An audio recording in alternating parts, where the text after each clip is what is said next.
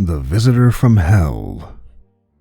The first apocalypse took place in a quiet suburban neighborhood in Northern Virginia. It was caused by a 5-year-old girl named Sarah Rogers, an unassuming student just starting her first year of kindergarten. She also happened to be my daughter. The first domino to fall was because of a woman named Miss Erickson.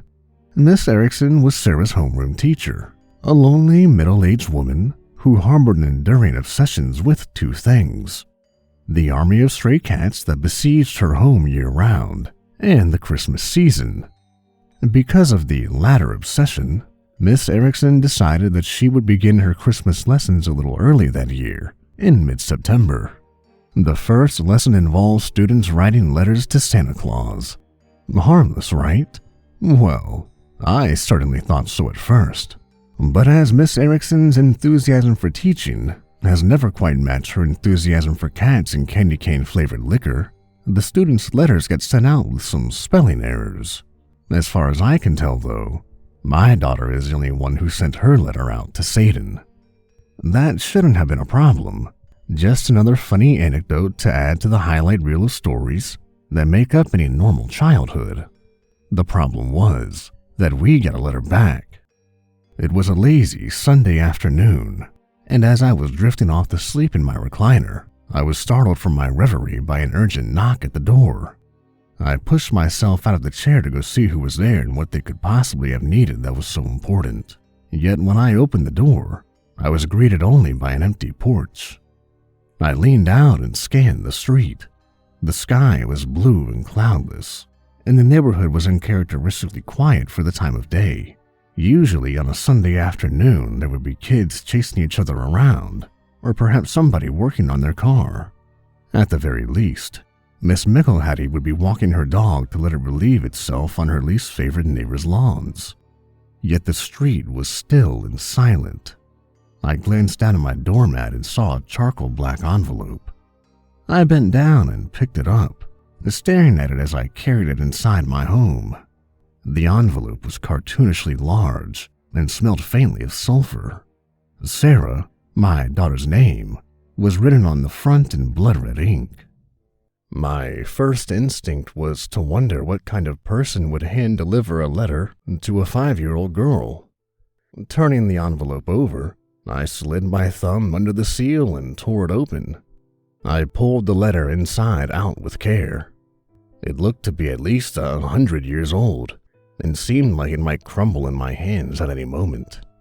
The penmanship was loopy cursive, written with the same blood-red ink that was on the envelope. I felt a growing sense of unease in the pit of my stomach as I read the letter, the contents of which I will replicate for you here. Dear Sarah, thank you so much for your letter. Almost nobody takes the time to write to me anymore. I usually only get letters from Satanists, and they are an awfully strange group of people. I have carefully considered your request for a life-size living teddy bear, and I believe that our scientists down here in hell have been able to put together a reasonable approximation of your request. Frank and Teddy is scheduled to arrive at your doorstep shortly after you receive this letter. Yours truly, Satan. I must have looked rather stupid as I stood there staring at the letter in my hands, my mouth hanging open as I tried to put my thoughts in order. Yet I wager I looked even stupider when I turned around to see a 7-foot-tall teddy bear standing behind me, and I screamed like a little girl. Frank and Teddy seemed unfazed by my reaction, and judging by his appearance, I'd guessed that he was used to such a reception. He had matted brown fur that was patched together with various bits of ragged cloth, and covered in what looked suspiciously like bloodstains. One of his eyes was a little black button, and the other one looked like a glowing ember set somewhere deep in the back of his head. He spoke in a booming, monotonous baritone that made me wonder if his vocal cords had been singed by hellfire. I am Frank and Teddy, he bellowed. I am here to love you. I tried to force my mouth to form words, but all that came out was a small, squeaking noise. Are you Sarah? Frank and Teddy bellowed. I'm Sarah's dad, I replied. Listen, I really don't think that. Where is Sarah? Interrupted Frank and Teddy. Well, she's at school right now, and then I will go to school so that I may love her. Wait a second. Well, school's over now, and she'll be home any moment, but you can't. Then I shall wait here, Frank and Teddy finished. He promptly turned around and made his way to my couch. The couch groaned and sagged under his enormous weight. He turned towards me. Do you have any souls of the damned? He bellowed. I must consume the souls of the damned to sustain myself. No, I replied. I'm afraid we don't. He made a vague grumbling noise in his throat and said, Cheetos are also fine. Oh, well, we do have those. I'll help myself. I looked back down at the letter as Frank and Teddy wandered into my kitchen and saw that there was a customer service number written on the back. I got on my phone to call it, but before I finished dialing, I heard a scream sound out from behind me. I turned around to Sarah standing in the doorway, mouth hanging open as she stared at Frank and Teddy, rummaging through our cabinets and throwing things on the floor in search of his Cheetos. Sarah, honey, don't be scared, I said, trying to take my own advice. But Sarah wasn't scared at all. She shot past me like a bolt of little blonde lightning and leapt onto Frank and Teddy's leg, wrapping herself so tightly around it that she was lifted off the ground whenever he took a step. He's perfect, Daddy, she screamed. I can't wait to take him to show and tell. I was flabbergasted. Wait, really? I sputtered. Of course, Sarah squealed. Oh, I said. But you can't bring a monster teddy bear to... Are you Sarah? Frank and Teddy's booming voice cut me off yet again. Yes, Sarah shouted. Frank and Teddy took a knee. My lady, he bellowed. I have been enlisted by the Dark Lord Satan to serve at your pleasure. I shall love and protect you with my life and inflict the horrors of a demonic legion on your enemies. Cool, Sarah shouted. She leapt to her feet and began hopping around Frank and Teddy in circles. Not knowing what else to do, I finished typing the customer service number into my phone with shaking hands. The line rang once, and then a tired female voice answered. Hell customer service. How may I help you today? Listen, wait. Did you just say, how may I help you? The voice on the other end sighed. It's not my joke. It's just something management forces us to say. Okay, listen, I think there's been some sort of mistake. The woman sighed again. All heaven and hell placements are final. The appeals process is really more of a formality. What? No, I'm talking about the 7-foot-tall monster teddy bear that just showed up in my home. Oh, the woman said, her tone relaxing a bit. You must be the Rogers household. Yeah, that's right. Satan wanted to let you know that he hopes your daughter enjoys the gift. He regrets to inform you, however, that he will be out of the office until next Wednesday, so he won't be able to check back with you until then. I turned and watched Frank and Teddy open a family-sized bag of Cheetos and dump its entire contents into his mouth. Several handfuls fell onto the floor, and Sarah trampled them into dust as she hopped around in excitement. Well, can I maybe return him until then? I asked. No. So I'm stuck with a giant monster teddy bear until Satan calls me next week? No, of course not, the woman said. Oh, thank God, I replied, somewhat regretting my phrasing. Satan won't be calling you. He has you scheduled for a face-to-face.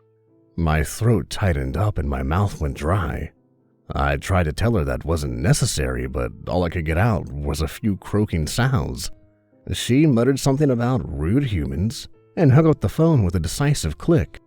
I turned back around to see Sarah screaming with laughter as Frank and Teddy tossed her up in the air and caught her over and over again. Her hair had fallen over her face, and her bright blue eyes shone like little aquamarines.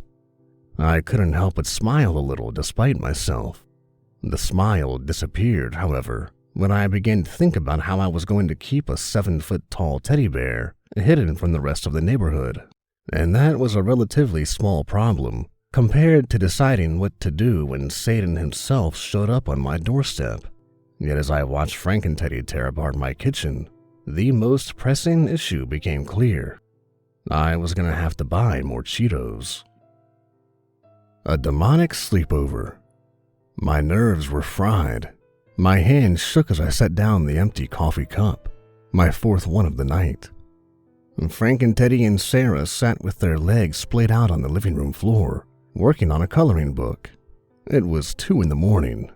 I had tried calling the customer service line over and over again the previous day, only to be put on hold, hung up on, and eventually transferred to a place called the Department of Motor Vehicles and Purgatory Assignations.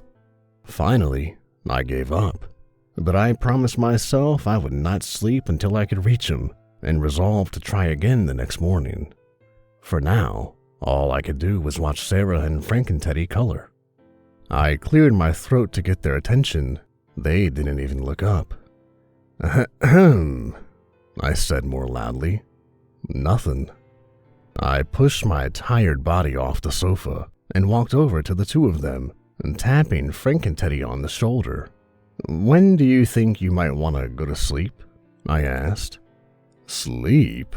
Said Frank and Teddy, his face a question mark.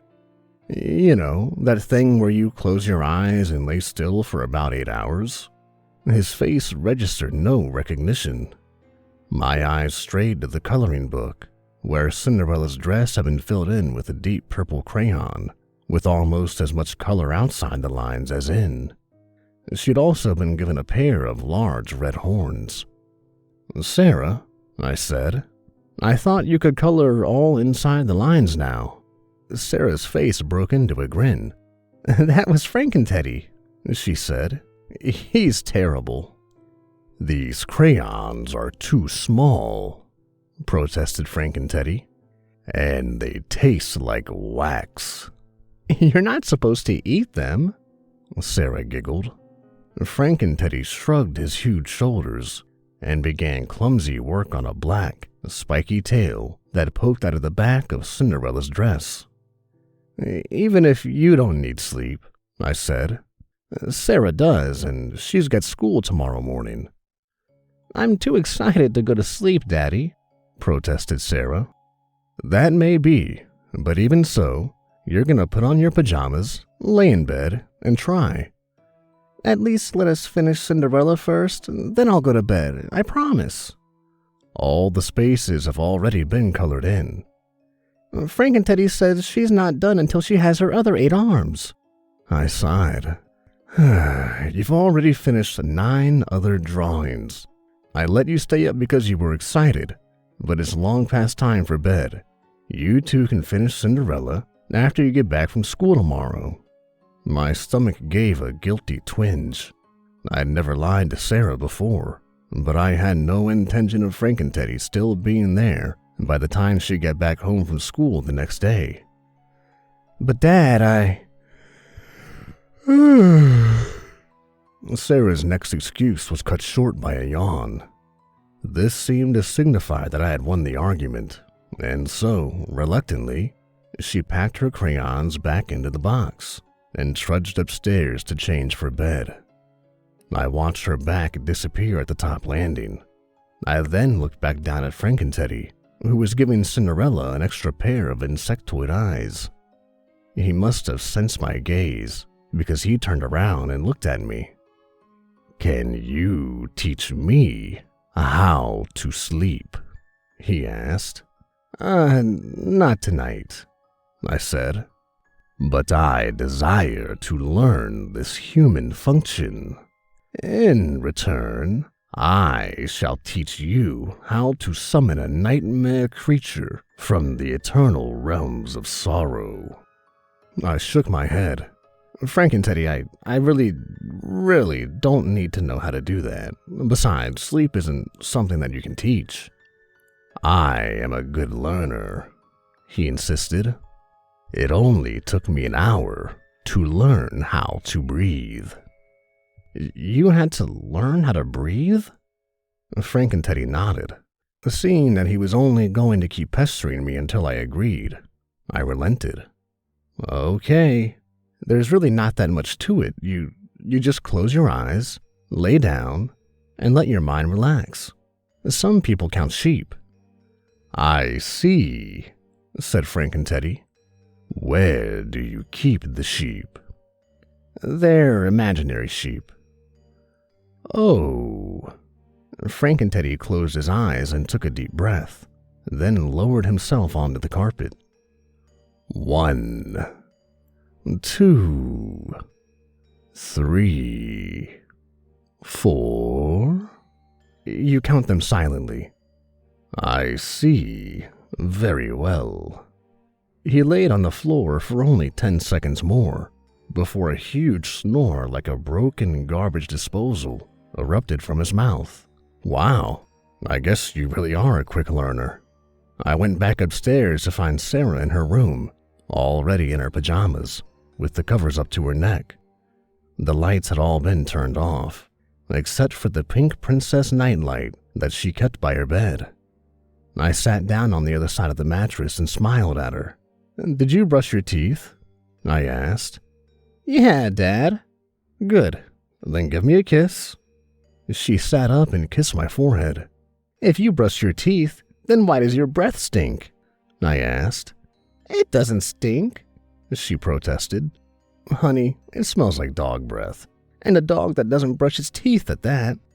Sarah laughed and said, "Okay, fine." She slid off the edge of the bed and trundled off to the bathroom, where I heard the sink go on. She came back in and climbed under the covers, this time smelling like mint.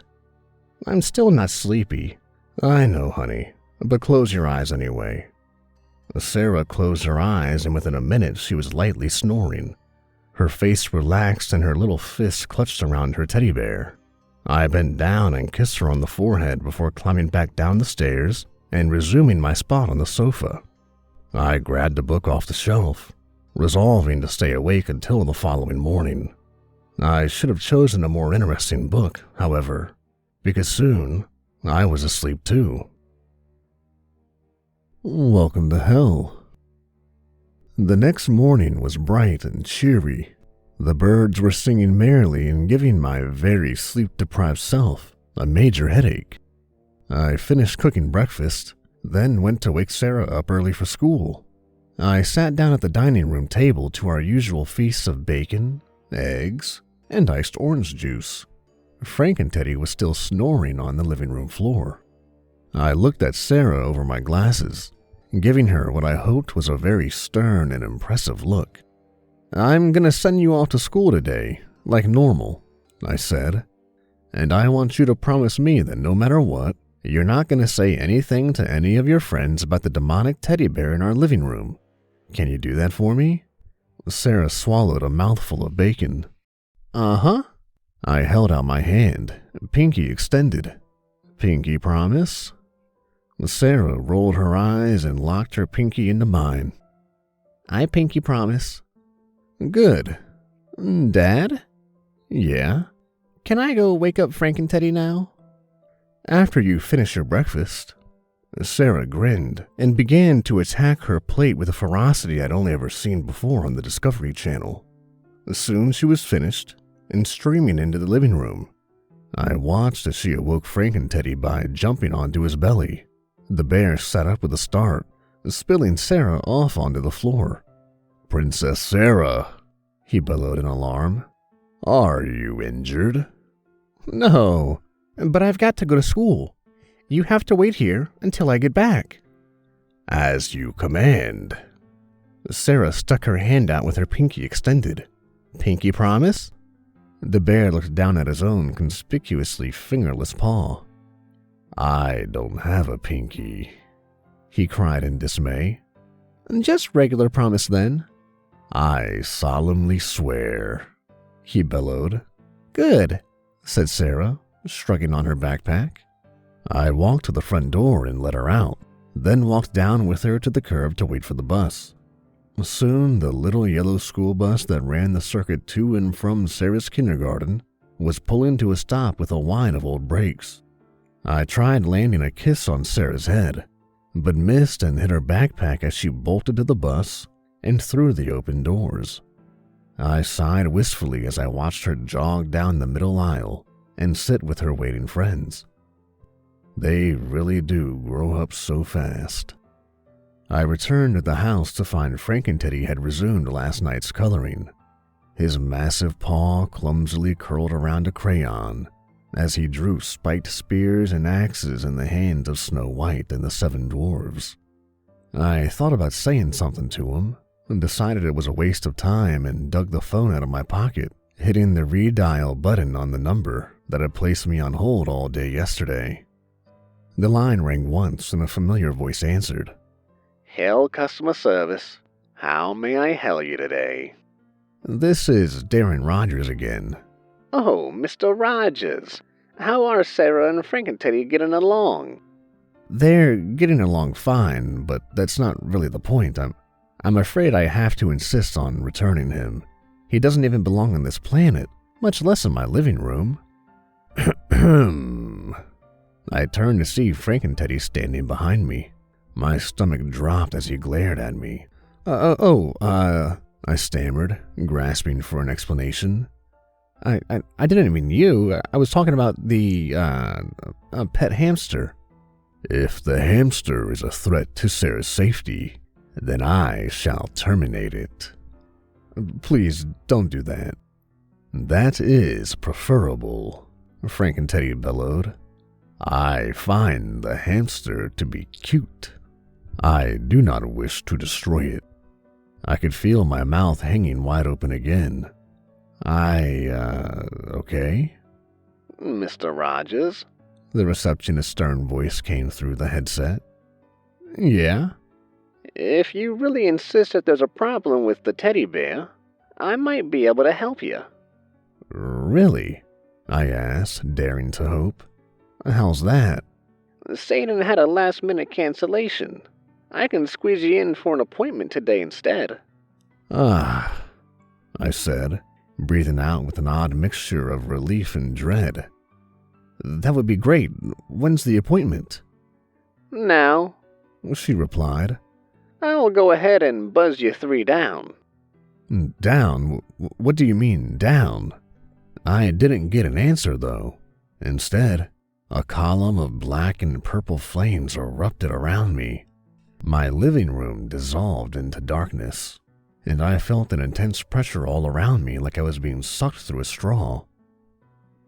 Hot, sulfur-scented air rushed past me as I fell into the darkness, until finally I landed with a thud on something soft. Looking down, I saw that it was a cushy office chair. As I looked to the left and right, I saw empty office chairs on either side of me. A moment later, Sarah and Frankenteddy had fallen into them from above. Judging by our surroundings, we were in some sort of cave. The walls were carved of rough brown stone that radiated shimmering heat. In the far back corner of the cave sat an enormous blue-scaled dragon head. Sarah was staring around with the same look of wonder on her face she'd had when I had first taken her to Disneyland. At the opposite end of the room, there was a large black desk of polished obsidian, behind which sat a high-backed leather office chair. I didn't have to wonder where Satan was for very long, because a puff of black and purple flames materialized behind the desk. And when the flames and smoke had vanished, he was sitting in his chair smiling at us as if we were having Sunday tea. Satan's skin was bright red, and he wore a silk black suit with dull gray pinstripes. He had 2 smallish black horns and a neatly trimmed goatee. "So," he said, "welcome to hell. He beamed around at all of us, but the room remained silent. He went on.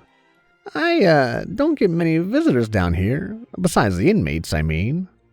I saw out of the corner of my eye that Sarah had crawled into the dragonhead's mouth with Frank and Teddy, and they had begun having a tea party. I wondered where they had gotten the teacups. Sarah, I don't think that you should. Don't worry, Darren. Satan cut me off. The dragon is mostly dead. Mostly? Satan ignored my question. As I understand it, he said, threading his fingers together and setting his hands on the desk. You have some problem with Frank and Teddy? I heard the jingling of china as Frank and Teddy set his teacup down. You told me the problem was with the hamster, Darren. I am sorry for my outburst, Frank and Teddy bellowed. I have not eaten today. You have run out of Cheetos. You had 30 bags, I protested rather weakly. I looked to Satan for confirmation that this was an absurd amount, but he was buzzing the intercom button on his office phone. Tina? Yes, Mr. Satan, replied the same voice from the customer service helpline. Can you get Frank and Teddy 200 pounds of Cheetos? 300 pounds, Frank and Teddy interjected. 300 pounds of Cheetos? Satan corrected. Right away, Mr. Satan. Thank you, Frank and Teddy roared. I require the proper amount of fuel to sustain my full satanic power. Immediately, the door to the office burst open and a giant, blue-skinned demon with bulging muscles and a hatchet sticking out of his head pushed in a giant wheelbarrow full of Cheetos. We make them down here, Satan said, grinning. Now, Mr. Rogers, what issue is it that you have with Frank and Teddy? Well, just look at him. He's a monster. The room collectively gasped. We try not to use that word down here, Darren, Satan chided. He turned to the blue-skinned demon. I apologize for that, Jerry. He's from Earth. The blue-skinned demon shot me a nasty look, while I once again tried and failed to make noises with my mouth. He huffed through his giant, bowl-like nostrils before stalking out of the room. Satan turned back to me and put on a patronizing smile. I'm surprised at you for judging Frank and Teddy by his appearance. You know, my own daughter is cute as a button, but she's the one who put the hatchet in Jerry's head. You have a daughter? I asked. I have 700. Oh, well, Sarah is my only daughter, and I can't help but worry about her when there's a giant, undead teddy bear thing hanging around. I heard giggling and turned to see that Sarah had climbed onto the back of Frank and Teddy's head, and he was pretending to not know where she was. I have been taken in by your deception. I am not aware that you are on the back of my head. Satan leaned over on his desk, rested his chin on interlocked fingers, and put on an unconvincing expression of empathy. I think I know what you mean, he said. I know just what to do. You do? Well, thank God. Satan. Satan waved his hand dismissively and pushed a button on the intercom. Tina? Yes, Mr. Satan, the intercom replied. Can you please send in Miss Hatchetface? Yes, Mr. Satan. Miss Hatchetface? I said, unsure. You mean that giant blue a demon was a woman? You mean Jerry? No, Miss Hatchetface is my personal nanny. I'm going to send her back up to Earth with you to look after your daughter and Frank and Teddy. No need to thank me, Satan said, grinning in modest appreciation of his own generosity. It's all part of what I do. You're going to love Miss Hatchetface. She did a great job with my kids. Well, not the first few hundred, but she got the hang of it eventually. Satan, The knock that interrupted me nearly knocked the door off with the hinges. Oh, that'll be Miss Hatchetface now. Satan grinned, rubbing his hands together. You guys are going to get along great, Darren. I'm sure of it. I didn't know what to say, and so I simply slumped my shoulders and mumbled out a subdued, "Okay." Satan sprang up and opened the door, and Miss Hatchetface came in. I gasped when I saw her. For the first time since Sarah had ridden to Satan, my sudden surprise was pleasant.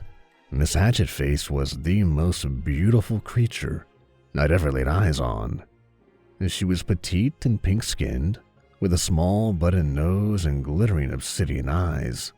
Her black hair shone like silk, lightly brushing the tops of her shoulders as she turned her head towards me.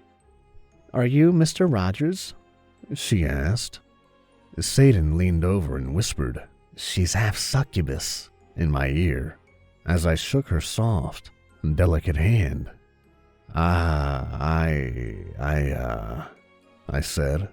Miss Hatchetface's slender pink tail twitched as she giggled. "I've never met a human before. Are they all as handsome as you?" My mouth went dry, and I suddenly became very aware of how large and awkward my tongue was. "So," Satan clapped his hands together cheerily, "are we all set here then?" I stared into Miss Hatchetface's dark black eyes, and before I knew what was happening, my head was nodding up and down of its own accord. "Great," Satan said. "Now come on, I'll give you all a tour of the offices before I send you back up." "Offices? You mean you run a company down here?" "Oh, sure," said Satan. Helicorp is one of the largest multi-dimensional corporations in existence. Come on, I'll show you to Daryl's department. We've got a new project out of there. Top secret, you know." "Well, if it's top secret, why are you showing me?" "Because I trust you, Darren," he replied. "Also, Hell's implicit, non-disclosure agreement states that if you attempt to reveal company secrets to anyone, your head will explode in spectacular fashion." My heart sank down to my stomach. Maybe I can do without knowing about this project. Satan waved his hand dismissively. "Nonsense. It's really interesting. You'll love it." He buzzed the intercom again. "Tina?" "Yes, Mr. Satan." "Can you send in Jerry to show Darren and Miss Hatchetface to Daryl's department?"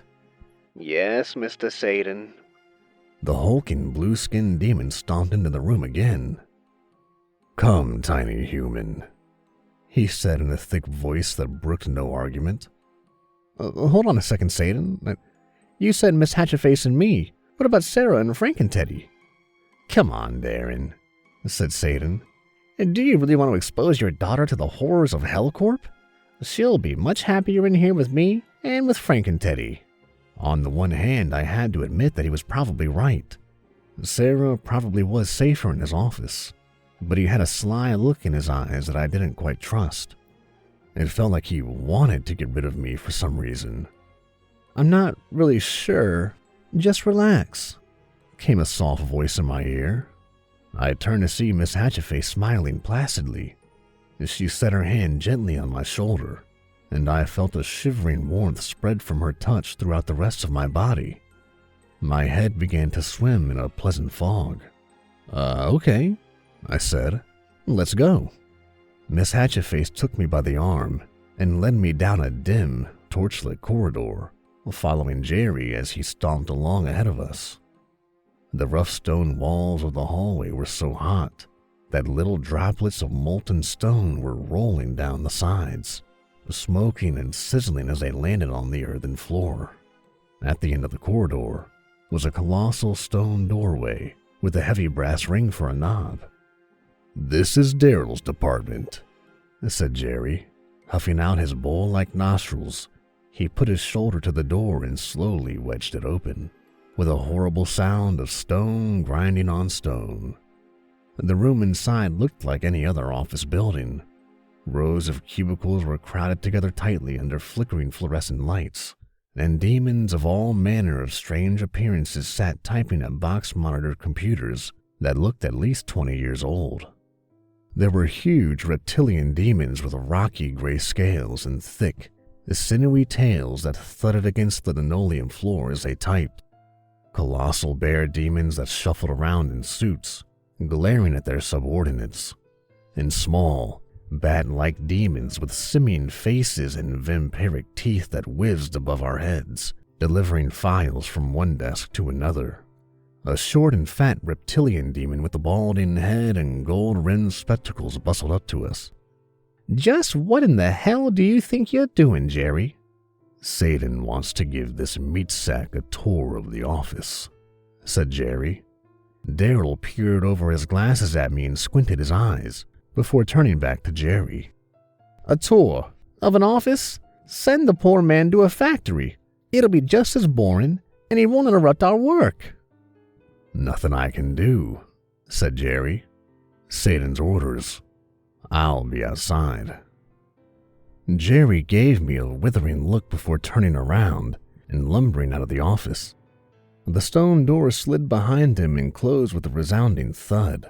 Daryl stared at the two of us for a moment, threw his hands up in resignation, and said, "All right then, come with me." He turned around and beckoned for us to follow him down a row of cubicles. "This is where we handle the bulk of Corp's business. It's not terribly exciting, I'm afraid, mostly just paperwork regarding interdimensional soul commerce." "I'm sorry, did you say soul commerce?" "Oh, sure," said Daryl. "We get a steady supply from Earth for free, so selling them to other dimensions is pure profit." I ducked out of the way as a leathery black file demon whizzed by my head. "So who buys the souls?" "Various cosmic entities," he replied, taking a moment to smack a sleeping employee on the back of the head with his clipboard. "Well, what do they do with them?" Daryl shrugged. "Not my department. Yeah, I'm afraid it's not too glamorous, but it does have its perks. We've got an excellent medical plan, for instance." "Really?" "Oh, sure. We can stop by the company doctor if you want. Just tell them if any of your organs are bothering you, and they'll remove them free of charge. Though I'm afraid anesthesia is extra." No thanks. I need all of my organs to live." "Really? I'd stay away from the office shredder then. It's terribly aggressive." Thanks for the tip." We arrived at the end of the long row of cubicles to find a normal-looking white office door. There was a brown plastic plaque on the side that read, "Top Secret Project." "All right," said Daryl, hand on the knob. "Are you ready to have your mind blown?" "No, not really." "That's the spirit," he said, pushing the door open. When I saw what was inside, my mind was more muddled than blown. There was a crowd of about 20 normal people in business suits, casually milling around and not doing much of anything. Daryl let out a long, contented sigh. They're magnificent, aren't they?" That depends. What are they?" Daryl turned to me, and for the first time since I'd met him, he was smiling, with a mischievous gleam in his eye. "What do you think they are?" he asked. "I don't know. They just look like regular people to me." "Ha ha!" shouted Daryl, smacking his knee with his clipboard. "Exactly. They look like regular people." "Well, what are they then?" I asked. Daryl waved the two of us inside and walked us around the room. Once I got a closer look at the people milling around, I realized there was something slightly off about the lot of them. Their eyes were all just a bit too wide, and they all wore broad smiles for no perceivable reason. "One of my more brilliant ideas," said Daryl. "As you probably know, we own about 99% of all souls in Washington, D.C. "You do?" "Of course. And politician souls go for 3 times the price of regular ones." "Oh, I think I get it. You're going to take these people and turn them into politicians." "You're almost right," said Daryl. "See, what we do is wait for the ones whose souls we own rise to power, and then BAM! We swapped them out with an exact copy, and since we already have claim to the politician's soul anyway, we just bring them down to hell a little early." "But don't the people who know them notice something's off?" Daryl chuckled and shook his head. "Maybe they would if we were replacing regular people, but these are politicians. Nobody can tell the difference." He looked down at his watch, an ostentatious gold Rolex with a tight leather band that dug into the fat of his wrist. "Well, that should do it. Why don't I take you back to the hallway, and Jerry can get you back to Satan's office?" I was starting to get a headache from the harsh fluorescent lights, and so I readily agreed. Daryl led us out of the top-secret project room and back down the row of cubicles. He rapped on the big stone door of the office and yelled, "Jerry, I'm done with this lot. You can take him back to Satan now." I heard Jerry grunt in affirmation, and the door slowly slid back open. We followed him back down the torchlit corridor to Satan's office. He pushed the door open and we strolled in to see Sarah and Satan hunched over the huge obsidian desk, discussing something in low tones while Frankenteddy crammed his face with Cheetos in the corner. When Satan saw us enter, he hastily leaned back in his chair and straightened his tie. Back a little early, aren't you, Darren? How about that secret project? Pretty cool, huh?" Yeah, I guess." "What were you two just talking about?" "Sarah was just asking me some questions about hell. A healthy curiosity on this one. She'll grow to be a scientist. Anyway, I've got some important business matters to attend to, so I'll go ahead and send you four back up to Earth." Before I could object, Satan had pressed a little purple button on his desk, and the four of us were shooting through a tube of purple flames back to my living room. One more satanic gift. I arrived back home in a rush of acrid smoke, hitting the living room floor hard on all fours. Miss Hatchetface gracefully alighted next to me, and Frankenteddy and Sarah landed across the room in the armchair, with Sarah on Frankenteddy's lap. I turned towards Sarah.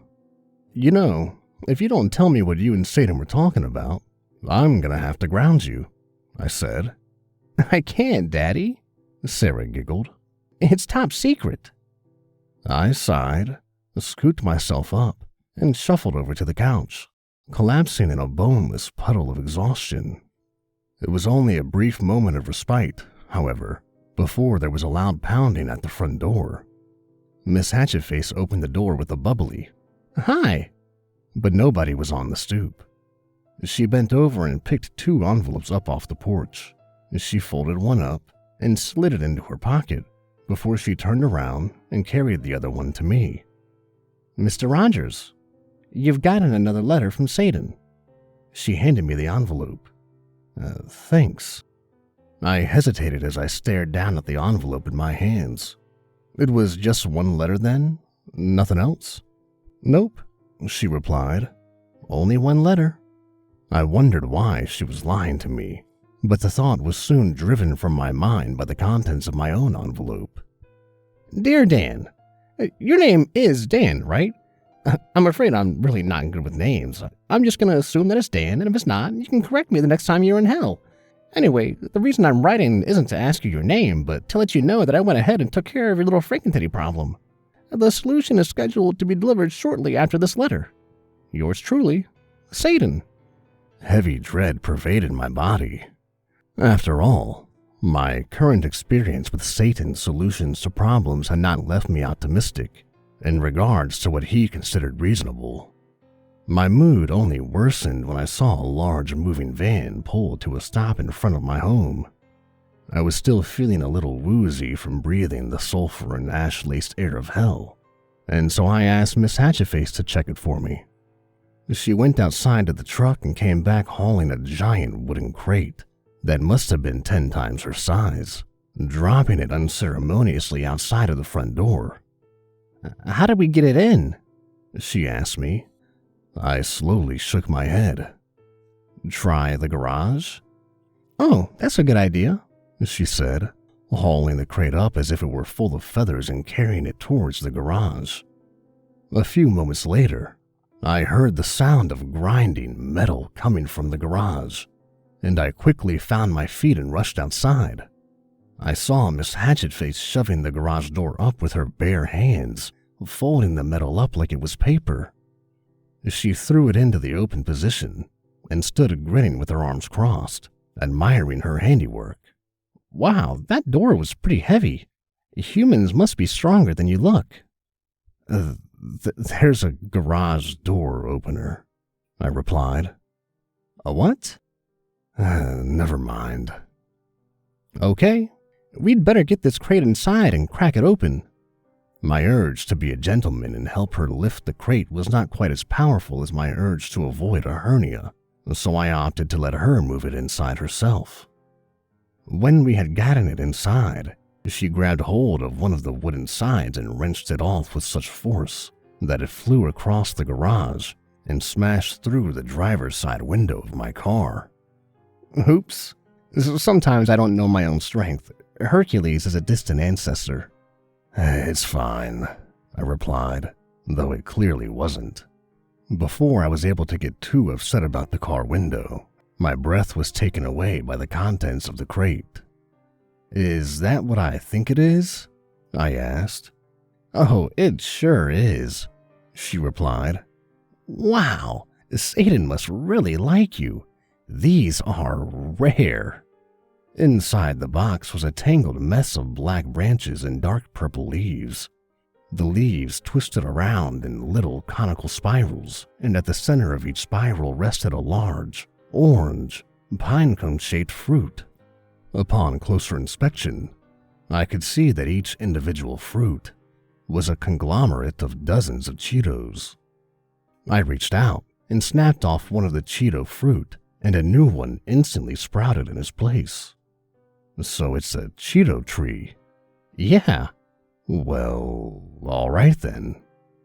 I turned around to head back inside when I saw Sarah and Frankenteddy ambling down the sidewalk, hand in paw. Hey," I shouted after them. They either didn't hear or didn't care, however, as they kept right on walking.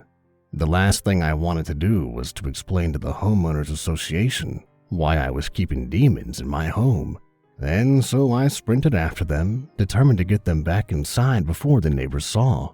By the time I managed to get in front of them, I was out of breath and panting. I leaned over with my hands on my knees as I tried to explain why it wasn't a good idea for Frankenteddy to be wandering around the neighborhood. Where, a giant teddy bear, neighbors, was all I managed to gasp out.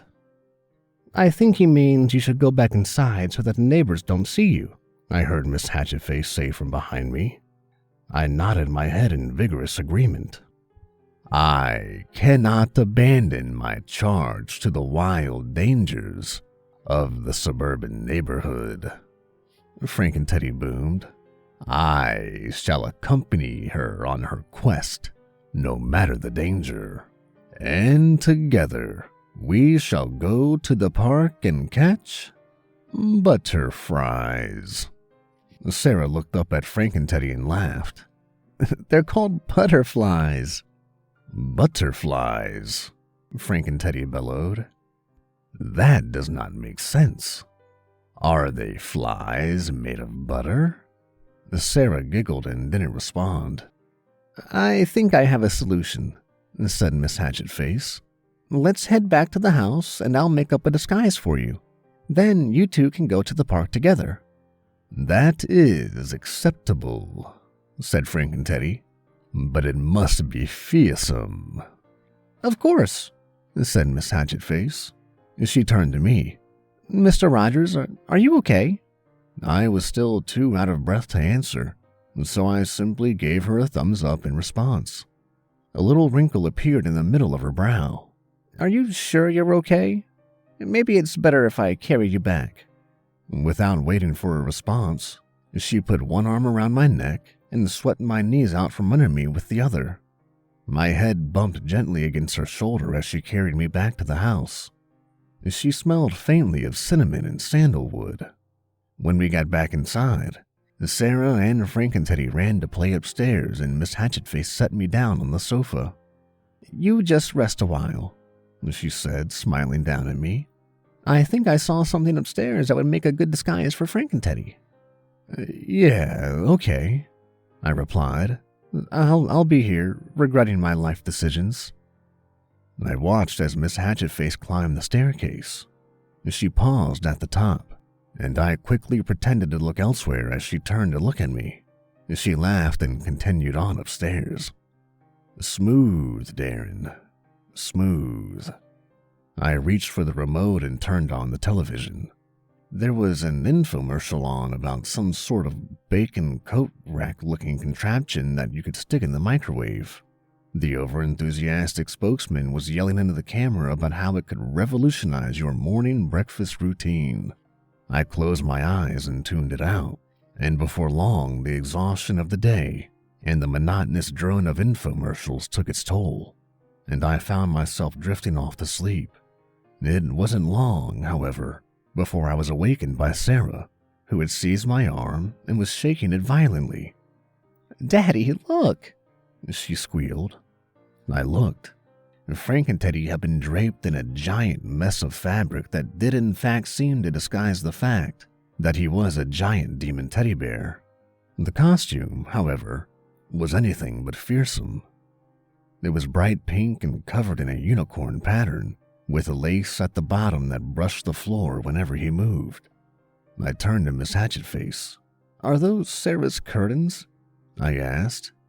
"Yeah," Sarah shouted. "Cool, right?" "Is it fearsome?" Frank and Teddy boomed. Yeah, sure," I replied. I looked at Miss Hatchetface. "But why did you have to use the curtains?" I asked. Miss Hatchetface shrugged. "They were the only thing that was big enough," she replied. Okay. May we go to the park now and exterminate the flies of butter? "We're not going to exterminate them, we're going to catch them," said Sarah. "I make no promises." I pushed myself into a sitting position. "Yeah, you can go to the park and catch butterflies, but I'm coming along as well." "Yay!" Sarah exclaimed. "I am also excited," added Frank and Teddy. "Miss Hatchetface?" I asked. "Sure.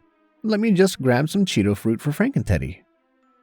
Frank and Teddy's mouth fell open into a perfect O, and his eyes widened to the size of dinner plates. "You have Cheeto fruit?"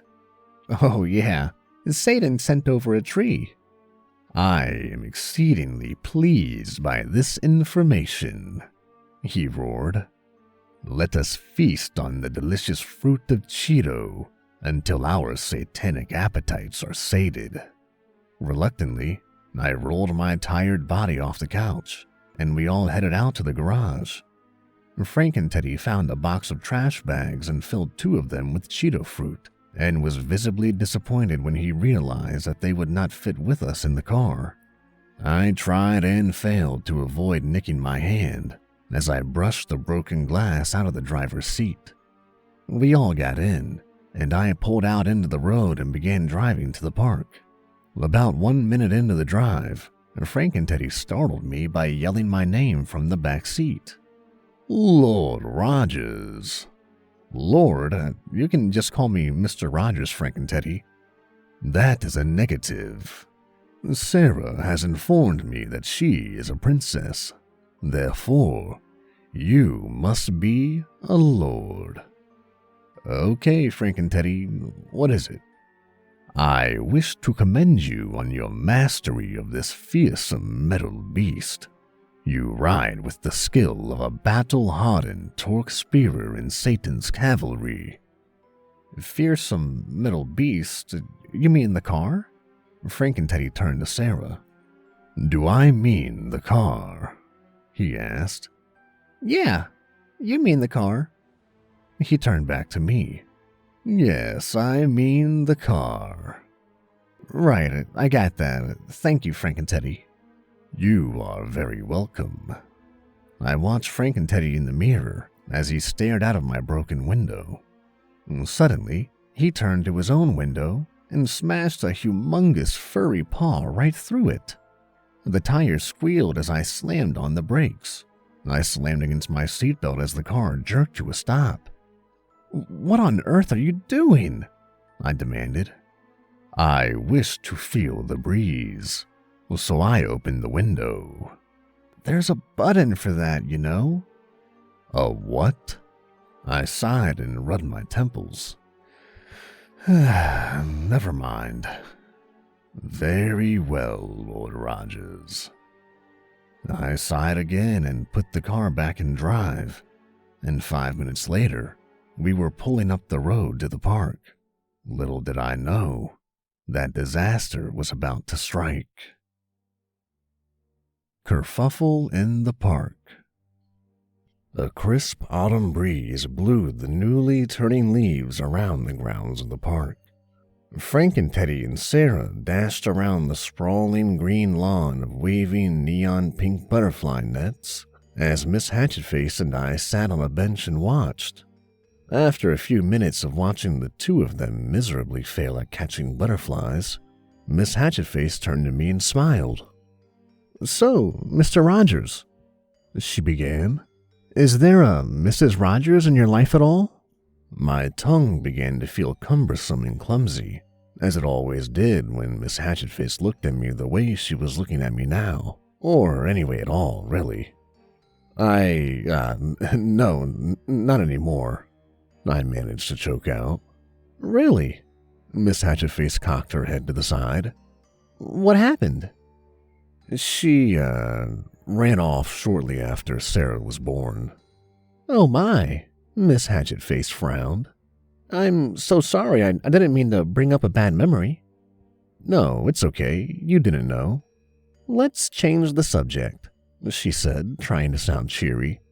"What do you do for a living?" "I'm a writer."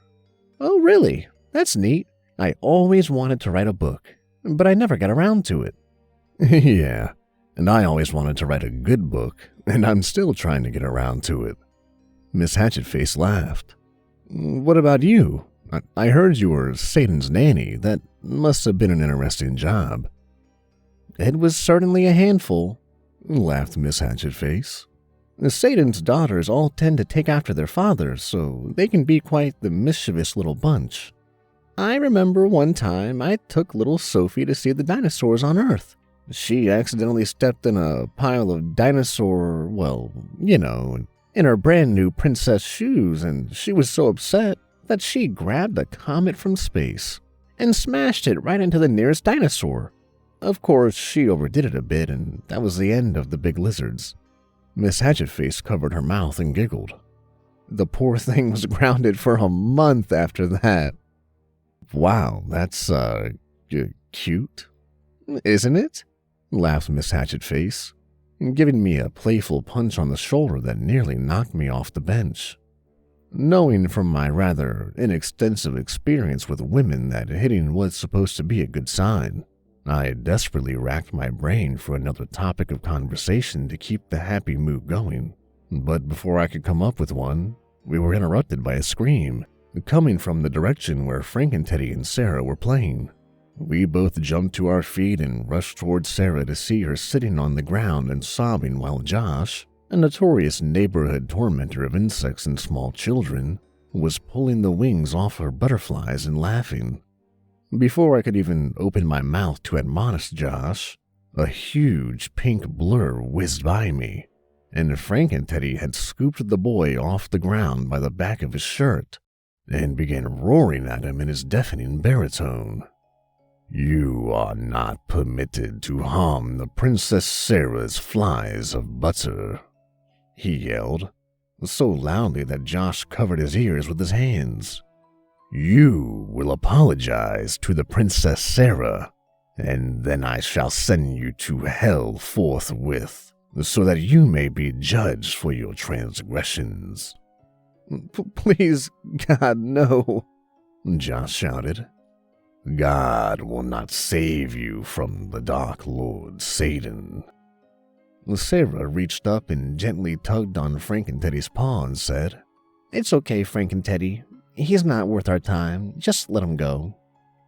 Frank and Teddy dropped Josh into a sobbing heap, and the boy wasted no time in sprinting out of the park, as fast as his legs could carry him, while Frank and Teddy shouted after him, "Be warned, tiny human. The judgment in hell will not be so lenient." Sarah stared down at the dead butterflies, tears moistening the edges of her eyes. "There is no greater honor than to die in battle," he said as gently as his giant voice would allow. "Yeah, I guess so," Sarah replied, sounding unconvinced. "I believe that I have detected insincerity in your voice," said Frank and Teddy. "Allow me to rectify the situation." He bent down and picked the dead butterflies up in his enormous paws. As he held them in his upturned palms, a cloud of dark smoke began to swirl around them. And then, miraculously, they began to fly again. "Wow, Frank and Teddy!" Sarah squealed. "You brought them back to life." "I have merely endowed them with the power of Satan," he replied. As I watched Sarah and Frank and Teddy playing with the newly revived butterflies, I realized that maybe I'd been wrong to judge him based on the way he looked, and I realized that maybe he wasn't so bad after all. And I realized that maybe, just maybe, he could be exactly what Sarah needed after her mom had disappeared. Then the butterflies started breathing fire.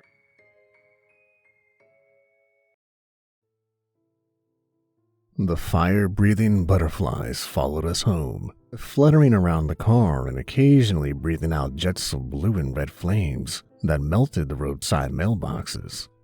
When we arrived at the house, I tried to shut them up in a jar, but I quickly discovered that jam jars are no match for hellfire.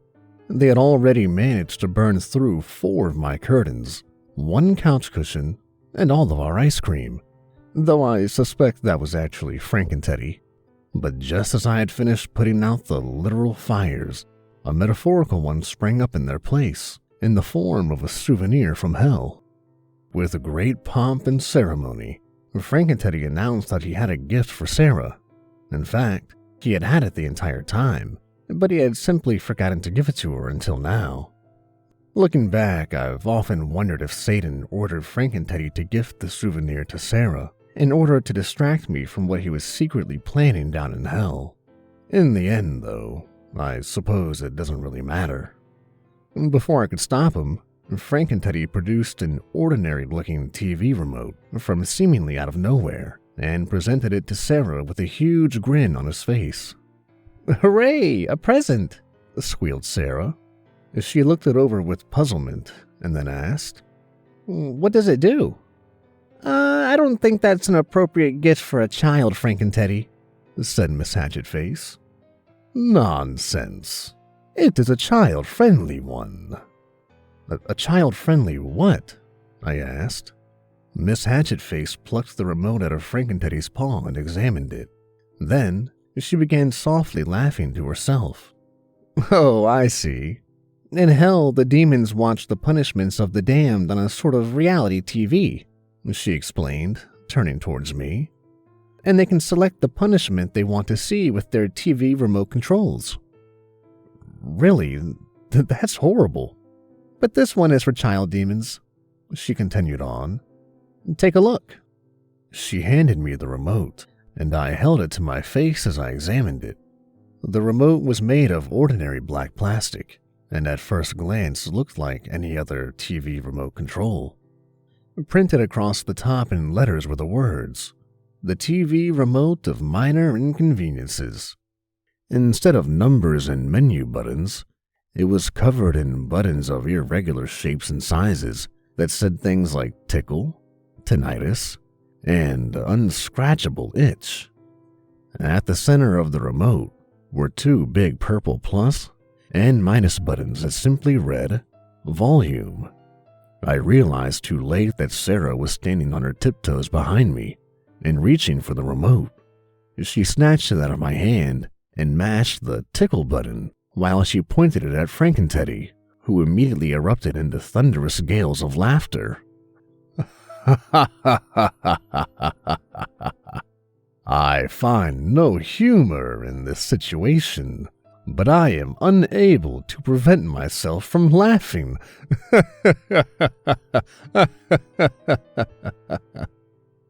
I was about to take the remote away when Miss Hatchetface caught my eye and smiled, and I momentarily forgot what I was doing. Why don't we leave them to it, Mr. Rogers?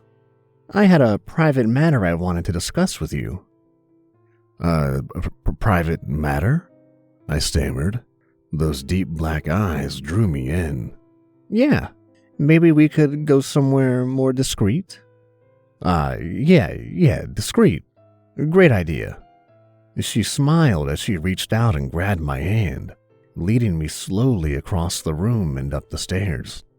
She walked me into the master bedroom and sat me down on the bed, closing and locking the door behind her before turning towards me.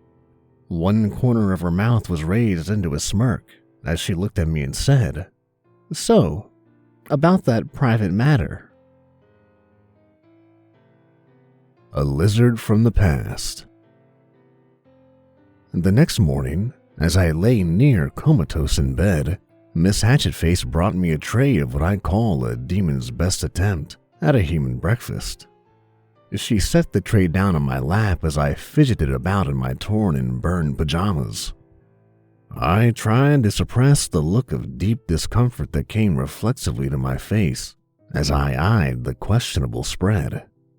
There was a large, green glass bowl filled with a mess of shiny black tentacles, twisting and fidgeting about in pink slime, a small dessert plate that seemed to consist of nothing but purple flames, and a wine glass of what I surmised by the smell to be pure gasoline. Wow, this looks... wow. I tried my very best to put on a smile, but it didn't seem to quite fit my face. "Great, right?" replied Miss Hatchetface. "I once competed in Hell's Iron Chef contest." She straightened her shoulders proudly. Really? I had no idea Hell had an Iron Chef contest. "Oh, yeah," said Miss Hatchetface. "I didn't win, but the medical examiner who performed the autopsies said that it couldn't be conclusively proven that it was my food that had killed the judges." Anyways, eat up. You'll need to gain some strength back after last night. I cleared my throat nervously. I'm not hungry, I lied. "Are you sure?" she asked. "Because I had some grave and unexpected news for you, and I was hoping to at least get your blood sugar up before I told you." You what now?" I asked nervously, scratching my thigh through one of the burn holes in my pajama pants. "I wanted to talk to you about Sarah." She sat down on the bed next to me and placed a warm hand on my leg. "What about her? Don't you think it's a little odd that Satan answered her letter with a 7-foot-tall demon teddy bear?" "Well," I replied, "now that you mention it." "What I mean to say is..." She paused, and then leaned in a bit closer to me. I caught the scent of burning firewood, with an undertone of something musky and sweet rising from her skin. "Do you have any demonic blood in your family?" Actually, my grandfather was a demon." "Oh, really?" "No." She laughed. "You're funny, Mr. Rogers." But then her voice lowered to a conspiratorial tone as she leaned even closer. "Do you think that Satan answers mail from every little girl that sends letters to him?" she asked. How many little girls send letters to Satan?" "Well, they have to send them to somebody, don't they? I mean, Santa never answers them, that fat old drunk." "Oh, wait a minute. Are you saying that Santa Claus is actually..." "Look, most girls would be terrified to death of a thing like Frankenteddy, but Sarah seems to have a natural affinity for him. She seems to have no problem controlling him whatsoever. Can you do that? Well, no. But I thought that was because of how Satan designed him. Miss Hatchetface laughed again, and this time I was sure her tail must have left a mark as it slapped painfully into my shins. Satan doesn't design anything. He just wings it and hopes for the best. And besides, Frankenteddy has the soul of a demon. No ordinary mortal would be able to tame him. Satan must have known that. Otherwise, he would have never sent such a dangerous present in the first place. I wasn't sure if I trusted Miss Hatchetface's assessment. After all, my few experiences with Satan's judgment had resulted in fire-breathing butterflies, a TV remote that gave you tinnitus, and a giant teddy bear who had nearly sent a neighborhood boy to hell. And then again, it had also resulted in Miss Hatchetface, and I had no problem with that. So, what does that mean? I asked her, hoping that the answer would be, nothing at all. Your daughter is still your sweet little angel, and nothing at all has to change. But of course, that wasn't the answer that she gave. Well, she replied, it just means that instead of learning the piano or saxophone after school, you should consider getting Sarah a tutor in satanic magic. Oh, is that all? I suddenly grew very dizzy and absent-mindedly took a sip of the gasoline-scented drink that Miss Hatchetface had brought me that morning. Oh, I said in surprise. This tastes like vanilla. Yeah, it does, Miss Hatchetface said. After a moment, I felt a strange sensation at the sides of my head. Miss Hatchetface? I asked. Yes, Mr. Rogers. Are my ears smoking? Yes, Mr. Rogers. Okay. It took about an hour for the smoke in my ears to thin out to light gray wisps, and by that time, Miss Hatchetface had managed to convince me that getting Sarah an after-school satanic magic tutor was the right thing for our family. Though, given her exceptional powers of persuasion, I suspect she could have just as easily convinced me to eat my shoes. That fateful decision made, we went down to the living room to make the announcement, my stomach empty and grumbling as I watched Sarah lightly torment Frankenteddy with the TV remote of minor inconveniences. Each time she would press a button, a differently colored flash of brilliant light would shoot from the remote and collide with Frankenteddy. The first flash gave him a pig's tail, the second one blew his ears up to the size of hubcaps, and the last one summoned a little blue sparrow that sat on his head and pecked him every few seconds. Frankenteddy didn't seem to mind the ears. He didn't even seem to notice the sparrow, but the pig's tail seemed to utterly confound him. I do not understand the purpose of this small, twirly appendage, he bellowed, craning his neck around to have a better look at it. It's funny, Sarah squealed. I see. The purpose is humor. I am suitably amused. Sarah threw her head back against the couch cushions and kicked her feet up and down as she exploded into wild giggling. Ahem. I cleared my throat in a rather non-effectual attempt to get their attention. I turned hopelessly to Miss Hatchetface, who stuck 2 fingers in her mouth and whistled so loudly that 2 of the picture frames on the mantelpiece shattered to pieces, along with my eardrums. Ahem, I said again, noting that my voice seemed notably quieter against my now ringing ears. Sarah, Miss Hatchetface and I have had a discussion and we decided that from now on, you're going to be receiving after-school lessons from a tutor in satanic magic. My hope that Sarah would balk at the prospect of receiving any kind of lessons after school was immediately quashed by her enthusiastic, "Hooray!" and I resigned myself to the fact that I was going to be inviting yet another demon into a household which had already begun to feel crowded with them. So, I said, turning back to Miss Hatchetface, now that that's settled, I guess we should write to Satan and have him send somebody up." She opened her mouth to answer, but she was interrupted by 3 curt knocks at the front door. She grinned sheepishly, saying, "That should be her now." Before I could ask just how in the hell Satan had already managed to find out that I had agreed, the door was swinging open and my heart was sinking all the way down to my stomach, then my feet, and forever downward into a bottomless pit of despair as I saw what was standing in my doorway. The creature stooped, crooked shoulders were draped in an ugly, vomit green sweater that had an unintentionally abstract likeness of a cat on the front. Little fuzzy white yarn baubles hung off the ends of the sleeves. A reptilian tail poked out of the bottom of a thick, canvas-colored skirt, slapping on my porch in the telltale rhythm of steady impatience. But the most horrible aspect of the creature by far was its face. It was the face of an old woman, lined so many times over by the unforgiving years that it looked like a crumpled piece of tissue crinkled around a spiderweb of veins. The creature's milky, reptilian eyes were distorted behind the thick, fishbowl lenses of its bifocals. But the face wasn't the monster's most horrible aspect because it was ugly. No, that I could have handled. The face was the worst because it was the face of my 6th grade English teacher, Miss Robbins.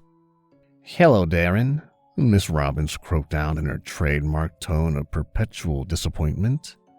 I gasped out. "What the hell are you doing here?"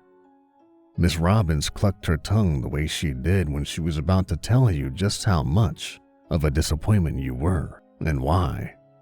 "I do not allow foul language in my classroom, Darren, no matter how old you are."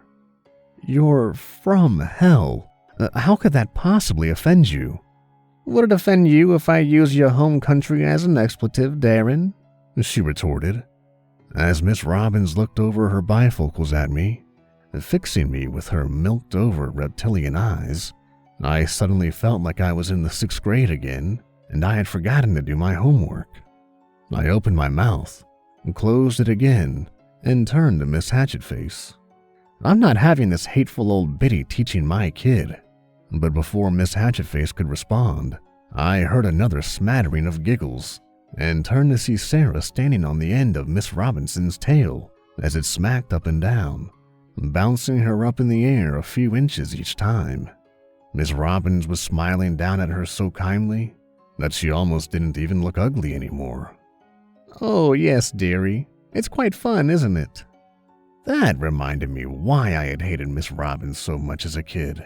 It wasn't just because she was pure evil incarnated in the form of a leathery old lady, but because of how unfair she had been.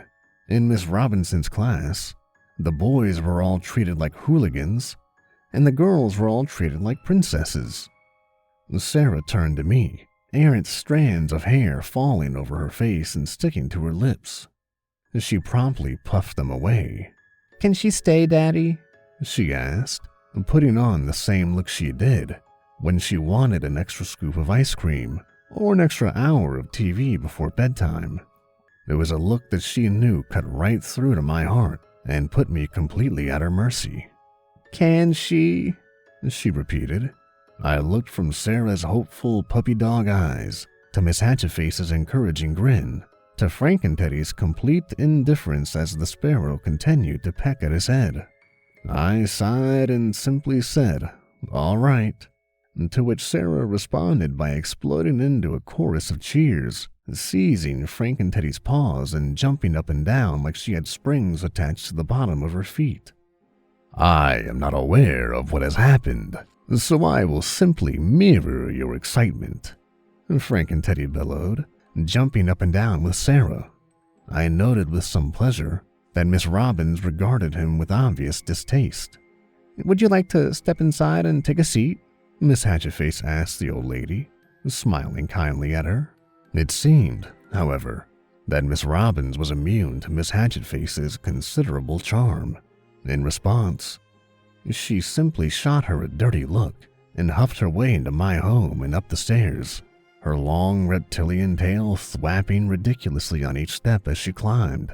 We didn't see her for the rest of the day, although there were obvious bangs and abhorrent smells emitting from my upstairs guest bedroom at regular intervals.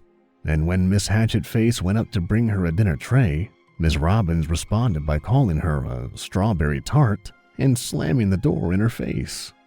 Miss Hatchetface complained about this sour old woman for an hour straight that night, though we eventually did move on to more stimulating topics. After our discussion, I prepared to take my traditional nightly shower. Just before I stepped in, however, I realized that my towel was no longer on the rack. I opened the door to the bedroom to grab a towel from the hamper when I saw Miss Hatchetface standing hunched over in the corner, holding something cupped in her hands and speaking to it. I closed the door again until just a tiny crack remained and pressed my ear up against it. I could only just hear what she was saying. Yeah, she whispered to whatever was in her hands. The old woman is here now. She's horribly unpleasant, by the way. She paused as if listening to something that I could not hear. No, it's fine, she went on. He doesn't suspect a thing. Everything is going according to plan. For the first time since meeting Miss Hatchetface, my stomach squirmed with a feeling that had nothing to do with her deep black eyes or the perpetual warmth that radiated from her skin. I pressed my ear harder against the door. She paused again, this time for longer, and I began to wonder if she might have realized that I was listening. It was then that I heard the familiar whooshing sound of something being whisked to hell, and I heard her footsteps trail off downstairs. I decided the towel could wait, and it might behoove me to go ahead and hop in the shower. When I got out, a clean, drier, warm towel was hanging on the outside doorknob of the bathroom. I dried myself off, and I had just finished wrapping the towel around my waist when Miss Hatchetface came back into the bedroom. "Oh, you're finished," she said. "I was beginning to worry you'd drowned in there." "Oh, no, I just like to think while I'm in the shower." She laughed again, but I saw something in her eyes akin to suspicion. An awkward silence settled over the room as we stared at each other. I cleared my throat. "Hey, did I hear you saying something to me while I was in the shower?" Miss Hatchetface's eyes widened in surprise, though whether I could tell it was feigned or genuine, I couldn't tell. "Me? I was quiet as a mouse, just reading a book." She motioned to the nightstand, and I saw that a book did in fact lay open there, yet the uneasy feeling did not go away. As I lay awake that night, Miss Hatchetface's chest softly rising and falling next to me, I wondered what exactly it was that I didn't suspect. Netherworld portals and back to hell. The next morning I awoke in a less than stellar mood, exhausted from a night of tossing and turning. Things only got worse when I stumbled downstairs to find that my living room had been demolished. The furniture had all been unceremoniously shoved against the walls, and Miss Robbins had set a blackboard up and began scrawling bizarre satanic symbols all over it with chalk, while Sarah sat at rapt attention in a desk that looked like it had been stolen from her kindergarten. Next to Sarah's desk gaped a large black pit with burn marks all around it. Every few seconds, Frankenteddy would throw a Cheeto fruit into it and a large purple tentacle would shoot up from the darkness and catch it midair before slithering back down into the hole. The couch had somehow been transformed to red patent leather, and two large, rounded horns had sprouted from either side. I sighed, giving the hole in the floor a wide berth, as I went to the kitchen and grabbed a beer from the fridge before plopping down on my couch. I leapt up as I heard a sudden, "Hey, watch where you stick that thing," come from beneath me. "The couch decided it doesn't like to be sat on all the time, Daddy," Sarah said, turning and smiling sweetly up at me. Okay, I replied dreamily.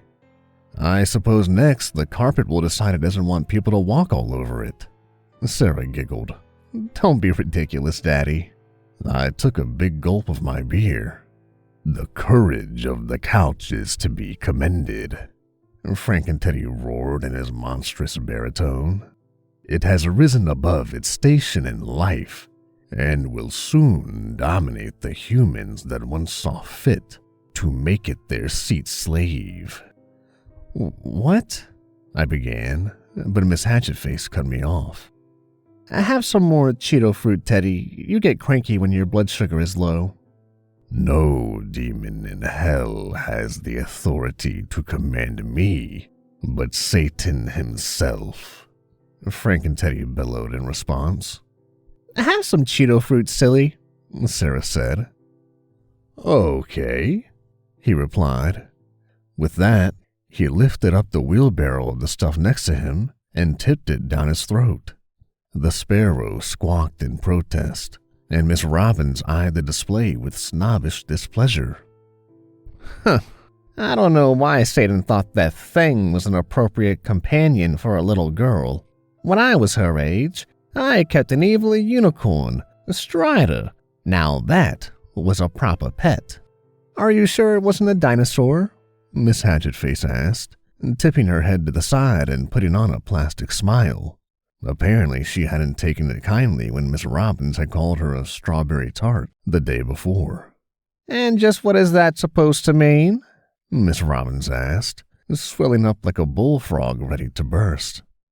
I believe the lady is implying that you are old, said Frank and Teddy.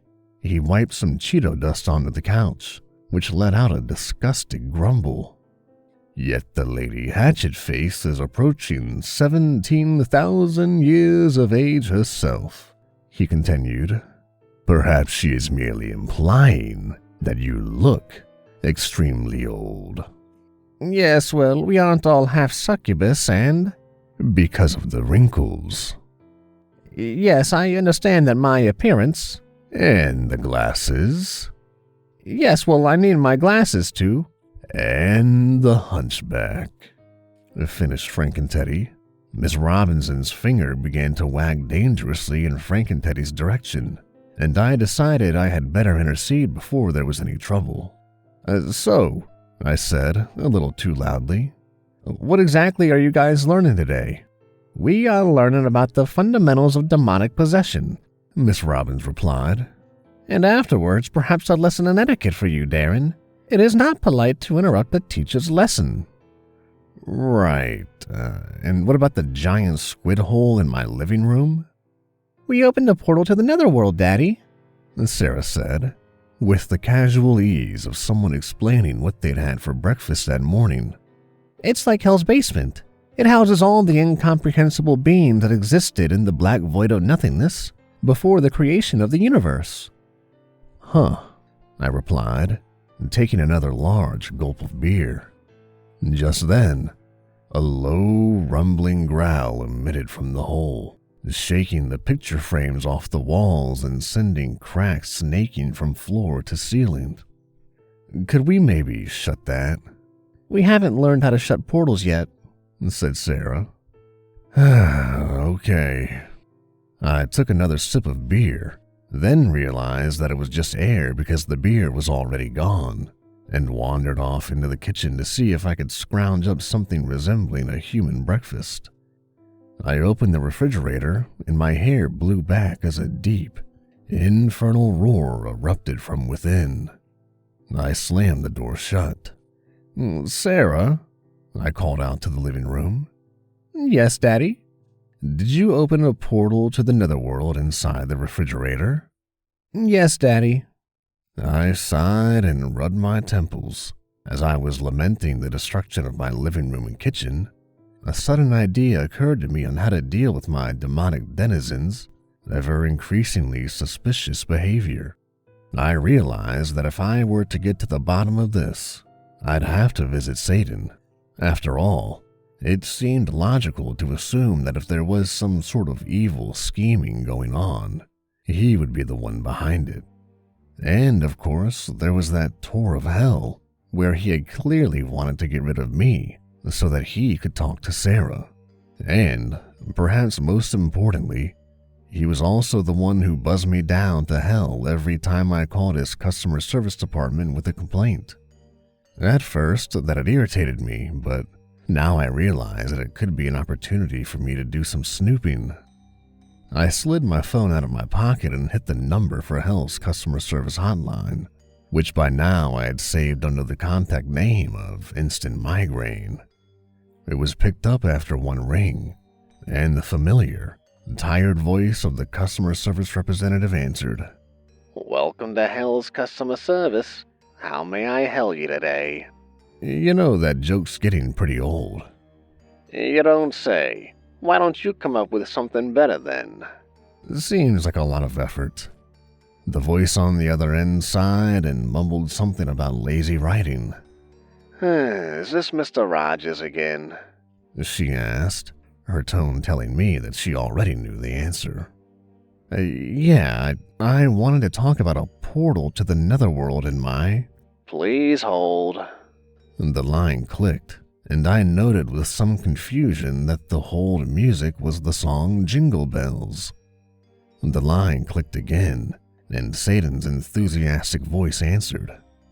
"Derek, buddy, how are things up there on Earth?" It's Darren, I said. And things are not so great, given that there's a huge gaping pit to the netherworld in the middle of my living room. "Oh, well, that's no good. Is Gary down there?" Who's Gary? "Gary is the giant octopus whose ink is the source of the universe's dark matter." Well, there is a giant octopus. "All right. Well, I'll send someone to close that portal up right away. How does Tuesday work for you?"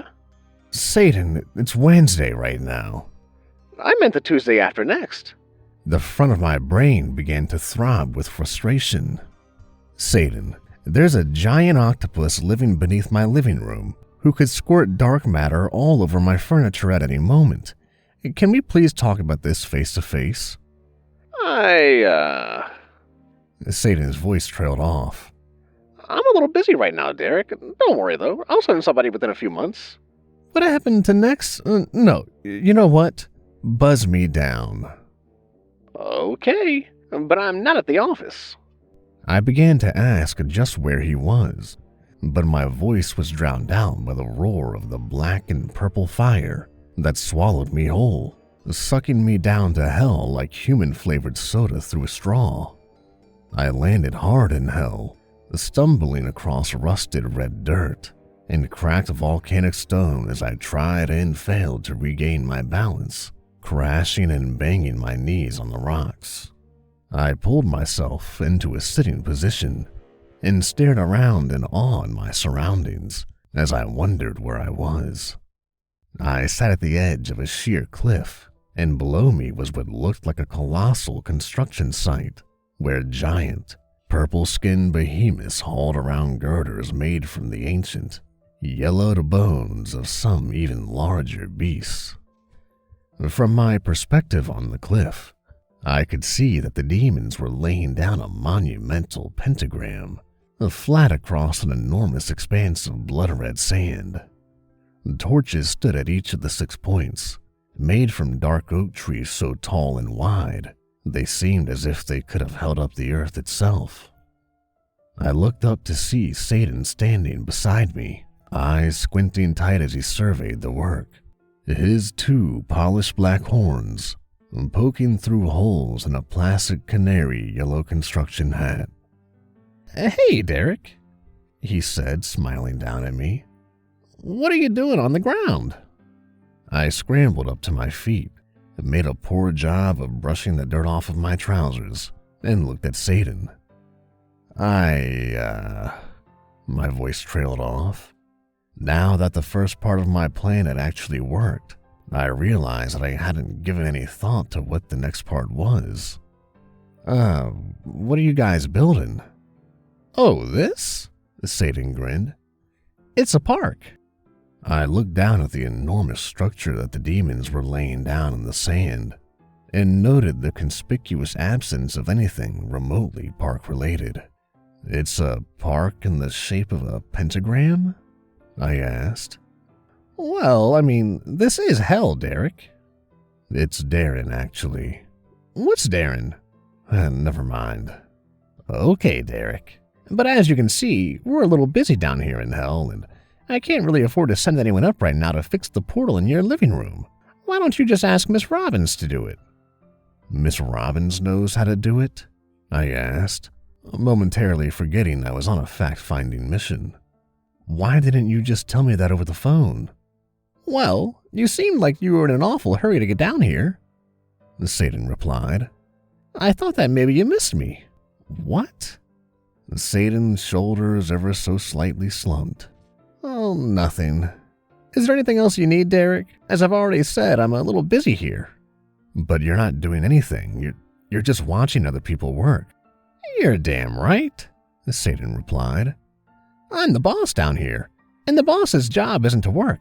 It's to watch other people work and silently project the idea that they're not doing a good enough job. Anyways, I'll see you soon, Derek. You will? But Satan didn't respond. Instead, the familiar black and purple flames licked up around me, and I once again felt the sensation of being sucked through a straw as I rocketed back towards Earth. I landed back in my kitchen, elbows and knees banging hard against the linoleum floor. I struggled back to my feet and saw that the portal in the living room had been sealed and that Gary the octopus was gone, although the burn marks on my carpet remained. Satan called while you were on your way up, Sarah explained. He told Miss Robbins to seal the hole up because you didn't like Gary. That wasn't a very nice thing to say, Daddy. But I didn't. An infernal roar sounded from somewhere deep below the earth, shaking the frame of the house around us.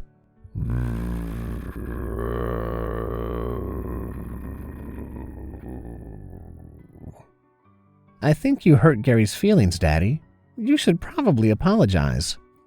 My fingers once again found my temples and began massaging as I squeezed my eyes shut against the chaos that had become my life. I didn't know what to do. Not only had I come no closer to finding out what Satan was up to, but every time I turned around, a new monstrosity was invading the peaceful suburban tranquility of my home, and I still hadn't eaten my breakfast. My eyes had been shut for all of 10 seconds when I heard an earth-shattering loud bellow in my ears. You appear to be suffering from a headache. Perhaps I can assist you. Frankenteddy was bent down, his face so close to mine that I could count the individual crumbs of Cheeto dust at the corners of his mouth. No, thank you, Frankenteddy. I'm just fine. Very well, he replied. He turned around and opened the refrigerator door, digging through the snack drawer with reckless abandon. I was going to tell them that there were no Cheetos in there when I smelled cigarette smoke. I scanned the living room and saw that the couch had a cigarette stuck between the middle cushion and the frame and was carelessly puffing away. Who gave the couch a cigarette? I asked. Everybody looked around the room at each other and collectively shrugged. I power-walked over to the sofa and snatched the cigarette out of its mouth, stomping it out on the already thoroughly ruined carpet. No smoking, I said to the couch before turning to Miss Robbins. And as for you, I said, I don't want to come downstairs to find any more portals to the netherworld in my living room, nor do I want to come down to find a couch that talks and is suddenly useless to sit on. Miss Robbins swelled indignantly.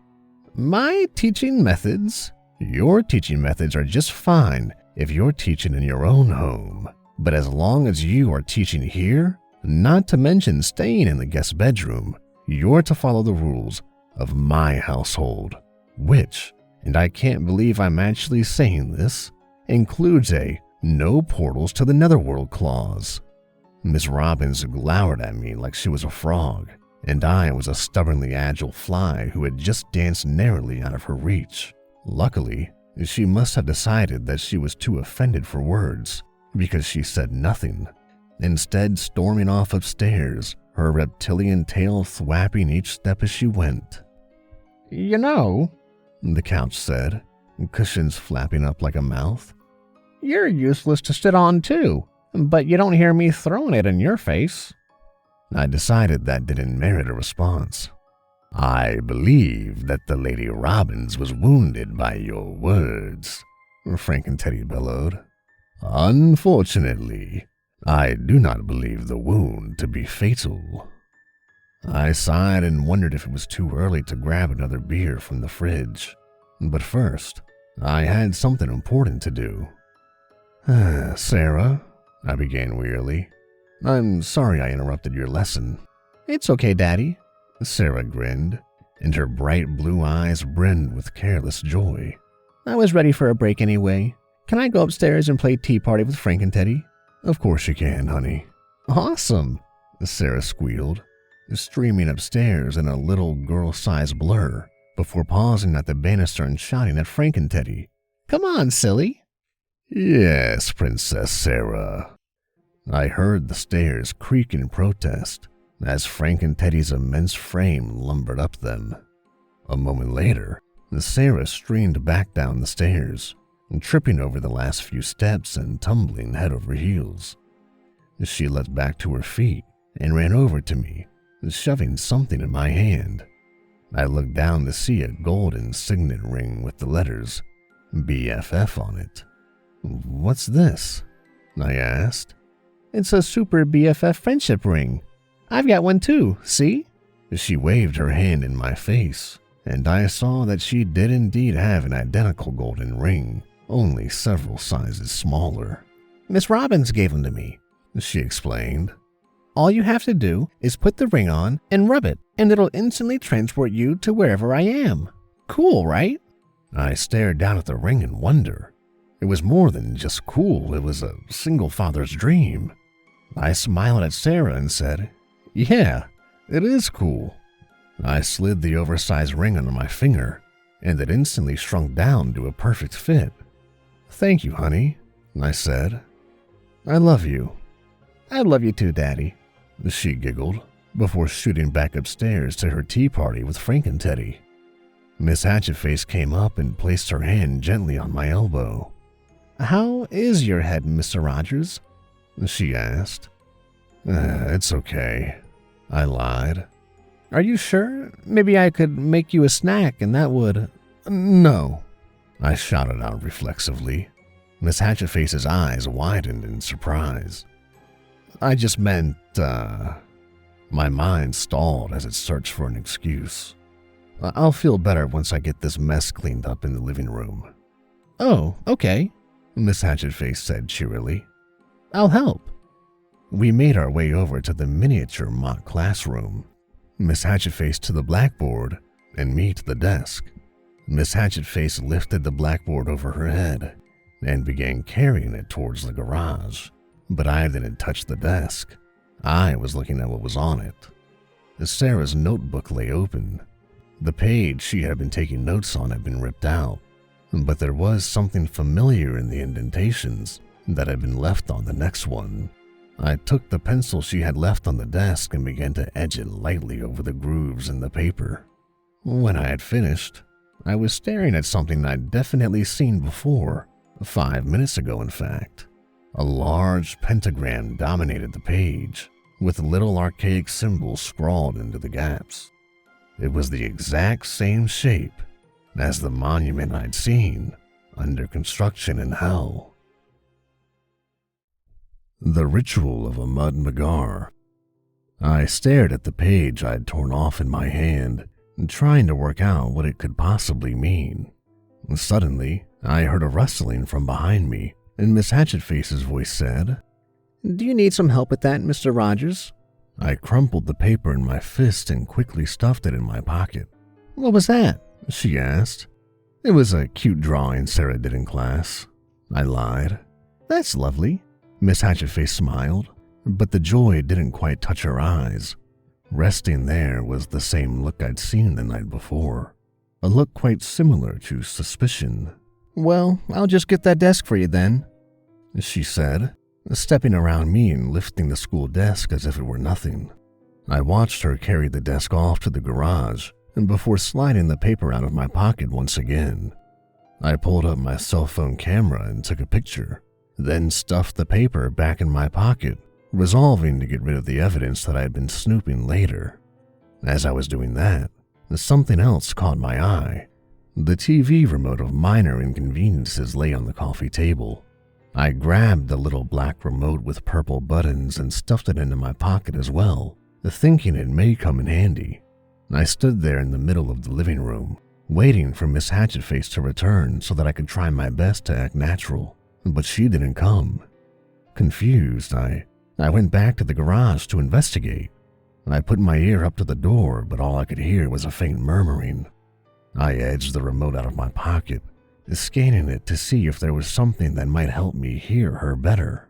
My eyes roved over the many buttons, taking in things like flaming burps, 2 left feet, and hairy tongue, before finally settling on the button I needed. A button I'd seen Sarah use on Frankenteddy once before. Dumbo mode. I took a hard swallow in anticipation of what I knew the remote was going to do to me, pointed it at my head, and pressed the button. Instantly, I felt a disturbing sensation. My ears had become not quite numb, and it felt like someone with soft, gloved hands was pulling on them, stretching them like silly putty. I felt my left ear and discovered that it was now roughly 2 times the size of my head. I pressed it to the door. The indistinct murmurs had now become hushed whispers, quiet, but clear enough to make out. "I keep telling you we should have these conversations in hell," came Miss Hatchetface's urgent whisper.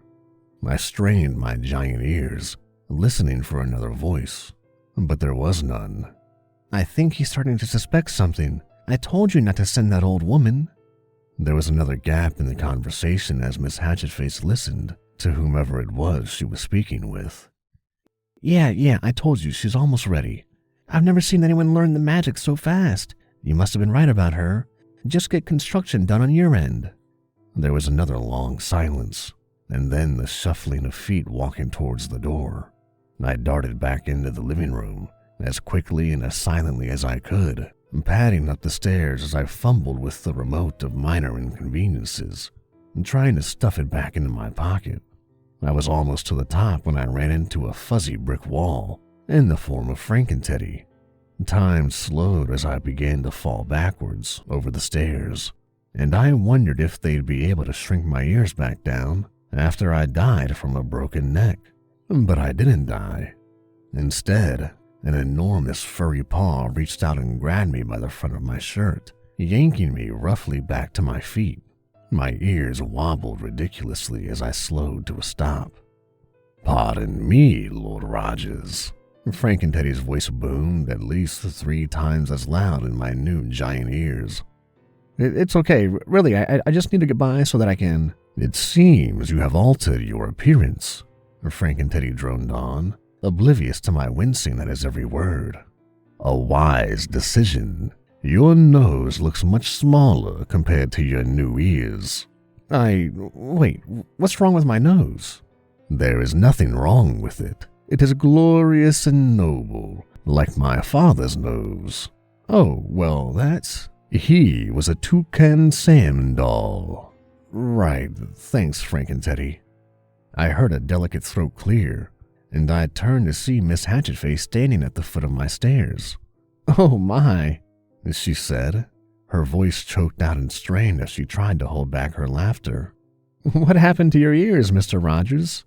I just got to fooling around with the remote," I said sheepishly. "Do you know how to reverse it?" "Just hit the previous channel button," she said, laughing. I pointed the remote at my head and did as she said. My ears shrunk down, but then I heard the sound of ripping fabric, and there was a peculiar sensation I'd never felt before. It felt like... "Miss Hatchetface?" "Yes, Mr. Rogers?" "Do I have a pig's tail?" "Yes, Mr. Rogers." "How do I get rid of the tail?" "Hit the mute button." Thank you. I pointed the remote at myself and hit the mute button. This time I felt the pig's tail disappear, replaced by a slight breeze through the hole it had left in my trousers. Your appearance has been restored to normal, Frankenteddy boomed. Your nose is once again the glorious apex of your face. Thank you, Frankenteddy. Now, if you don't mind letting me through, I need to go upstairs to my office and get some work done. Of course, Lord Rogers. Frankenteddy stepped to the side, and with some difficulty, I managed to squeeze past him. I went into the study and pulled up my laptop, opened the web browser, and began scouring the internet for information about the pentagram I'd found. I pored over dozens of websites, ranging from the encyclopedic to the psychotic.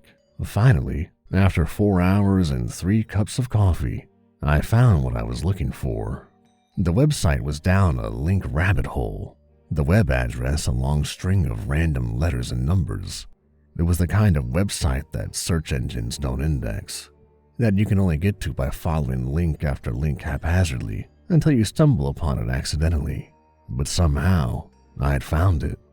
It looked as if it hadn't been touched in years, like one of those old blog websites from the mid-90s. There was only one page and no other explanation except for the blood-red letters that peeled out of the solid black background, and a photo of the pentagram I now had saved in my phone. I leaned in closely, and I could see the light from the computer screen illuminating my reflection as I scanned the article. This is what it said. The Ritual of Ahmad Magar. The Ritual of Ahmad Magar is the most ancient and powerful of all satanic rites. It's a type of portal magic that acts on the barrier between the dimensions of hell and earth. The barrier is impenetrable from the side of hell, but it is not flawless. At certain places on earth, places where great evil has occurred, there exist tiny cracks just large enough for the souls of the damned to pass through.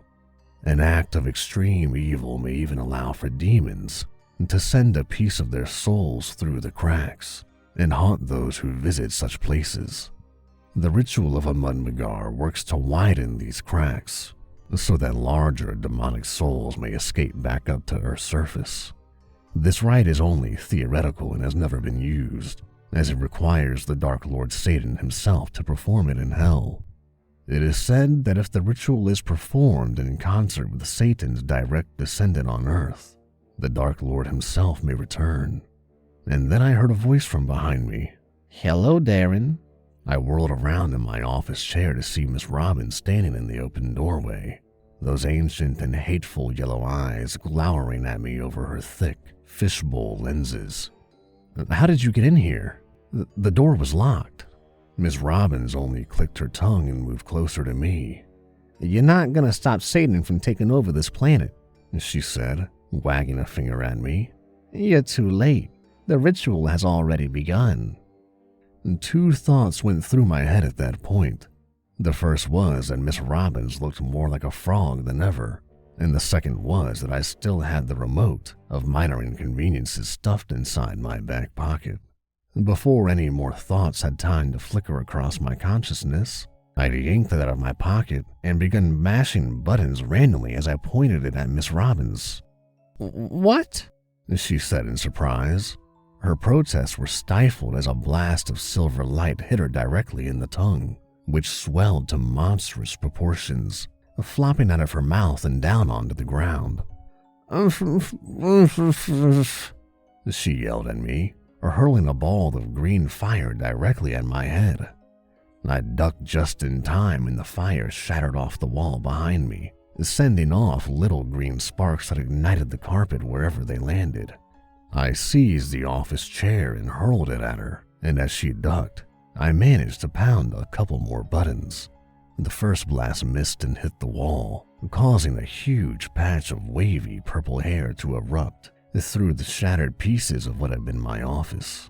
But the second blast stuck her right in the stomach, sending her toppling over backwards, covered in orange and silver feathers.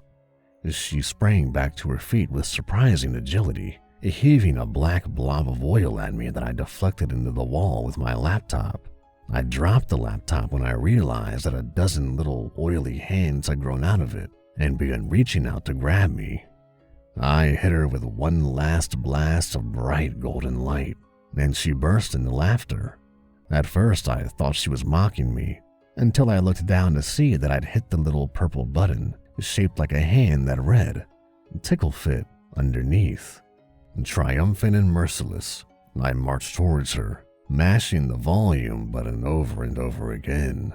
Her laughter first became uproarious gales, and then thunderous shrieks as I tormented her. Distracted by my task, I became aware of two things far too late. The first was that beneath the tempest shrieks of Miss Robinson's laughter, my stairs were screaming in protest as heavy feet took them two at a time. And the second was that a bit of green fire had dripped down from the ceiling of my study and landed directly on my head, and in 2 seconds my hair would be entirely engulfed in flames. The culmination of these two events came at the same time. Frankenteddy appeared in the doorway of my study, and I felt the white-hot fire as it touched my scalp. "You are on fire!" Frankenteddy roared as he hurtled the shrieking Miss Robbins and raced towards me. "Allow me to pat it out." "Frankenteddy, no!" But my cry went unheeded, and darkness enveloped me as Frankenteddy's humongous paw came crashing down on the top of my head. I awoke an indeterminate time later in my own bed, the faces of Sarah and my demonic family staring down at me. I noted with some pleasure that Miss Robbins and Satan were both absent among them. I reached up to feel my scalp, and breathed a sigh of relief when I felt hair there. That relief fizzled out, however, when I saw that the few loose strands that came off in my hand were wavy and purple.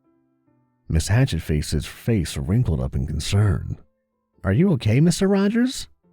"Yeah, I'm okay now." "Well, that's good," a familiar voice said from behind me. "You gave us quite a scare there, Derek." I tilted my head up to see Satan grinning down at me. Oh no. The first apocalypse. I closed my eyes and rubbed my aching head, trying to remember how things had spiraled so far out of control. It had started with an innocuous typo in a letter, and somehow devolved to the point that I was having my very own private apocalypse in my living room. Look, Satan, I don't know why you're here on Earth, but can it wait? Now's not really a good time for me to be caught up in the apocalypse. I'm trying to put the finishing touches on my next book. Well, I could come back after you finished, but I was hoping to get out of hell before it froze over, said Satan. I sighed. If you were going to show up uninvited, you could have at least given me a warning first.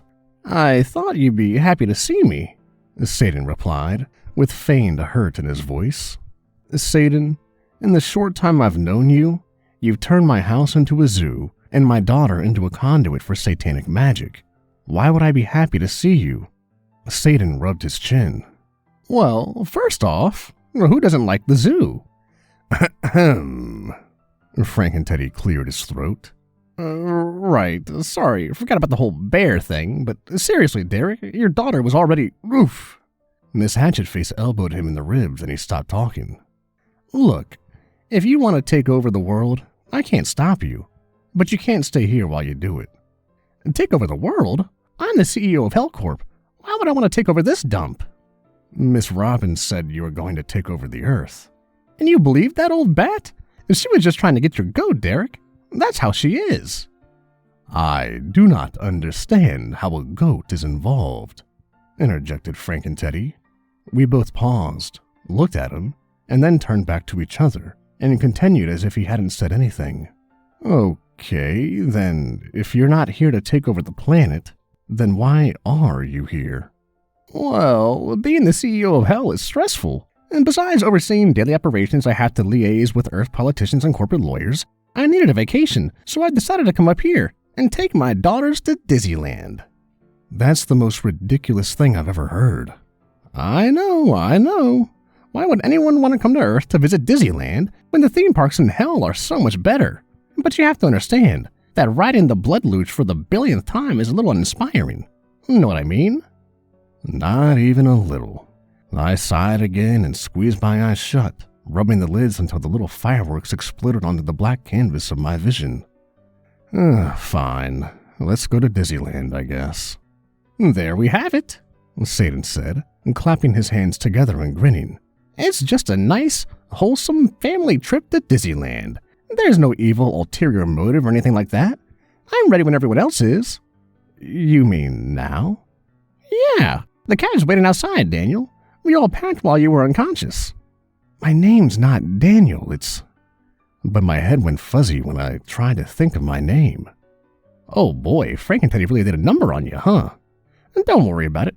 I've got a great doctor in hell. He'll fix you right up. He can even take that nose down a couple of sizes while he's at it. He's famous up here. You've probably heard of him. Really? What's his name? Dr. Mengele. No thanks, Satan. Okay, Daniel. Whatever you say. Before I knew it, suitcases were being tossed into the van that had pulled up in front of my home, and we were all piling in like demonic sardines in a can. All of us except Miss Robbins. I didn't bother to ask where she had gone. Miss Hatchetface was wearing a long black skirt that hid her tail, and Satan had put on a tuxedo and a cowboy hat, insisting that this made him look like a typical human being. Frank and Teddy, meanwhile, had been forced to don an enormous, fuzzy brown teddy bear costume as a disguise. I look ridiculous, he said as he dropped himself into the van's back row of seats. The van tipped to the side under his weight. But you were already a teddy bear. If anything, you just look cute now. It is not my mission objective to be cute. The taxi driver eyed us in the rearview mirror. The heavy bags hung under wary eyes. Are you guys going to some sort of convention or something? He asked. We are escorting the offspring of Satan to the magical land of Dizzy, bellowed Frank and Teddy. You what now? Don't listen to him. We're just a normal American family going on our weekly trip to Disneyland. Right. Hey, wait a second, Satan. Didn't you say you were bringing your daughters along? Where are they? Satan tugged on his collar. They're, waiting for us at the park. Don't worry about it. Miss Hatchetface cocked her head to the side and gave him a quizzical look, but she didn't say anything. The van pulled out of the driveway, and soon we were on the road in earnest. Sarah and Satan sat in the van's middle row of seats, while Miss Hatchetface was squeezed into the back seat between Frank and Teddy and me. We had wanted to put someone in the front seat, but the cab driver had insisted that he needed that seat for his golf clubs. He even moved them out of the trunk to put them there. We had only been on the road for about 15 minutes when a thought suddenly occurred to me. Hold on a second, I said, turning to Miss Hatchetface. Why are we taking the cab? I can just drive us. She smiled at me. Do you remember what your name is yet? Of course I do. But my head went all fuzzy again when I tried to think of my name. What is my name? Your name is Mr. Sillyhead, said Sarah, giggling. She turned around and squinted her bright blue eyes at a huge grin. Frank and Teddy turned his big, fake head towards me. I was not aware of your new name. Apologies, Lord Sillyhead. Satan didn't answer the question. He was too busy leaning over the back of the front passenger's side seat and grinning widely at the driver, asking him questions like, how did you get your skin so tight? And what exactly is the function of a sphincter? I felt Miss Hatchetface's warm hand close over mine. Your name is Darren, she said. Her big black eyes shone like ink-colored jewels. My name is Darren, I repeated. After that, I must have lost some time because the next thing I remember, we were pulling over at a rest stop. Gotta fill up the tank, the driver explained. We won't be making many more stops between here and Disneyland, so if you want to grab some drinks or snacks, now would be the time. We all climbed out of the van and stretched our legs. I'm headed inside to hit the John. Can somebody watch the pump? A quick look around confirmed that everybody else had to use the restroom too, except for Frank and Teddy. My body does not require urination to function. The driver looked confused, but seemed to be in quite a hurry to use the bathroom himself, and so he decided letting Frankenteddy watch the pump was worth the risk. We headed inside to the toilets, and afterwards grabbed some peach rings and sunflower seeds. When we got to the checkout counter, Sarah turned to me and said, "You should ask if Frankenteddy wants something to drink." "Oh, yeah, that's a good idea." I opened the door and leaned out to call to Frankenteddy, but I stopped dead when I saw what he was doing. He had taken the nozzle out of the gas tank of the car and stuck it in his mouth, so that it was shooting gasoline down his throat. I burst through the door of the convenience store and sprinted to the car. "What the hell are you doing?" I demanded. Frankenteddy turned off the gas and dropped the nozzle.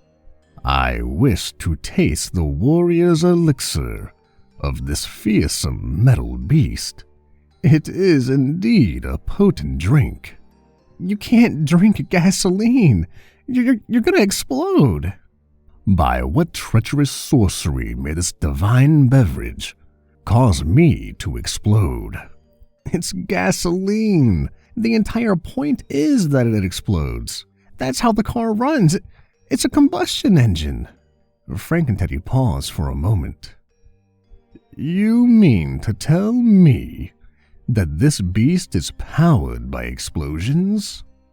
"Well, more or less." "This is joyous news.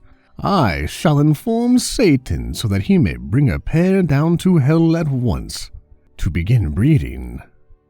Okay, just please go spit the gas out." Frankenteddy turned his head and belched out a 30-foot spurt of flames. "I have disposed of the gasoline." "Yeah, you have," I said, as my heart fluttered weakly in my chest. "Good job." The cashier of the convenience store, a balding man in his late 40s with a comb-over and a bulbous beer gut, ran outside and waddle sprinted to the pumps. "What the hell was that?" he demanded. Frankenteddy approached him and placed a paw upon his shoulder. "That was the demonstration of the power of Satan's future demonic cavalry, small human. But there is no need for you to fear. We do not mean you any harm." The cashier squirmed his way out from under Frankenteddy's paw and looked at me. "Is he off of his meds or something?" "Sorry about that. He's not from around here. Why don't we go inside and I'll pay for those snacks." With a sidelong glance at Frankenteddy, the cashier turned on his heel and we walked together inside. Sarah had grabbed 5 extra bags of candy while I was outside, and I was too exhausted to put up a fight when she plopped them down on the counter. She hugged me around the waist and said, "I love you, Daddy." And I kissed her on the top of her head and said, "I love you too." We locked our hands together and headed back to the parking lot to see the driver had finally returned from the bathroom and was staring at the gas pump with a frown. "Sorry about that. I'll pay for it." The driver shook his head and muttered something rude sounding under his breath before climbing back into the driver's seat. We all clambered back into the car. I noticed that Miss Hatchetface was already inside. "Have you been here the whole time?" "More or less." "If that's true, then why didn't you stop Frankenteddy from drinking gasoline?" Miss Hatchetface went pale. "You mean you don't drink gasoline on Earth?" "Of course not." "Oh no. I've been putting it in your breakfast." That actually explains a lot. The cab driver was giving us the stink eye as he pulled out of the lot and back onto the open road. I turned and watched the scenery flit by in a blur of pastel greens and browns.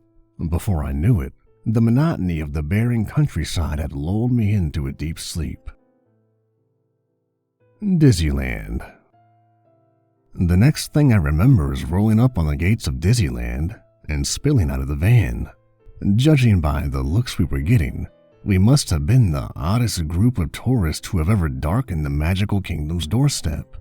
The cab driver seemed like he was in a hurry to be rid of us. He nearly slammed the door on Satan's arm when Satan opened it to give him a tip. The driver took one look at Satan's outstretched palm and peeled out of the lot, muttering an impressive stream of curse words along with every possible pseudonym of the word lunatic. What did I do? Satan asked innocently. He held out his upturned palm. Are those human finger bones? Of course. We don't use that as money here, Satan. Oh, well, where can I exchange it for human money? Try the police station. Nice try, Jerry. I shrugged. People pointed and whispered as we passed, shrinking away from us as if our craziness might be contagious. And before I knew it, we were at the front of the line. The Disneyland employee selling tickets was a young, pimply-faced teenager with braces and close-cropped blonde hair. His mouth hung open so low when he saw us that I thought his tongue might fall out onto the counter. How many? He asked. The 742 offspring of Satan demand entry to the magical land of Dizzy. Also, us 5. What? Coughed the teenager. Satan tugged at his collar and grinned at the kid in the ticket booth, swirling his finger in a circle around his temple in the international sign for crazy. Hold on, Satan. Didn't you say your daughters would be waiting for us? They're, already in the park. Did you just call him Satan? The kid asked. Satan's just my nickname. He threw the kid a wink and said, You can call me Mr. Satan. Just take the tickets, the kid said, thrusting them under the slot in the counter window. But I didn't give you any money. That's okay. This one's on me. Wow, what a nice young man, Satan said, turning to us and handing out the tickets. He turned back to the terrified ticket seller and grinned. I know you're not allowed to accept tips, but we'll keep this one just between us two. He then slid the finger bones under the slot in the glass. The ticket seller's eyes blew up to the size of golf balls, but Satan paid him no mind. Grinning, he turned back to us. All right, you guys go on and have some fun. I need to go handle some business. Without waiting for our responses, he turned on his heel and strode off into the park at a brisk pace. Miss Hatchetface stared at Satan's back as he left, and a little wrinkle appeared between her eyebrows. I wonder what Satan's daughters look like, I said to no one in particular. Huh? Replied Miss Hatchetface. I said Frank and Teddy, said Miss Hatchetface, cutting me off. Yes, Lady Hatchetface. Can you take care of Darren and Sarah for a bit? I need to go check on something. I am honored that the lady would entrust me with such a... My lady, I have not finished speaking.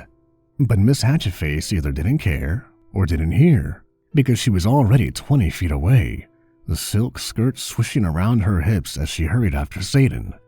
Sarah looked up at me and grinned. I want to ride all the rides, she squealed. I shrugged. Sounds like a plan to me. I hope they have the blood luge, Frank and Teddy bellowed, unaware that his voice was about as loud as a jet engine with a nasty cough. People fixed us with terrified gazes, and I ushered Frank and Teddy and Sarah into the park. We went to the food court first and bought some absurdly overpriced snacks before heading to the first ride, a rather mild adventure in which you spin around in circles while sitting in giant teacups. But when we got to the front of the line, Frank and Teddy was in for a severe disappointment. Apparently, 7.5 feet tall and half as wide is a bit too big for a teacup. What do you mean I am not permitted to ride? He roared at the cowering teenage ride operator. The kid looked like he wanted to melt into the ground. It's really a safety requirement, sir, due to your size. If I am too small for your ride, then I shall enlarge myself. Enlarge? I shall enhance my size. It's okay, Frank and Teddy, I said, smiling and patting him on the arm. I'll take Sarah and you can wait here with the nice employee. The employee looked rather sick at the prospect of spending more time with Frank and Teddy. Can we get ice cream after? Of course we can. I want a blood-flavored snow cone. At this, the ride attendant turned so white that even his pimples weren't red anymore. Sarah and I left Frank and Teddy there and climbed on board our teacup, and the ride began. Sarah screamed with joy the entire time, and when we got off, she was hopping around me in circles, hair askew and sticking to her face. That was the best, Daddy. Can we go again? I almost said yes before I spotted Frank and Teddy. He was sitting on the ground with legs splayed out in front of him, staring directly at the teenage employee, who he still towered over even while sitting down. I couldn't see the expression on his face through the teddy bear costume, but I'd guessed that he was seething with anger, and the teenage employee looked moments away from fainting. We'd better go get some ice cream first, because Frank and Teddy looks like he's about to kill the Disneyland employee. We had only taken a few steps in that direction, however, when our ears were assaulted by the shriek of the microphone feedback blaring from the park's PA system. My ears were still ringing when I heard a familiar voice come through all the speakers of the park at once. "Hello, ladies and gentlemen," said Satan's amplified voice. Park-goers froze where they stood. "We at Disneyland have a special treat for you today." Just then, Miss Hatchetface sprinted up to us. Little beads of sweat darted her forehead, and her hair looked as if it had just attempted to fly away. "I tried to stop him," she gasped out, taking heaving breaths between each word. He's going to..." But she ran out of breath before she could finish. Satan's voice continued on, bouncing off the walls of the park. "For some time, we have been considering an interdimensional partnership with our colleagues in Hell," he said. "However, due to some problems during the negotiation, Satan decided, we decided to simply give the park to Satan and his demons. Isn't that exciting news?" The patrons of the park stared around in all directions, mouths hanging open in slack disbelief as Satan's voice continued on. "So, if you don't want to participate in the next grand opening of the very first hellscape on Earth, I suggest you leave within the next 10 seconds. I half expected there to be a mad stampede for the gate, but people just stood there dumbstruck, looking around as if some rational explanation would suddenly spring out of the hedges. What did spring out of the edges was not an explanation, nor was it rational. I heard the screams before I saw the reason for them. Big purple behemoths had begun bursting out from beneath the cobblestone streets, sending tiny shards of pavement whizzing by like shrapnel. Little leathery creatures zoomed around, like oversized mosquitoes on rainbow-colored wings. Sarah screamed as a 30-foot snake slithered past us, then screamed again when the snake came back to ask where the bathroom was. The purple-skinned behemoth smashed into the rides with huge stone clubs, and the air was filled with clouds of dust, splinters of wood, and chips of shattered brick. The ground all around us cracked like a humongous egg, and new rides exploded forth. Gigantic, tangled masses of ancient yellow bone and twisted metal. Purple flames erupted around the gates, erasing any hopes for escape.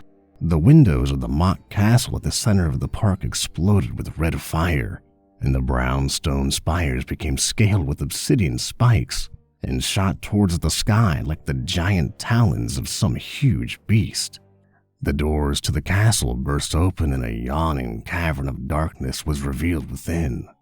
The insides of the cavern began to glow orange, and a loathsome feeling of dread seemed to emanate from within.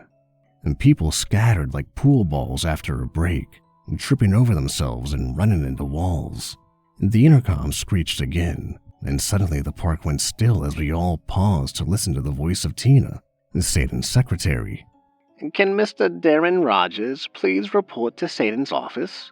It is located in room 1A on the first floor of the castle," said Tina in her tired, droning voice. "I repeat, can Mr. Darren Rogers please report to Satan's office? Thank you." I could feel the color drain from my face as the others all turned to look at me. I swallowed hard around the knot that had formed in my throat, thinking that whatever Satan had in store for me, it most likely wasn't good. But then I felt small fingers intertwine with mine and squeeze. I looked down to see Sarah smiling up at me. "Don't be scared, Daddy. I'll go with you." I smiled back down at her, and we started off towards the office together. A mysterious phone call. We arrived at the former Dizzy Castle to see that Satan had wasted no time in adding his own personal touch. Demons lumbered through the halls, taking down the portraits of beloved Dizzy characters and replacing them with grotesque paintings of horrific hell beasts. Jerry, the hatchet-headed intern, met us at the door with a grunt and led us down the hall into the main conference room, which Satan had taken for his office. He had had the desk replaced with the smooth obsidian slab from his office in hell, and the fluorescent lights had been replaced with wooden torches. Behind the huge obsidian desk, the heads of beloved Dizzy mascots were mounted like hunting trophies. I hoped that they were empty. 2 large, glass-doored cabinets full of what looked like scientific equipment covered the left wall. The strange, metallic instruments within them busily buzzed and whirred, occasionally emitting bright puffs of rainbow-colored smoke. Satan was sitting behind his desk and directing the demons on how to perform the renovations, a huge grin on his face. Miss Hatchetface and I sat across the desk from Satan in 2 cushy leather office chairs, while Frankenpetty and Sarah played in the corner. Miss Hatchetface regarded Satan with an expression that suggested she was about 2 seconds away from lunging over the desk and punching him in the mouth. "Can you please just tell me what in the hell is the matter with you?" she demanded. Satan continued to direct the demons around his office for a moment, before stopping and giving her a look of surprise. "Who? Me?" "Yes, you. Who else would I be talking to?" "I thought you were talking to Frankenteddy." Miss Hatchetface cocked her head and squinted, only managing to sputter out a few incoherent sounds of anger. "Are you going to be okay? You want me to buzz Tina and have her bring you a sedative?" "I don't want a sedative. I want you to be less of a jackass." I can try, but I can't make any guarantees. Do you have any more manageable suggestions?" Miss Hatchetface closed her eyes and took a deep breath, and placing her palms flat on the obsidian desk. "I just want to know, what kind of insanity possessed you to decide to destroy Disneyland and replace it with this garish demonic monstrosity?" Satan twirled his goatee and a coy smile crossed his face. "It's part of my master plan," he said cryptically. "Which is?" Satan tapped the side of his head knowingly. "We're going to get into the theme park business. We've already got the parks down in hell. All we have to do now is move them up to Earth. We're going to open franchises all over the continental United States. And that's only the beginning." "Okay. Forgetting for a second that you are completely insane, why do you want to open theme parks across the U.S.? "What do you mean, why?" he asked, straightening his tie in the mirror that sat on his desk. "For the same reason anyone does anything. Money." "What?" I said. "You live in hell. What could you possibly want with Earth money?" "Well, first of all," Satan said, giving up on his tie and turning back towards us, "I never wanted to live in hell." He took a little round mirror out from his pocket and began picking at his teeth, dislodging a large chunk of lettuce and flicking it across the room. "Second of all, do you have any idea how expensive a human soul is?" "I don't know, and I don't care," I said, irritated. "You shouldn't be buying people's souls in the first place. How would you feel if somebody else owned your soul?" Satan laughed. "I don't have a soul." "Because you're a demon?" "Because I'm a CEO." "Ah. Look, Dylan, I've got big plans for us." "Us?" "You, me, Sarah, all of us are going to have to chip in. I'd ask my daughters to help, but they take after their mothers, and sadly, all 187 of my ex-wives are depraved lunatics." "Satan, do you maybe think you're the one who—" "Besides, Sarah being my direct descendant on Earth and all, it seems appropriate that she be included in my plan." A thought flashed through my head with a twinge of pain. There's something about a powerful satanic ritual and the portals between dimensions. I tried to seize on it, but it was useless. The thought had gone. That's absolutely ridiculous, I insisted. Is it? Satan asked. The ritual of Ahmad Magar is the ultimate test, Dylan. Nobody but my direct descendant on Earth could have widened the portal between Hell and Earth to allow me to passage. They just wouldn't have sufficient magical power. Wait a second, I said. My stomach sank. Is this a roundabout way of saying that you had sex with my ex-wife? I don't know. Is your ex-wife a demon? No, not in the literal sense at least. Wow, ex-wife humor? That's a little trite, isn't it? I thought you were supposed to be a writer. I had just watched an army of demons take over Disneyland. I apologize if I'm a little out of sorts. Well, I'm sure you'll think of a singer in editing. Look, if you didn't sleep with my ex-wife, how on earth could Sarah be your descendant? Well, the 70s were a crazy time, Dylan. Sexually, I mean. Who's to say there aren't thousands of little half-demons running around on Earth? I mean, where do you think all the riddling kids came from? Satan? Yes, Dylan. Can we please get back to the theme parks? I feel like we've already covered that topic in sufficient detail. Humor me. Sure. Do you like knock-knock jokes? That's not what I... So, you're going to open up amusement parks all over the U.S.? That is correct. To make money. Exactly. To buy souls. Bingo. I don't get it. What are you going to do with all those souls? We sell them. What? I don't really have time to explain the basics of the free market to you, Jerry. Buy low, sell high. That's the gist of it. But what you're doing is evil, I insisted. It's just business, Jerry. You ought to know that. Even Frankenteddy knows what that means. Indeed, bellowed Frankenteddy. It's just business is what you say when you want to do something terrible and not feel bad about it afterwards. What? No, that's not it at all. But that's what you told me. Satan tugged at his collar nervously, and I realized that I was getting nothing out of this conversation but a headache. I brought my hands up to my face and rubbed, letting out a long sigh. Mr. Rogers, said Miss Hatchetface, do you mind if I cut in? Please do, I replied. With all due respect, Satan, she began before Satan cut her off. Mr. Satan. With all due respect, Mr. Satan, she continued, rolling her eyes. Have you really thought this through? Who on earth is going to buy human souls? Well, I expect the humans will buy them back at inflated prices. It's not too fun having your soul owned by the devil, after all.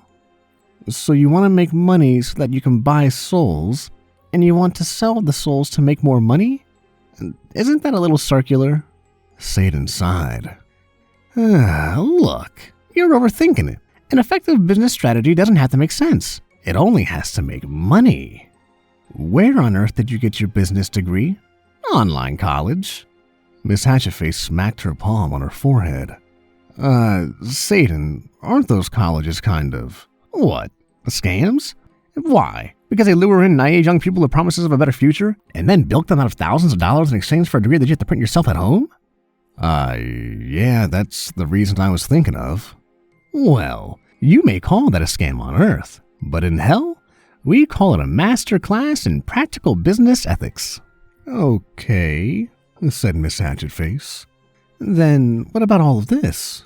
She motioned to the cabinets full of scientific equipment, and for the first time since the start of the conversation, Satan looked visibly uncomfortable. He shifted nervously in his chair and pulled on his goatee.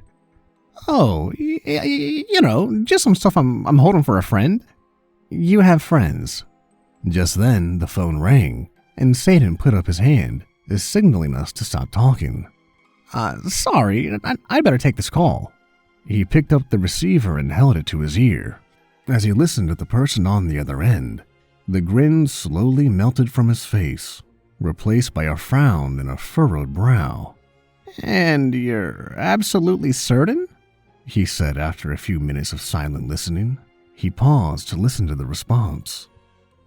That's impossible. Already? He paused again. But we're on Earth now. Surely they wouldn't... What? Earth too? Satan's frown deepened. What am I supposed to do about it? There are some things that even I can't... Yeah, I understand it. I'll be right there. Satan looked as if he had aged 10 years in the course of the 30-second call. His normal, carefree grin had been replaced with lines of deep worry, and its shoulders had visibly slumped. He let out a deep sigh and rubbed his forehead. He put on a forced smile and looked up at us. Well, he said, clapping his hands together, I've got good news and bad news. Oh no, said Miss Hatchetface. The bad news is that an urgent matter in hell has been called to my attention and I need to go see to it immediately. And the good news? Asked Miss Hatchetface. The good news is that I'm turning my Earth operations over to my direct human descendant. Wait a second, you can't possibly mean... That's right, said Satan, beaming out an obviously forced smile. Sarah is now acting CEO of Disneyland Hell. Dizzy Hell? Well, picking a name can be her first act as CEO. She's 5 years old, I protested. Yeah, they grow up so fast, don't they? He said absent-mindedly while checking his watch. Don't worry, it's a pretty small problem, really. At the very most, it should only take a couple thousand years to resolve. Before I had a chance to object, Satan had vanished into a roar of flames and smoke. The room was silent. We all stared at each other in disbelief. All of us except for Sarah, whose grin was slowly spreading from the corners of her mouth to light up her entire face. This means I get all the cotton candy I want, she squealed. Dizzy Hell. We all sat in fold-out chairs on a makeshift stage, while the demonic and captive human populations of Dizzy Hell milled around below us. Sarah was standing on a chair with books piled on top so that she could reach the microphone on top of a rickety wooden podium and fumbling with a piece of paper. Written on the paper was the speech that Miss Hatchetface and I helped her prepare, with unwanted input from Frankenteddy. He was also on the stage and had taken off the head of his teddy bear suit and was now absent-mindedly licking a red snow cone while it melted and dribbled down in front of his costume. Friends, Sarah began, even though her amplified voice was still small and quiet. She cleared her throat. I have gathered you here today to announce a change in Dizzy Hell management. The Dark Lord Satan has gone away on urgent business, and in the meantime, I'll be your acting CEO. I smiled a little as Sarah pronounced the word CEO as CEO. You may be wondering what that means for the future of the park. Firstly, all food will now be provided free of charge. Secondly, all flies of butter are not to be harmed on pain of death and eternal damnation. Frankenteddy nodded his approval at his addition to the speech, and confused murmurs went up from the crowd. Thirdly, Sarah said, folding the paper up into a neat little square and placing it in her pocket. Have fun. The crowd below stood in awkward silence as the humans and demons below wondered what they were supposed to be doing. Sarah frowned and looked to me for answers, but all I could give her was a perplexed shrug. Frankenteddy stood up and lumbered over to the microphone, his steps clumsy and uncertain in the giant snow cone-stained bear costume. He lifted Sarah off the chair and set her gently on the ground, seizing the microphone in one of his humongous costume paws. His throat clearing sounded like a chainsaw being taken to a brick wall. The Dark Lord Satan commands you to have fun, he roared. The crowd remained still and stony-faced, and it was Frankenteddy's turn to look to Sarah for answers. Instead of a perplexed shrug, she gave him a smirk and motioned for him to set her back up on her chair. Once he had done so, she took the microphone in her hand and gave him a side-eyed smile. Ahem, she said, trying and failing to fight back a grin. Everybody, dogpile Frankenteddy. Frankenteddy's look of surprise barely had time to register as the human children below stormed the stage, leaping at and climbing him as if he were an enormous fuzzy tree. Sarah looked to me and smiled, and her eyes shone bright in the sun. "Satan, give me courage," Frankenteddy said as he disappeared under a writhing pile of children. "There is no greater honor than to die in battle." Miss Hatchetface covered her mouth and laughed. Sarah leapt off the stage and ran at another demon. An ugly, bipedal, lizard-looking thing with a pot belly and two stunted arms like a T-Rex. "Everybody dogpile this thing," she shouted. A few braver children joined her charge, sprinting full tilt at the squat green demon. The demon waved his tiny arms in protest, but was quickly bowled over as Sarah and her vanguard tackled him. A flood of others followed, burying the demon's weak protests under a chorus of shouts and giggles. With that, the icy atmosphere of the park seemed to thaw a little, and the children wandered over to the other demons who carried them off to new rides, while their parents watched in slack-jawed horror. Frankenteddy had finally managed to fight his way to the top of the pile, and he made his way over to us now, dragging along a few children who had refused to admit defeat, and now clung to his legs giggling. "It seems this land of Dizzy is an acceptable substitute for the pox of pain and damnation in hell. Though I hope that there are many, we shall need them when Satan closes down." Miss Hatchetface's smile vanished, and a look of worry took its place. "What do you mean, closes down?" she asked. "The Dark Lord Satan means to close down hell and relocate business operations to Earth." His tone suggested he found this to be thoroughly uninteresting. "What?" gasped Miss Hatchetface. "And how do you know this anyway?" "I heard him discussing it in his office with Sarah, while you and Lord Rogers toured the Department of Daryl." Miss Hatchetface buried her face in her hands and drew a breath, long and deep, before looking back at Frankenteddy. "And why in the hell didn't you say something earlier?" Frankenteddy shrugged. "Nobody asked me." Satan's Secret. Miss Hatchetface and I had left Sarah to play with the other children, while we escorted Frankenteddy back to the office for questioning. The three of us were seated around the vast obsidian slab that served as Satan's desk. The dim torchlight danced across the polished black stone surface as Frankenteddy gorged himself on various snacks that he had stashed inside the lower half of his bear costume. So far, I had counted 18 candy bars, 7 bags of Cheetos, and a full plate of spaghetti. Our questioning had been going rather poorly, with the exception that Frankenteddy as of yet seemed utterly oblivious to the fact that he was divulging top-secret information. "So, let's go over this again," repeated Miss Hatchetface. Frankenteddy shrugged and pulled out another bag of Cheetos and ripped into it. "He believes that the future of hell is not stable. He wishes to relocate all future business operations to Earth." "But why?" I asked. "What does Earth have that hell doesn't?"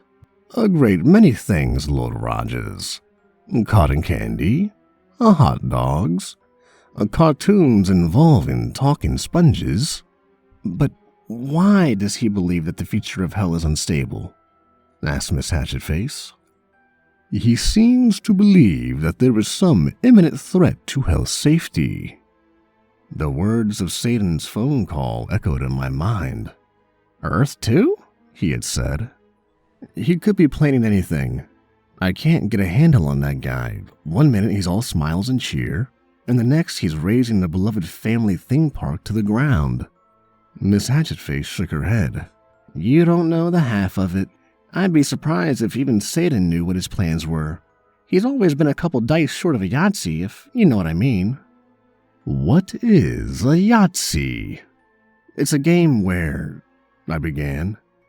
"It's just a way of saying that Satan is crazy." "I see." We need to find out what he's up to, Miss Hatchetface said. Her face was dark and stern. How? He's all the way down in hell. Do you know where he went, Frank and Teddy? I do not. Then how do we find him?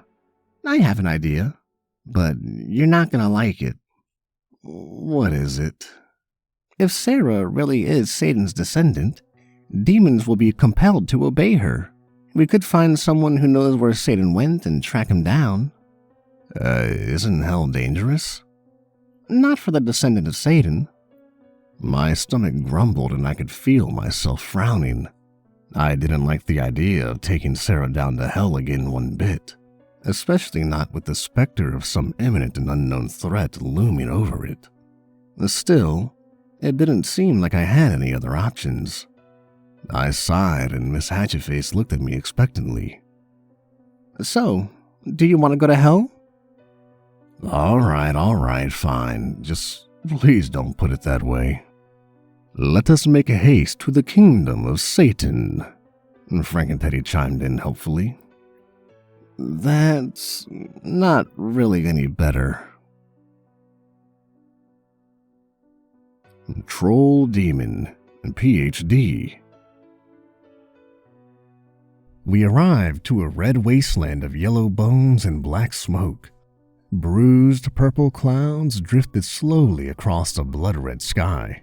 Obsidian cliffs crowded the landscape, and the air stung the back of my throat with a sulfuric tang. Where are we? I coughed. This is supposed to be the office of Satan, bellowed Frank and Teddy, who had by now stripped off his snow cone-stained costume. It's gone, Miss Hatchetface said, stunned. Where do we go now? I scanned the horizon, but it was empty desert except for broken bones and a colossal blue rock. There, Sarah said, pointing at the rock. There? The rock? It's not a rock. What do you mean it's not a... The rock stirred, sat up, and began to pick its nose. Oh, what I had mistaken for the rock could be described best as a troll. It had thick, scaly blue skin, and two stubby white horns that looked like they had been chipped at with a jackhammer. As it pushed itself to his feet with a huge stone club, I saw that it was clothed in nothing except a raggedy yellow loincloth that could have served as a tent for a family of 5. The hot stink of his breath washed over us as it growled. Can it talk? I asked Miss Hatchetface. Of course I can talk, it bellowed. I was just clearing my throat. Oh, I'm sorry, I'll have you know that I have a PhD in demonic studies. Okay. The troll demon reached into one of the pockets of its loincloth and pulled out a pair of gold-rimmed spectacles. It pulled a rag from another pocket, wiped them off, and put them on. Now, what do you want?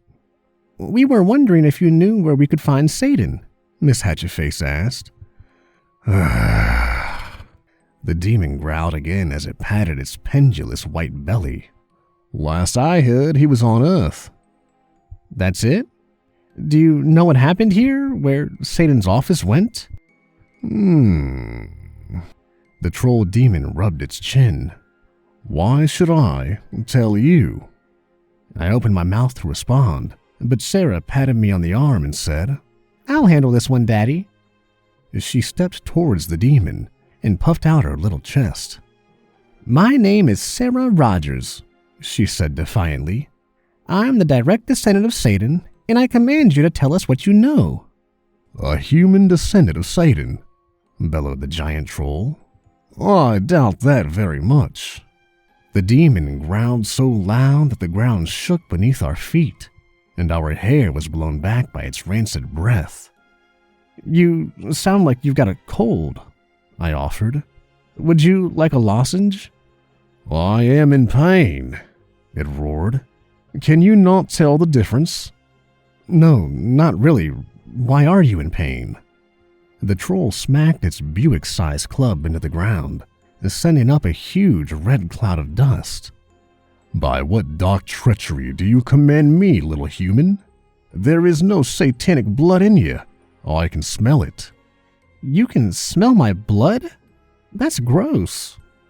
"Of course I can smell your blood," bellowed the troll. "And the other human should take it easy on the donuts, by the way. His cholesterol is absurd." "I'm on a diet," I said. And it was true. Ever since Miss Hatchetface had come to live with us, she insisted on cooking every meal with sulfur. The troll rubbed its stomach and grumbled. "Well, go ahead and get on with it. What do you want to know?" "Everything," said Sarah. "I don't know everything. And to tell you what I do know would take longer than one of your pathetically short human lifetimes." "Then just tell us the interesting stuff," said Sarah. "Fine," sighed the troll, rolling his eyes. "Satan's office was here. Now it's not. I was asleep and didn't see what happened." "That's it?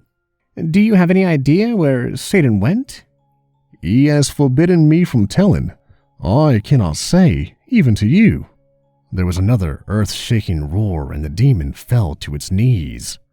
"He went to the gate of Oraktar," it bellowed with a strangled cry of pain. The troll dropped its club to the ground, sending up a cloud of red dust that all but blinded us. The demon was only a colossal dark shadow in the dusty fog as it seized its head with both hands and roared. Without warning, it picked the club back up and swung it, catching Frankenteddy in the stomach and sending him rolling backwards head over heel. The troll demon roared again, raising the club above his head to strike. "Stop!" yelled Sarah. But the troll demon paid her no mind. It smashed its club to the ground next to her, missing by mere inches. The ground splintered and chunks of rock went flying. The troll demon aimed the next blow at Miss Hatchetface. She stuck her hands out in front and caught the club as it slammed into her chest. The blow sent her skidding back 20 feet, but she didn't let go of the club. Instead, she wrapped her arms and legs around it in a bear hug.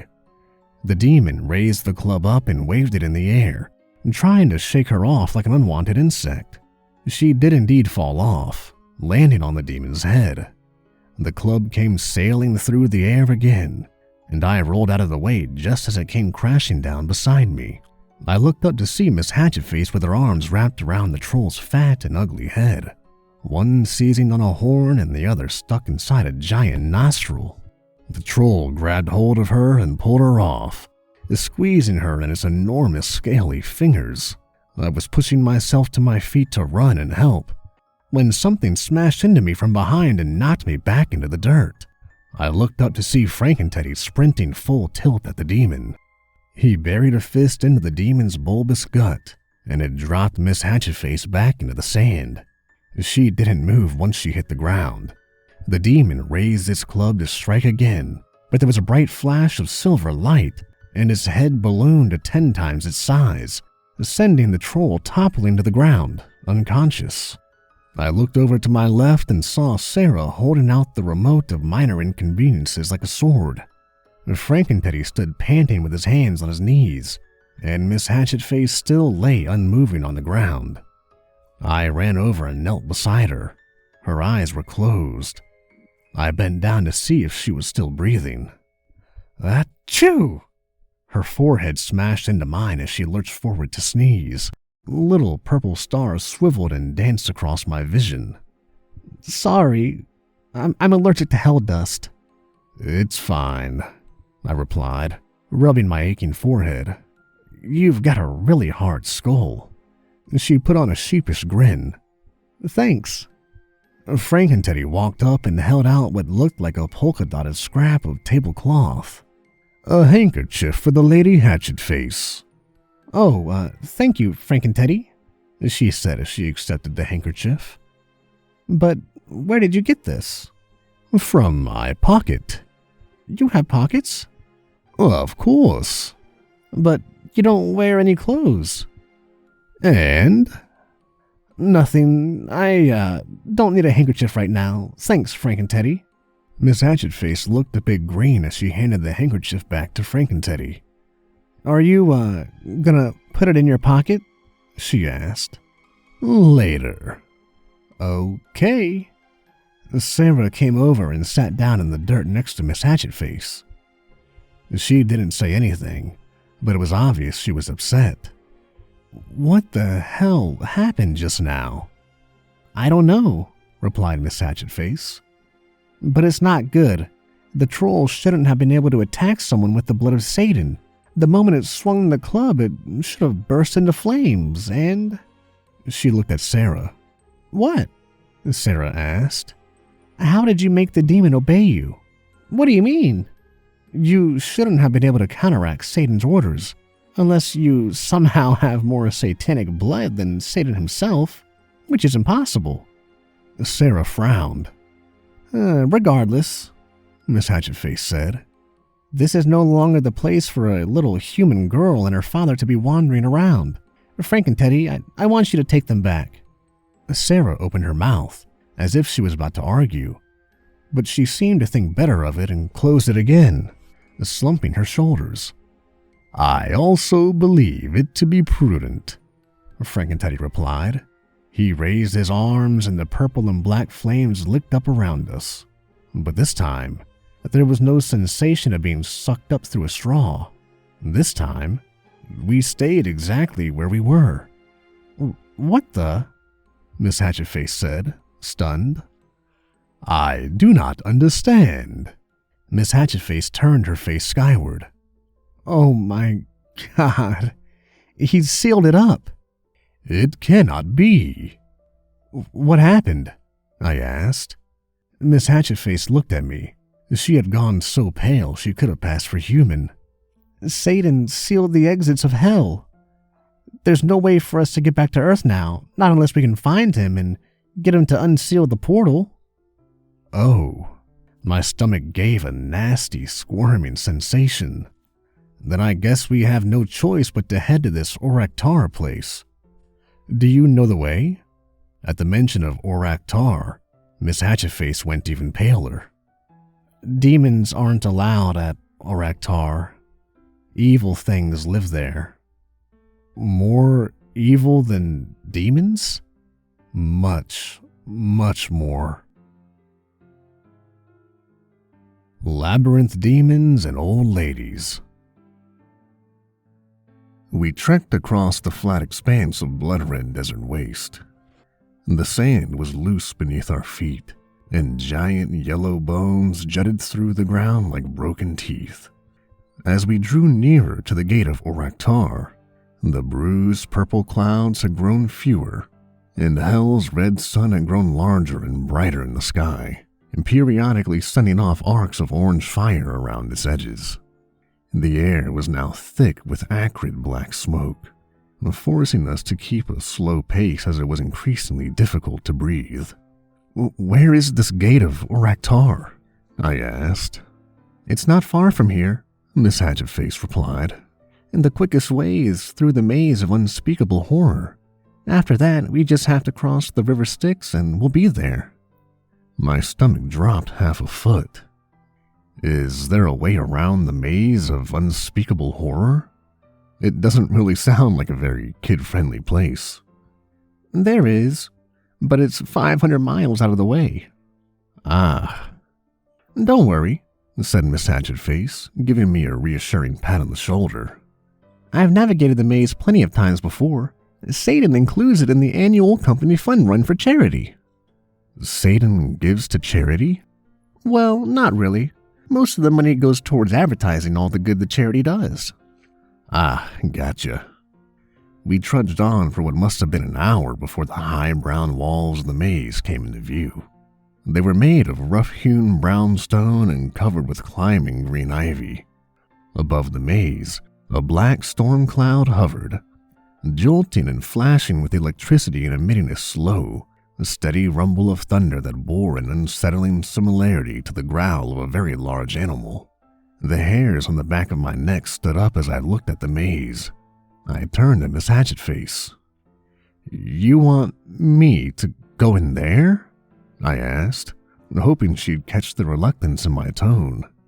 "Don't worry, it looks a lot worse than it is. Besides, it's probably abandoned just like everywhere else." I shook my head. "First off, I'm a dad.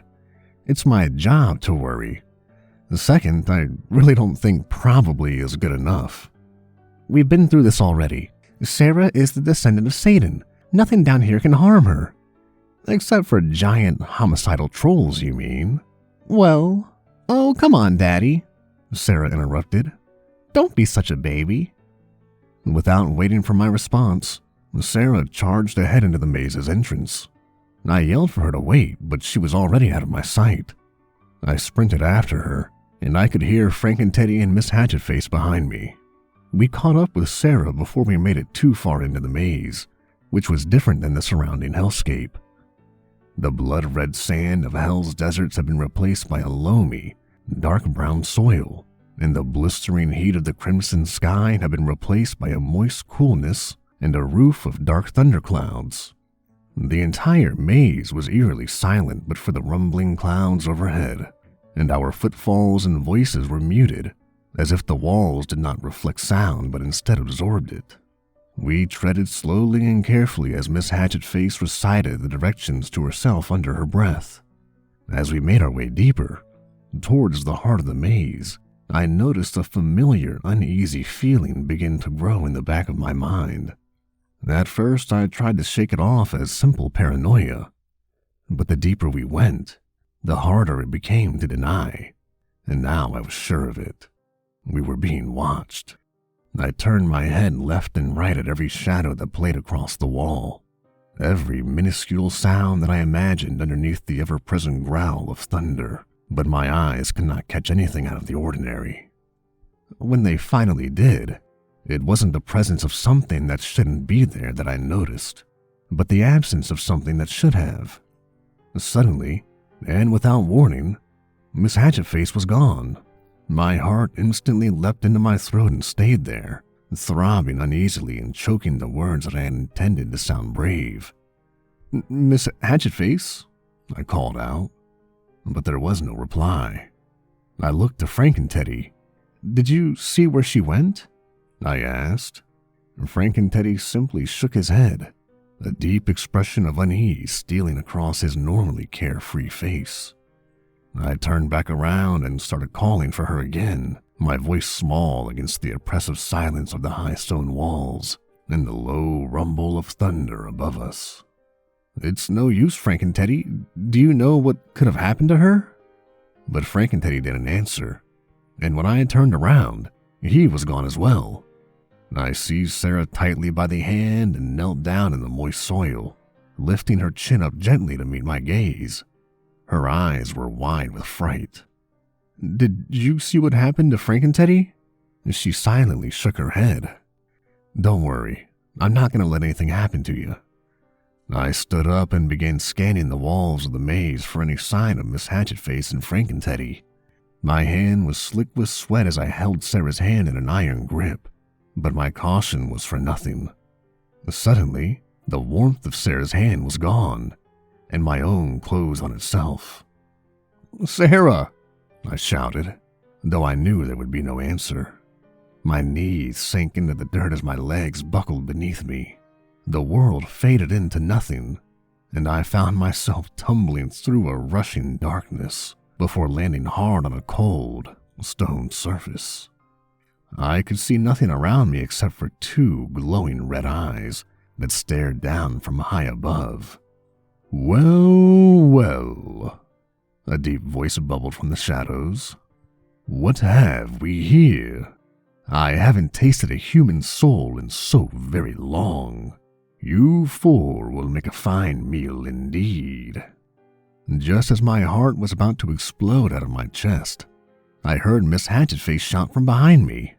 "Oh, damn it, Reggie," she yelled. "What do you think you're doing?" "Miss Hatchetface?"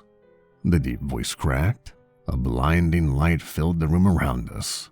As my eyes adjusted to the brightness, I saw that we were in a damp cave with a colossal-sized, lizard-like beast whose scaly torso emerged out of a rippling black portal in the wall. The lizard beast scratched the back of his neck and put on a sheepish grin. "Whoa, what are you doing here?" he stammered. What am I doing here? What are you doing here? "Well, I do work here." Miss Hatchetface rolled her eyes and sighed in exasperation. Yeah, I know that. But why are you still here? Every demon for miles has abandoned hell for Disneyland up on Earth. This time it was Reggie's turn to sigh. "I know that, but I'm stuck in the wall." What? replied Miss Hatchetface. How is that possible? You're a labyrinth demon. You can leave the wall anytime you want. You came to the office Christmas party at Benihana's last year. Reggie looked at the ground, his eyes shifting uneasily.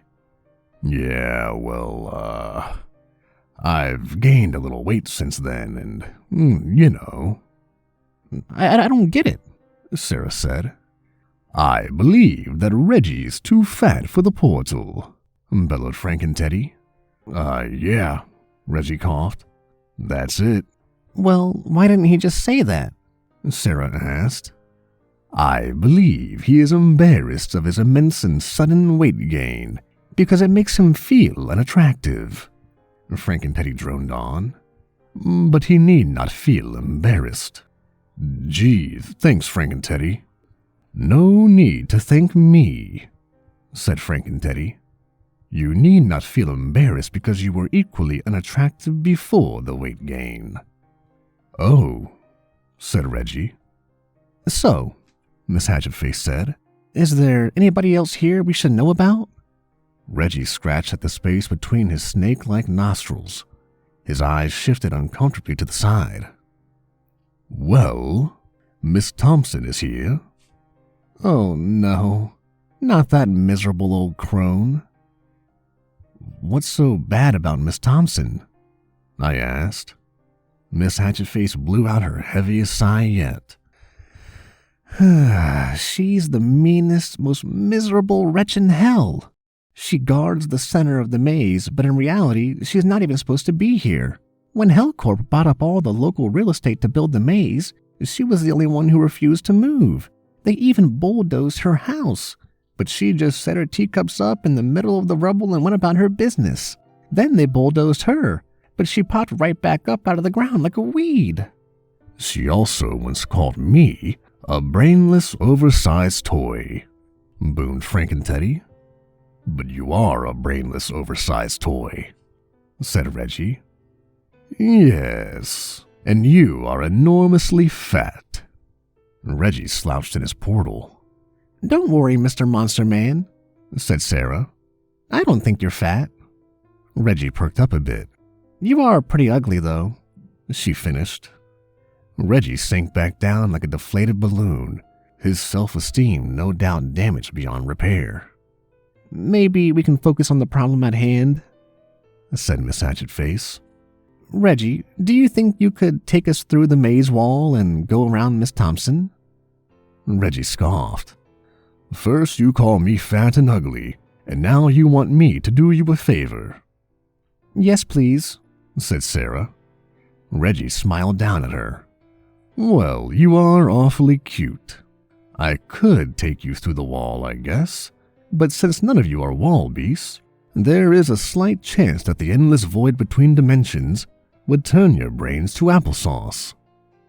How much is slight?" asked Miss Hatchetface. "Somewhere between 50 and 100%. "How is that a slight chance?" Reggie shrugged. It's more or less slight, isn't it?" "No, it's more. It's definitely more." "Sorry," Reggie said. "The only way through the maze is to answer old Miss Thompson's riddles." "That's no problem. I'm great at riddles." "I know you are, honey," Miss Hatchetface sighed. "But Miss Thompson isn't. She's too old and senile to remember the answers to her own riddles. She can barely even remember the riddles themselves." Rolling her eyes, she turned to Reggie. "Can you please just drop us off where you found us? We've already wasted enough time here." Sure," said Reggie. He paused, scratching nervously at the back of his neck with one of his long, silver talons. There is one more thing, though. Could you, not mention to Miss Thompson that I'm still here? She doesn't know yet, and I'd like to keep it that way." "Sure," Miss Hatchetface replied. "Just hurry up and put us back." With that, we were yanked back into the swirling blackness of the wall and spat out on the other side. We tumbled hard through the dirt and mud, half of us winding up on our heads. "I guess Reggie really didn't like all the fat comments," I said, struggling to my feet. "Then perhaps he should have considered not becoming so fat," suggested Frank and Teddy. I surmised from his tone that Frank and Teddy was still upset by Reggie's comment about his lack of a brain. We dusted ourselves off as best we could and resumed our trek through the ominous high walls of the maze. As we continued on, a thick milky white mist began to gather. We walked on without stopping for about 15 minutes before we came to a large, open section scattered with tree stumps with teacups on them. At the very center of the clearing sat a particularly ugly tree stump overgrown with hideous gray moss. To my surprise, the tree stump opened its mouth and spoke, and I realized it was actually a very ugly, squat old woman, and what I had mistaken for moss was really a dirty rat's nest of hair. Her face was like rotted tree bark spotted with lichen, and hunching over her knobbly wooden cane, she couldn't have stood more than 3 feet tall. I surmised from the collection of mismatched teacups and the foul look of contempt on her face that this must be Miss Thompson. "Look at you 4 hooligans," she snapped, "stomping around my living room uninvited and in muddy shoes to boot." Miss Hatchetface stuck her hands on hips and cocked her head. "Look around you, old bat," she said. "Your whole floor is made of mud." "Yes," snapped the old lady, waving her cane at us with a shaky hand. "But this is my mud. Who knows where your mud has been?" "Just tell us the riddle already so we can pass." Miss Thompson said.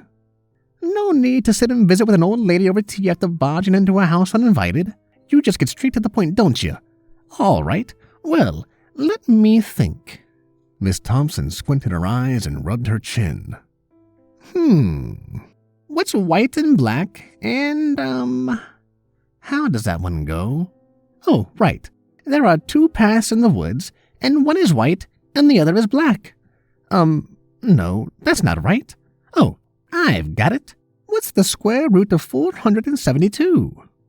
"That's not a riddle," Sarah said. "It's a riddle if I say it is," Miss Thompson snapped. "So, what's your answer?" "Does anybody have a calculator?" I asked. Everybody patted themselves and turned out their pockets, but nobody came up with anything. "Oh," Sarah said. "I've got it. It's 5. We all stared at her in confusion. "You're not even close," snapped Miss Thompson. "It's 21 7/10. Sarah tilted her head and put on a quizzical look. "But that's what I just said," she replied. Miss Thompson teetered on her cane and scratched her cobwebby mess of hair. You did?" she asked. "Oh, yes," Miss Hatchetface cut in, nodding vigorously. She elbowed me in the ribs. "Isn't that right, Darren?" she asked. Yeah," I said. "That's right." Miss Thompson wrinkled her brow and scratched her head in thought. Deep wrinkles like the grooves in tree bark crossed her face. "I could have sworn," she said. "Well, alrighty then, dearie. I apologize. I'm afraid my memory's not quite what it used to be. You 4 go on ahead, I guess." Miss Thompson stuck her cane in the dirt and hunched back over it, retaking the appearance of a very old, knotted and ugly tree stump. "Well, that was anticlimactic," I said. After we passed Miss Thompson's living room, the milky white mist of the maze began to clear, and the smell of damp earth gradually faded away into the sulfuric tang of hell. It was around 30 minutes more before we reached the end. The mouth of the exit opened to a path of gray cobblestones that led down to a sheer canyon face. Both sides of the path were lined with broken, sun-bleached skulls. Is that the way to the river Styx? I asked. Yeah, replied Miss Hatchetface. I just hope the ferryman hasn't abandoned his post like everyone else. We walked to the edge of the cliff and I stared down at the valley below. Steel gray waters cut around canyon walls of red-striped sandstone that must have been carved over incomprehensible ages. A lone ship bobbed at the near bank of the river. How do we get down? We'll have to make a hike of it, Miss Hatchetface replied. She nudged at the path with her foot, and I saw a clearing in the rocky ridge that lined the edge of the cliff face. I followed it with my eyes along a path of gray cobblestones that snaked its way back and forth down the mountainside until it disappeared in the distance. The path was at points wide and gently sloped, and at other points only a few feet across along a steep decline, with sheer rock cliff on one side and nothing but air on the other. Staring down at it gave me vertigo. It's best not to look down, said Miss Hatchetface. The river Styx. It took us 4 hours and 2 near-death experiences to hike down the cliff face waiting to the boat. It was the largest ship I'd ever seen by several times over. The hull was a massive construction of dark pitted wood and iron, and the sails were ghostly gray and moth-eaten. The ferryman stood at the river, leaning on a long wooden oar. He stood at least 10 feet tall, and he was clothed in a ragged, salt-stained cloak that obscured his face. He was still enough he could have been mistaken for a statue, until we drew nearer to the riverbank and he spoke. "Who goes there?" he challenged. His voice was slow and deep, like the motion of the river. I looked to Miss Hatchetface for reassurance before I replied. She gave me a weak smile that, for lack of a better alternative, would have to serve as my courage for the moment. "My name is Darren Rogers. This is Frank and Teddy, and this is Miss Hatchetface, my nanny. And this is my daughter, Sarah." The ferryman didn't answer. I looked at Miss Hatchetface again for guidance, but she merely raised her eyebrows and shook her head. "Why do you seek to cross the river Styx?" I cleared my throat. "We seek the gate of Oraktar. We have business there."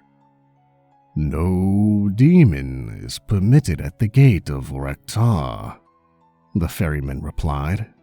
"It is a place of much evil." "Right, well, we know that. I guess we were hoping that maybe just this once you could make an exception." The ferryman looked up at the sky, pausing for a moment. Whether he was considering my words or something else I could not say. Finally, when I was sure he wouldn't reply, he spoke again. "I have not ferried a soul across these waters in a millennium and more. Yet today my services have been called upon twice. Perhaps you should turn back the way you came. Even you must sense that mortal souls have no business in this realm. Look, we need to speak with Satan. If we have to, my daughter here will command you to ferry us across, and you'll have no choice but to obey." The ferryman turned his hooded face to Sarah before looking back to me. "I am not a demon," he said, his voice not straying from its methodical, slow measure. "Nor am I beholden to the dark magic that resides within your daughter's blood. I will not deny your right to decide your destiny. I must warn you, however, you will not like the fate that awaits you on the other side of this river." A chill ran down my spine like a finger of ice tracing its way down my back. "And what is that exactly?" The ferryman looked at the sky again. "Come, it is time to go." Without waiting for a response, the ferryman turned and climbed the boardwalk to the ship. Hesitantly, we followed behind him. The interior of the ferryman's ship looked as if it hadn't seen a living soul in thousands of years. The wood was ancient and reeked of mold, and it would creak and moan whenever the ship crested a wave. The cabin was lit by candles that had all nearly burnt down to nothing, their guttering light only sufficient enough to see a few yards in front. The atmosphere was oppressive, and silence hung as heavy on us as the dark, salt-soaked air. The ferryman sat at the front of the cabin and stared at us in stony silence, his long oar resting on his lap. The rest of us sat across from him, except for Frank and Teddy, who had abandoned us for the upper decks of the ship so that he could violently retch over the side. Hoping to break the heavy silence, I decided to speak to the ferryman. "So, I guess the oar is mostly decorative then? If you don't steer the ship, I mean." The ferryman persisted in his silence. Just when I was sure he wouldn't reply, he spoke. "A long time ago I steered the ship, but the ship has made the same journey for eons. She knows her own way now." "Oh, so the ship is alive then? Can she hear what we're saying?" "Perhaps you should ask her." A feeling in my gut told me that would be a bad idea, and so I let the silence settle on the room once again. But it was only a few moments before Sarah spoke up. "Mr. Ferryman?" she said in a small voice. "My name is Charon," said the ferryman. "Oh, Mr. Charon then." "Yes, child." "You said the ship was alive, right?" "Indeed. She has seen even more years than I, though not always as a ship." "What was she before?" "I do not know. I had not yet come into being." "Well, if she has to make the same trip every time forever and ever, doesn't she get bored or tired?" "Perhaps she does. I have never asked. But there is no other way across the river." Sarah stood up and rubbed the wall of the ship affectionately, as if she was petting a large dog. "But that's what I don't get. Why not build a bridge?" Charon leaned forward in his seat. His face was still shrouded by the hood, but his eyes shone, two silvery black glimmers in the candlelight.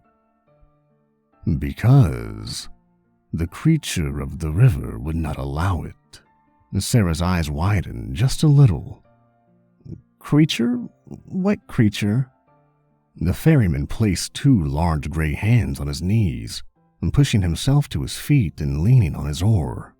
"It is a creature from another world, a world of eternal cold and darkness, beholden to laws much crueler than our own." "And it doesn't like bridges?" The ferryman chuckled, a deep, throaty noise that was more morose than mirthful.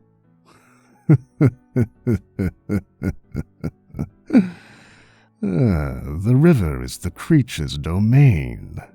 It does not allow anything to stray into its domain but this ship, and that only by an ancient agreement made by gods and devils, long since dead."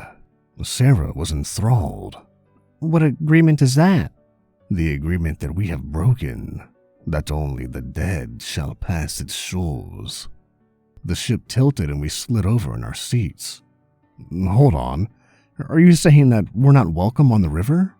"I am saying that it is up to the creature whether to welcome you or not." "And if the creature doesn't?"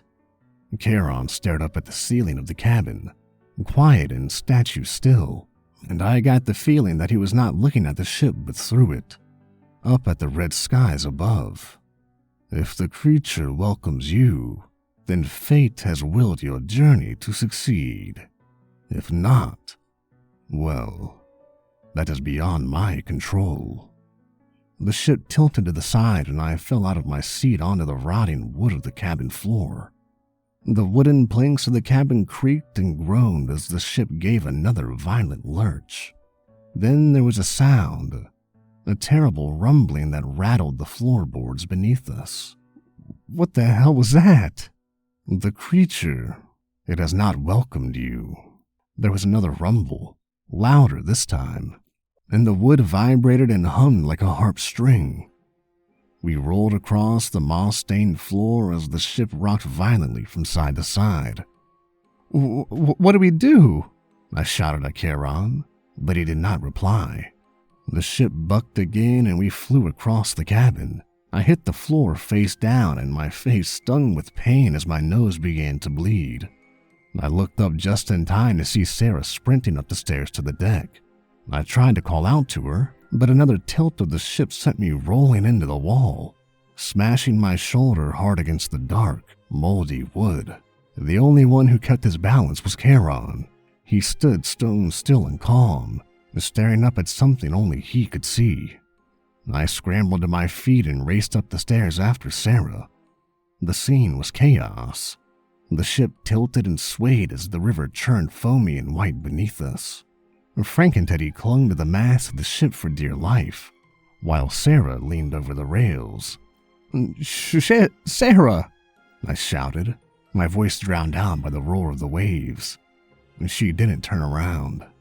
A giant gray tentacle reached out of the churning waters and coiled around the mast above Frankenteddy, snapping it off like a giant toothpick. As the ship tilted to the right, I let go of the doorway to the cabin and let myself tumble towards Sarah. I slammed into the railing next to her and pulled myself to a standing position. "What are you doing?" I shouted above the fray. "Magic!" she shouted. "Go back inside!" A golden ball of light burst from her open hands and shot towards the water, exploding in a shower of dazzling sparks. My legs buckled beneath me as the ship lurched upwards, suddenly free of the water and sailing through the open air. I rolled along the deck until I smashed into something wet and hard. I turned around to see that my back was resting against a thick gray tentacle. My eyes followed the writhing mass of sinewy muscle, and I saw that it had coiled itself around the ship and began waving it through the air like a toy. A bolt of green light hit the tentacle and it recoiled, dropping the ship back down into the waiting river below. Water splashed over the sides, soaking the deck and drenching me to the bone. "We've got to go faster," I yelled at Sarah. "I'm on it," she yelled back. I watched as she ran to the stern of the boat and held her hands out as if she were pushing against an invisible wall. A huge plume of green flames exploded from her hands, and the ship rocketed forward, sending me rolling to the stern and Frankenteddy flying off the mast to join me. I pulled myself up to look over the railing. Beyond the shimmering heat of the green flames, tentacles were thrashing around in a rage. Any one of them looked as if it could smash the ship to bits, but slowly they were getting farther away. Before I knew what was happening, the ship smashed into the shore with a terrible crunch and I was thrown to the deck again. The deck rumbled and the wood groaned in protest, and we rode across the stony red dirt. The ship slowed to a halt and I pushed myself to my feet to see that the river was well behind us. I watched as the gray, angry tentacles continued to thrash, but they didn't reach past the boundary of the shore. For now, at least, it seemed like we were safe. Disoriented and soaked, we all shambled off the boat. Charon climbed down the boardwalk and leaned on his oar as he stared at the broken mast and shattered hull of the ship. "I'm sorry about your boat," said Sarah. "It is of no consequence," replied the ferryman. "The ship will heal herself." We watched in awe as new wood sprouted from the mast like a tree, splitting off into branches and leaves that became the sails. The shattered wooden planks of the hull knitted together like stitched wounds. "That's amazing," Sarah said. "Yes, it is," replied the ferryman, rubbing the hull of the ship affectionately. He turned around to look at us, and though he did not lower his hood, I thought I could detect a note of sadness in his voice when he said, "I wish you luck on the rest of your journey." He did not wait for a reply, but turned instead towards the ship. He stuck the oar in the ground beneath it and pushed it like a lever, dislodging it from the river bank. The ship slid back down the shore and into the river, where it bobbed up and down in the steel-gray waters. The massive gray tentacles slipped beneath the waves and the waters closed above them, still and peaceful. The ferryman climbed aboard the waiting ship and it began to sail away, floating off downriver, growing smaller and smaller until it finally disappeared. Sarah looked up at me. "What do you think the ferryman meant by the dark magic in my blood?" she asked. I don't know, honey, and I'm not sure I want to. The Gate of Oraktar. The gate loomed as an enormous dark edifice in the distance.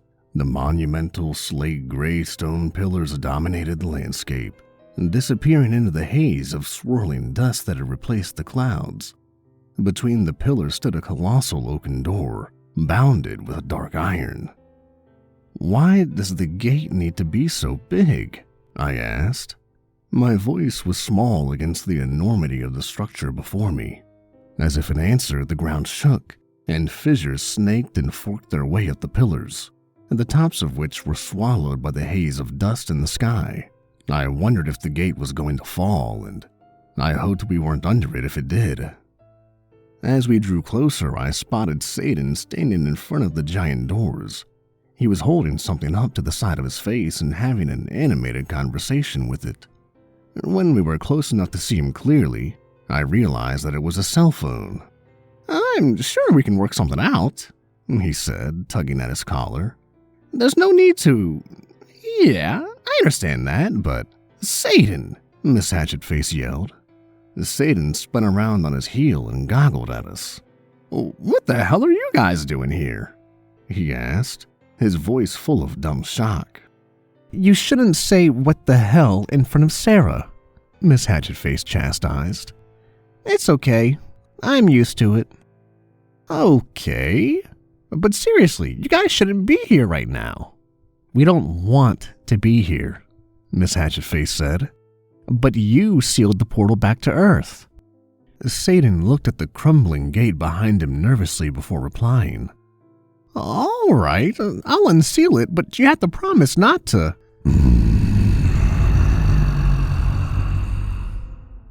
The ground shook violently enough to send us all staggering as we tried to keep our balance, and the cracks in the pillars deepened and forked like errant lightning bolts. Pieces of stone crashed down from the sky like deadly rain. No, Satan said into the cell phone. I'm not ignoring you. Some friends of mine just showed up and I understand that. Listen, now's not really a good time for the apocalypse. Do you think that maybe we could... What? Earth? But I don't see how that's... But that's... How is that possible?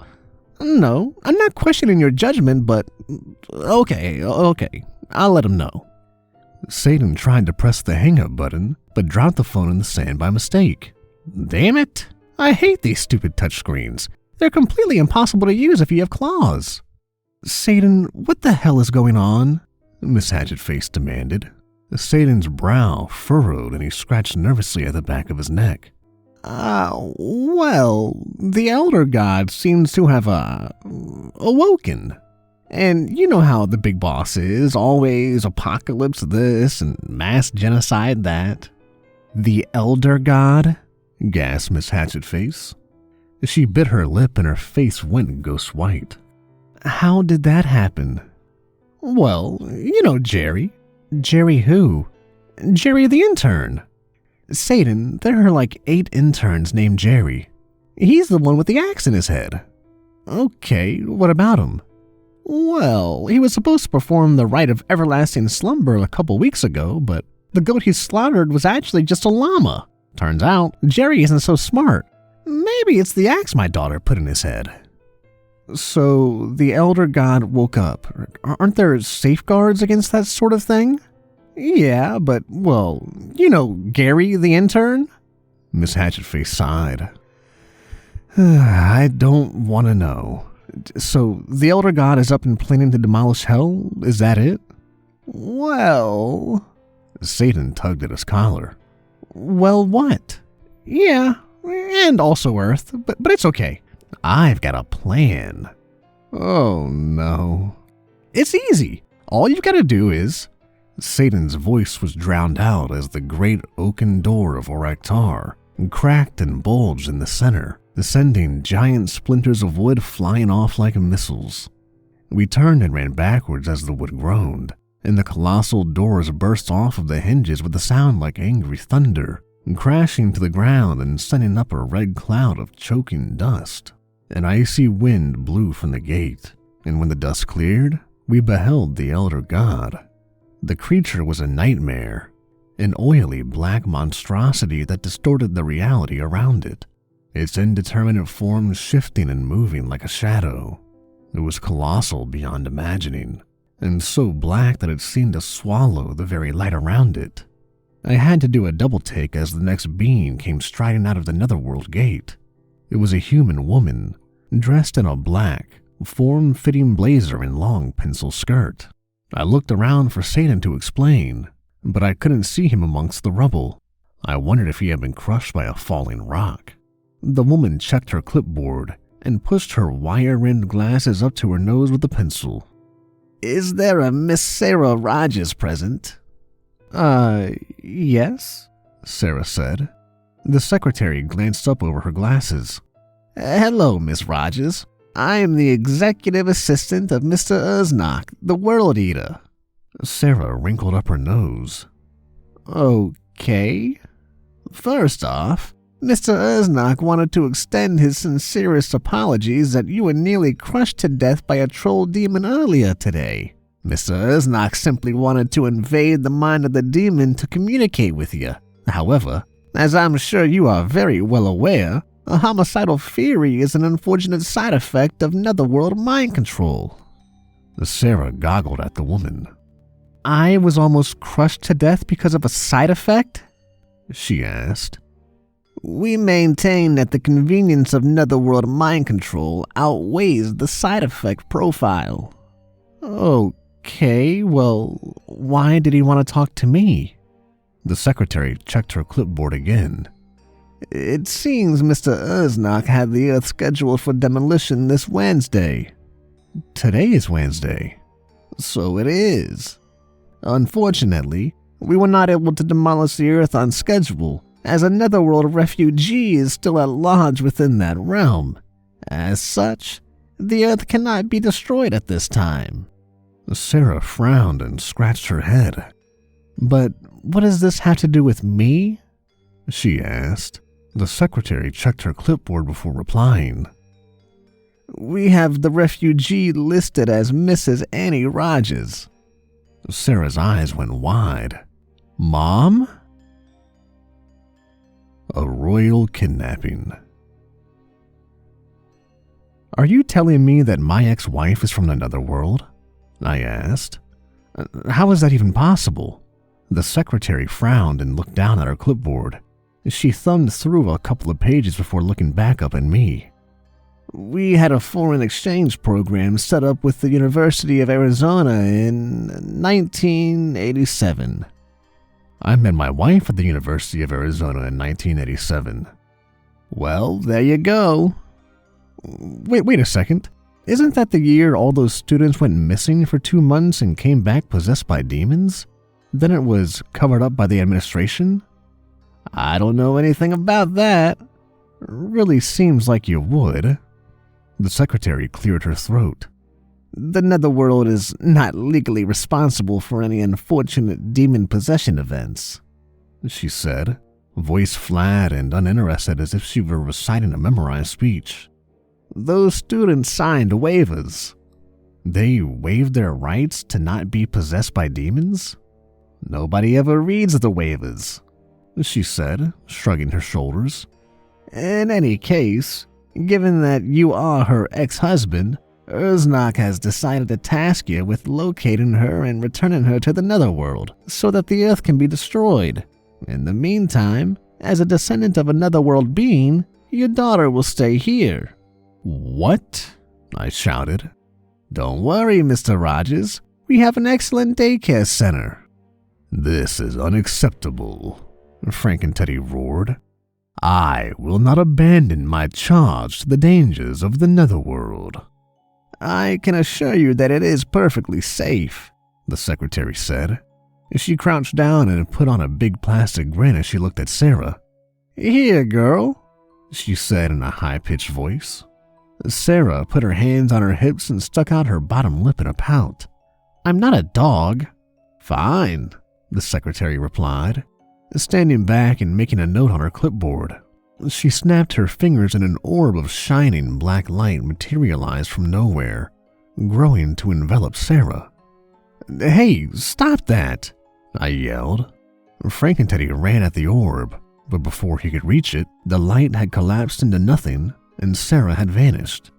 The secretary and Urznak took advantage of our stunned silence to slink back through what remained of the gate. The shattered stone stubs of the pillars crumbled into dust as we stared at them. What the hell do we do now?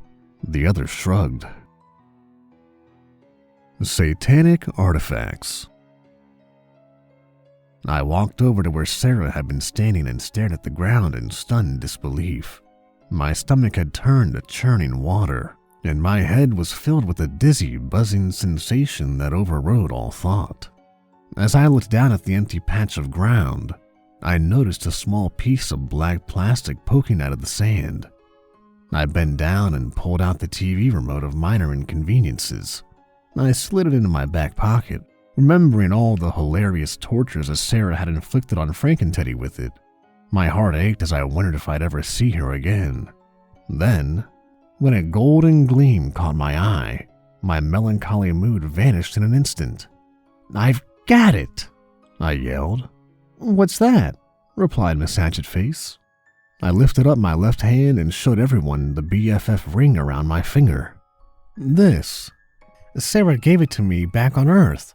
She said all I have to do is rub the ring and it will instantly transport me to wherever she is. Miss Hatchetface knitted her brow and turned down the corners of her mouth. Are you sure that's a good idea? Even if you do manage to get there, what are you going to do next? How are you going to rescue Sarah from Urznak? He's an elder god and you're, well... A wimp? Frankenteddy put in helpfully. Thanks, Frankenteddy. You are welcome, Lord Rogers. I stared down at the thick golden ring on my finger. A part of me knew that they were right, but I couldn't stop myself. I needed to try at least. I rubbed the signet of the ring, and I was lifted up into the air. I hung there for a moment, totally motionless, before slamming into the ground. I spat out a mouthful of hell dust before the ring lifted me up again. What the... oof, I said, slamming into the dirt again. Take it off, yelled Miss Hatchetface. I slammed into the ground 3 more times before I finally managed to slip the ring off my finger and toss it away. The ring rose up 1 more time before shooting through the ground like a bullet. Yeah, we never got past beta testing on that, said Satan's voice. We looked around, but he was nowhere to be seen. Satan? Where are you? I am under here, said Satan's disembodied voice. Under? What do you mean? Oh. A pointed red tail was waving at us from beneath a giant boulder. Yeah, I got crushed just a bit. Are you gonna die? Well, that depends. Can evil ever truly die? Maybe? No. The answer is no. Well, that's a bummer. It's a bummer that I'm not gonna die? It's a bummer that evil can never die. This is a wonderfully philosophic conversation. I'd love to continue it after someone gets this giant rock off of me. I've got it, said Miss Hatchetface. She stepped forward and pressed her hands against the rough gray stone of the boulder. With a heave and a grunt, she rolled the rock off of Satan. Thanks, Satan said, standing up and making a poor attempt of unruffling his suit and brushing the dust off himself. So, now that everything is settled, should we go back to Disneyland? What? Everything is not settled. Sarah's been kidnapped and taken to the netherworld.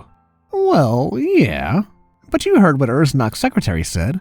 As long as a netherworld refugee remains on Earth, it won't be destroyed. No Sarah, no apocalypse. Sorry about your daughter, but, you know, win some, lose some. Win some, lose some? Said Miss Hatchetface. Her face had gone so red I thought that steam might start shooting out of her ears. She marched up to Satan and jabbed a finger at its chest. That little girl trusted you, and I am not gonna just let you abandon her in the netherworld so that you can sweep your own screw-up under the rug. What would your mother say? My mother? Satan tugged at his goatee. I really don't see what she has to do with anything. Oh no? Well, why don't we call her and find out? No. Satan yelled so suddenly that it made me jump. I hardly think that's necessary. We can just go find Sarah's mom and see if she knows how to prevent the apocalypse. That way, it's a happy ending for everyone involved. And, no one's mother needs to get involved. I was only joking anyway, trying to lighten the mood, you know. Wow. I really didn't expect the CEO of Hell to be afraid of his mother. I'm not afraid of her. I have detected insincerity in your voice, Frank and Teddy interrupted. It appears that you are trying to tell a lie. I shall assist you so that your deception is not detected. Frank and Teddy turned to me. Satan is not afraid of his mother, he bellowed. Thanks, Frank and Teddy, said Satan. Frank and Teddy gave him a salute. So, why are you afraid of your mother? I asked. Gee, look at the time, said Satan, checking his bare wrist. We'd better get up to Earth and start looking for that netherworld refugee. You're not even wearing a watch.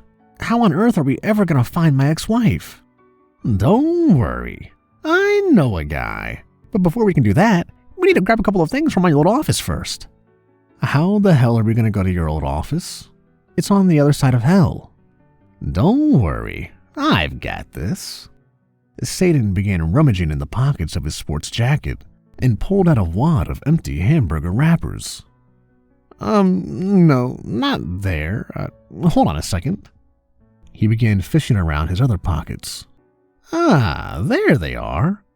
He pulled out a handful of what looked like winged horses. What good are a bunch of toy horses going to do for us? I asked. Just shut up and pay attention. They expand in the heat. Satan held his palm flat and blue flames began to swirl and burn around the horses. The little miniatures grew to the size of golf balls at first, leaping out of his palm and onto the ground, running and jumping around in circles as they continued to grow at an alarming rate. Soon, there were 4 full-size Pegasus before us, snorting and stretching their wings, haunches twitching as they anxiously pawed at the ground. They were magnificent creatures. Their coats were night black and glimmered with a silver luster in the surrounding flames of hell. Their muscles rippled as they moved, and their flowing, silky black manes brushed against their thickly corded necks as they tossed their heads from side to side. All right, climb on. Isn't there a saddle or something? Don't be a wimp. Just hold on tight to their manes. You'll be fine.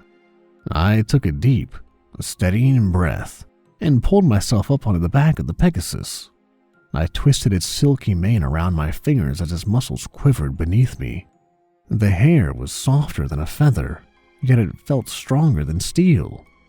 Satan and Miss Hatchetface climbed aboard their mounts as well, and the horses began to snort and paw the ground impatiently. Frankenteddy, however, was leaning away from his Pegasus, leering warily as if he was afraid it might suddenly lunge out and eat him. Are you all right, Frankenteddy? I have never flown before, he said, his normally monotonous voice betraying a fearful tremor. There's nothing to it. Look, even Darren can do it. What's that supposed to mean? Miss Hatchetface shot me a quick apologetic look, then turned her attention back to Frankenteddy. What if it drops me? I could die. You're made of stuffing, said Miss Hatchetface. You'd just bounce right off the ground. Frankenteddy shook his head and backed away from the beast. I am a bear. Bears are meant to stay on the ground. I thought you were a demon, I said. This is not the time for technicalities, Darren. Look, we really don't have time for this. Miss Hatchetface, why don't you just take Frankenteddy with you? What? But I don't even... That is an acceptable compromise. Miss Hatchetface sighed and said, "All right then."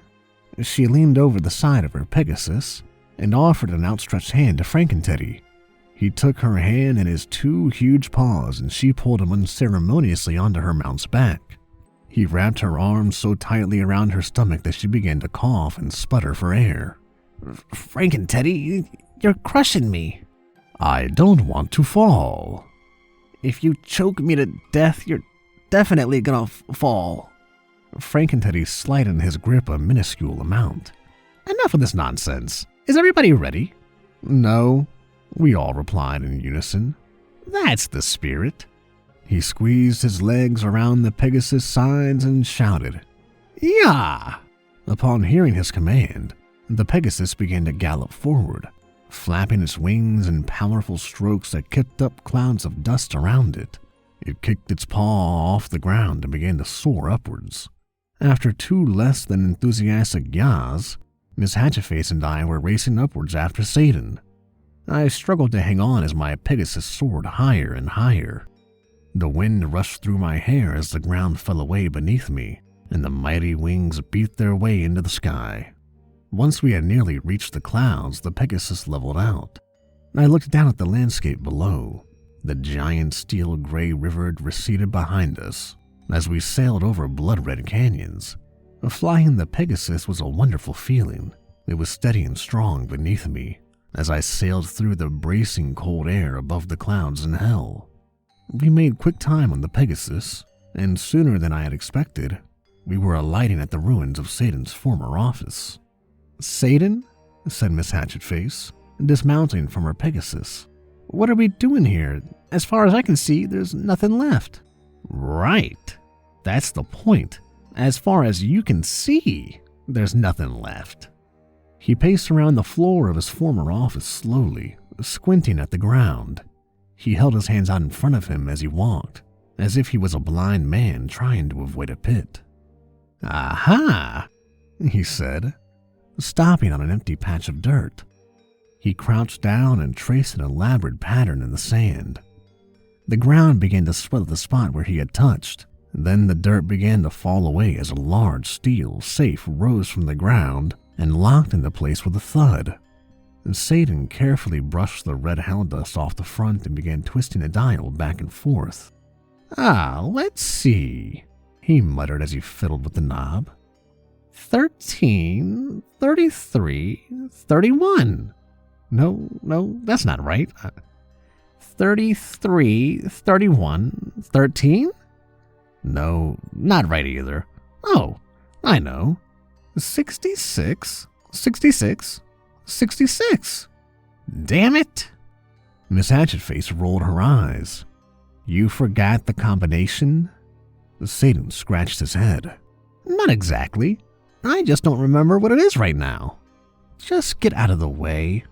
She shoved Satan to the side and gripped the steel cross-shaped handle of the safe, pulling herself up and placing her feet on either side of the thick iron door. The steel bulged and groaned, and thick cords stuck out from her neck as she pulled. Then, with a final shriek of twisting metal, the safe door and Miss Hatchetface both tore off and plunked to the ground. Miss Hatchetface pushed the bent safe door off herself and stood up with a grunt. Satan twisted his goatee in his fingers. "Wow, that safe wasn't secure at all. I should really get my money back." "I don't think the warranty covers ripped-off doors," I said, eyeing the torn and twisted piece of metal Miss Hatchetface had left lying in the dirt. "What was in that thing anyway?" Satan reached into the safe and slid out a slender black leather briefcase with gold latches. He gently set the briefcase down on the dirt. "This was in it," he said. Then, crouching over the suitcase and grinning, "Are you guys ready for this?" "And judging by everything that's happened so far, probably not." "Too bad, because it's about to happen anyway." He popped the latches on the briefcase and we all leaned in to see what was inside.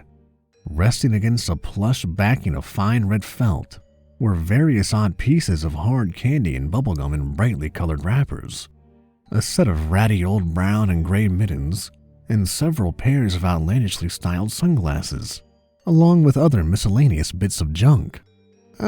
Satan? Yes, Daniel? What the hell is all this garbage? Satan arched his eyebrows in mock offense. Garbage?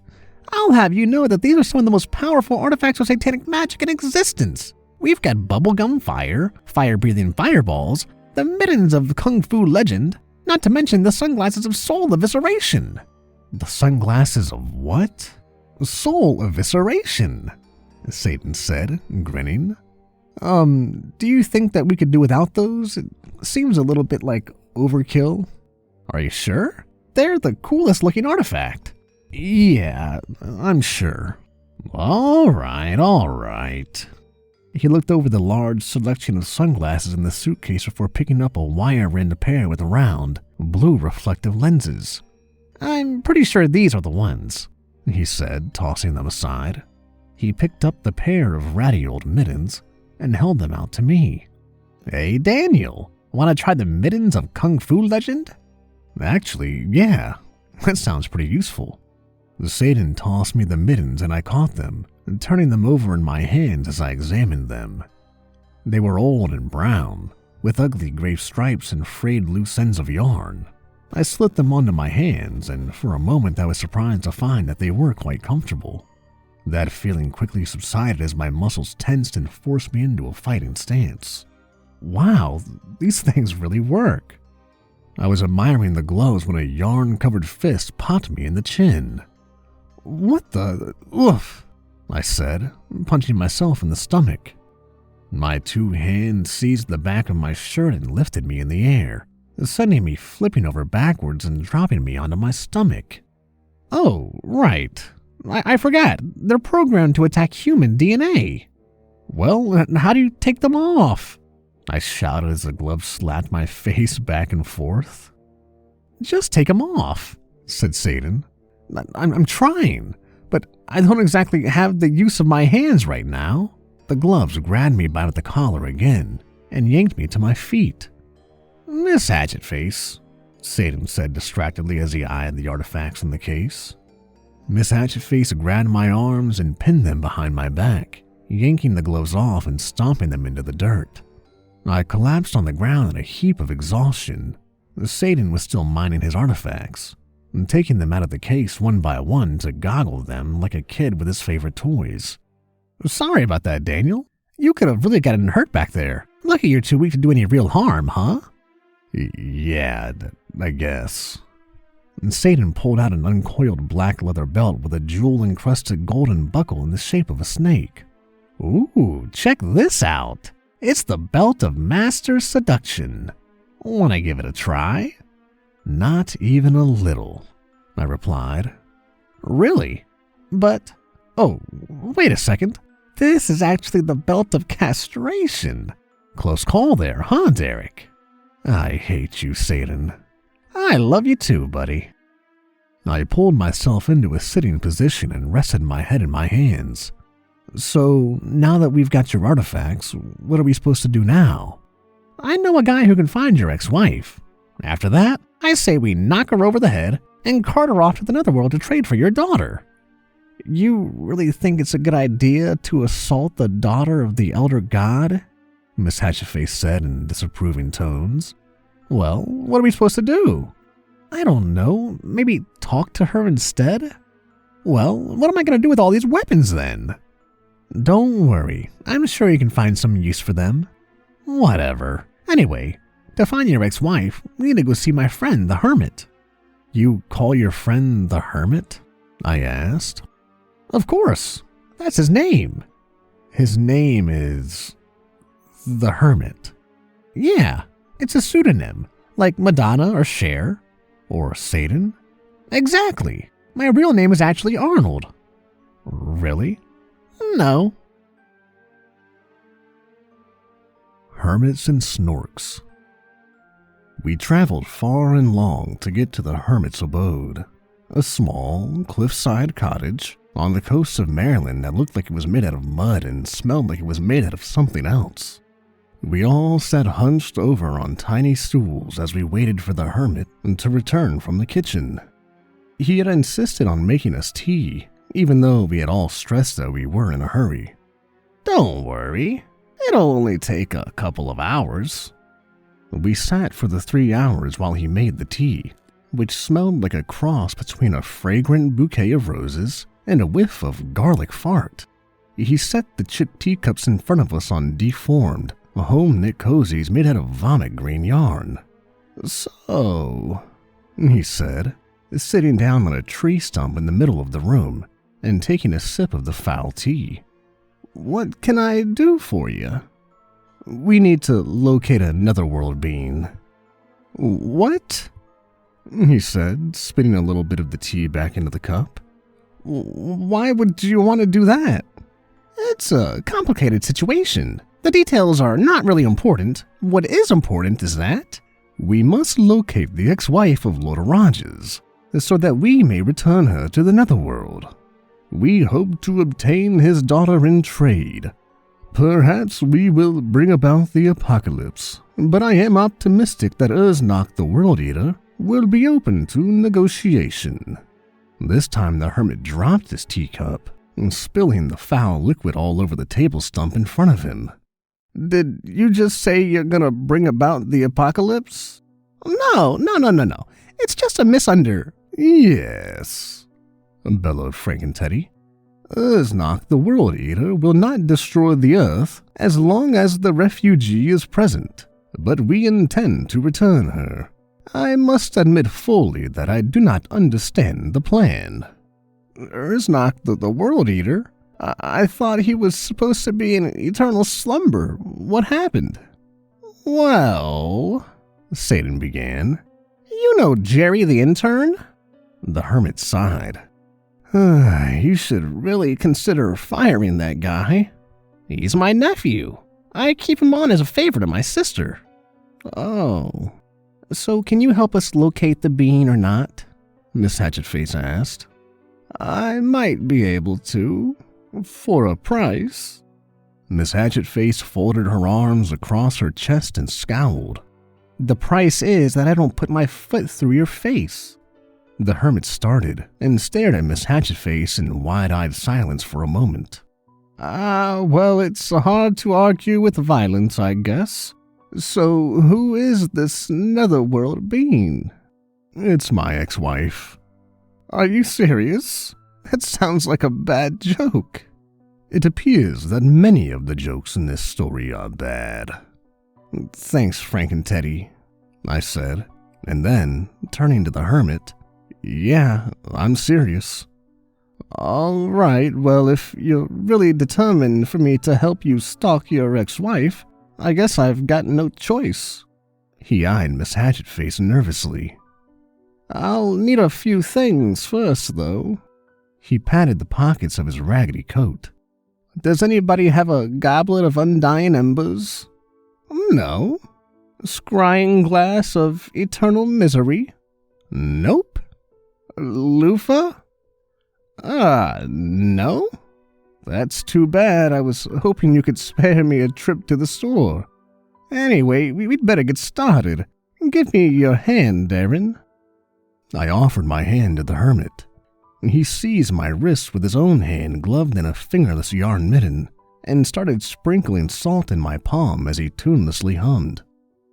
"Good. Now that your palm is nice and tasty, we can get started with the scrying snork." "The what?" This." The hermit pulled a small, scaly blue lizard creature from one of his many pockets and placed it in my palm. The lizard licked up the salt, belched out blue flames, and then said in a grave, croaky voice, "The netherworld creature is in the Florida Keys." The creature paused for a moment. "And you should moisturize." I try, but it's the dry air." "Well, it'll be better down in Florida." "I hate Florida."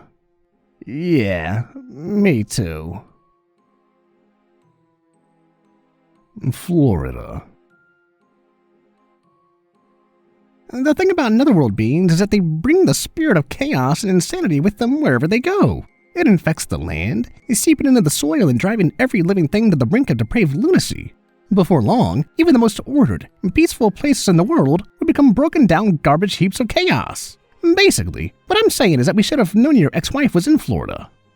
I stared out the window of the car as Satan finished his speech, watching the warm glow of the sun as it filtered through the shadows of the palms that flitted past us. It was early morning now, and the warm, wet air made my skin feel sticky. It smelled like the ocean. I turned towards Satan. Are you saying that my ex-wife is the reason Florida is so messed up? Well, it's either that or all the cocaine. My money's on the cocaine. Mine too. It really is amazing, isn't it? Sure, Satan, but there's still no way for us to tell exactly where in the Florida Keys my ex-wife is. It could be a long search. Oh, I've got that covered, Satan answered.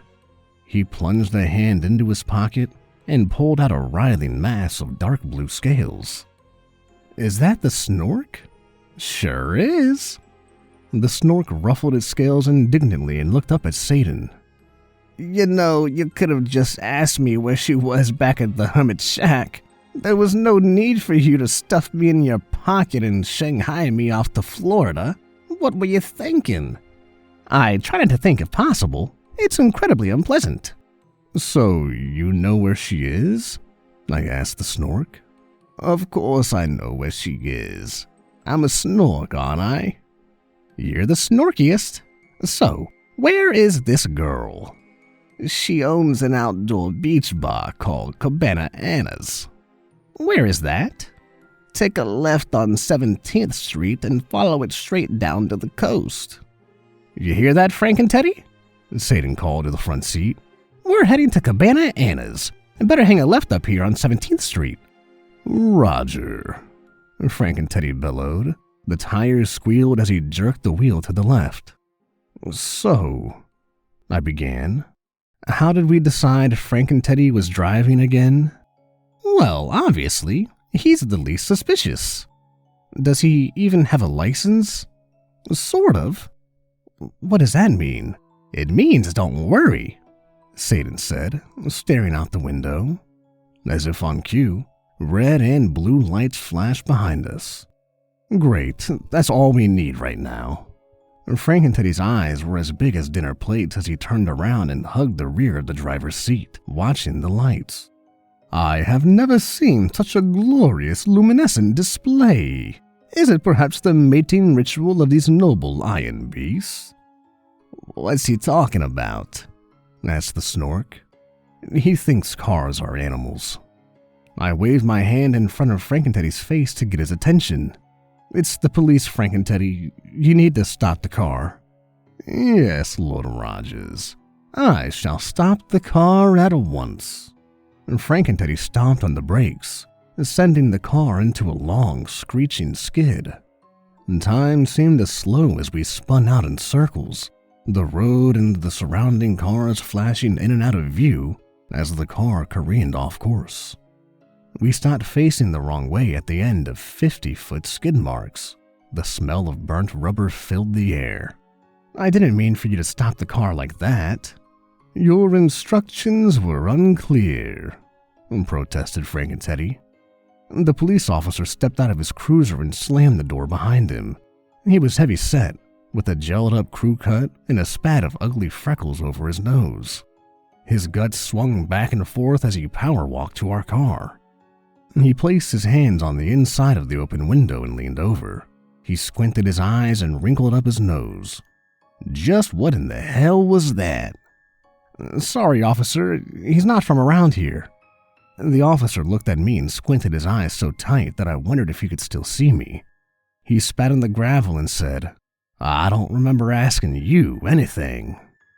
Turning back to Frank and Teddy, he said, License and registration, please. Frank and Teddy began rummaging around somewhere I couldn't see. He produced a thin, laminated card and handed it to the officer. The officer scratched his head, then spat on the sidewalk again. Is this some sort of joke? What do you mean? The officer took a deep breath, eyed the license, and then looked back at Frank and Teddy. This says that you're licensed to ride abhorrent nightmare creatures from the realms of eternal sorrow. That is correct. The officer tossed the license to the ground. I really don't have time for this. Step out of the vehicle and take that stupid bear head off while you're at it. As you desire. He pushed the door open and climbed out, and with a loud ripping sound, removed his head and held it out in front of him so that it was at eye level with the officer. Cotton spilled out of the rip and onto the asphalt below. What should I do next? Said Frankenteddy's head. Even the officer's freckles went white. He clutched absently at his chest and mouthed words, but only gasps came out. He forced through gritted teeth. Just go. Should I put my head back on first?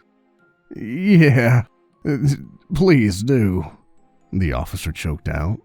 Frankenteddy lifted his head up and placed it back on his shoulders, twisting it left and right to make sure that it was on straight. He climbed back in the car and put on his seatbelt before leaning out the window.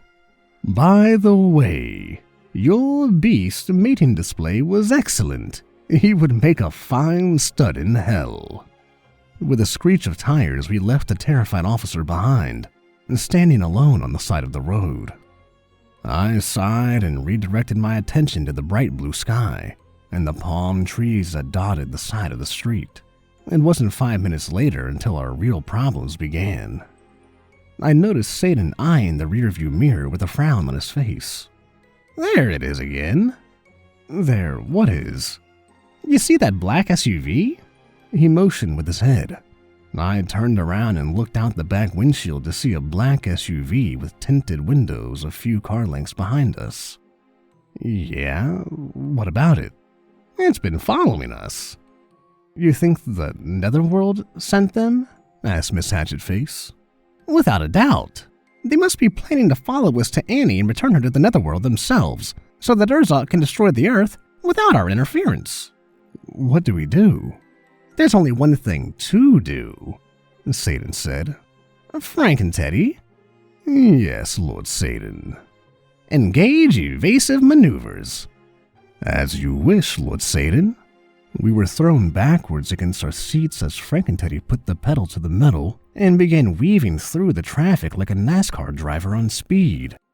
The SUV behind us did the same, and the air filled with the sounds of revving engines and squealing tires as we raced through the busy city streets.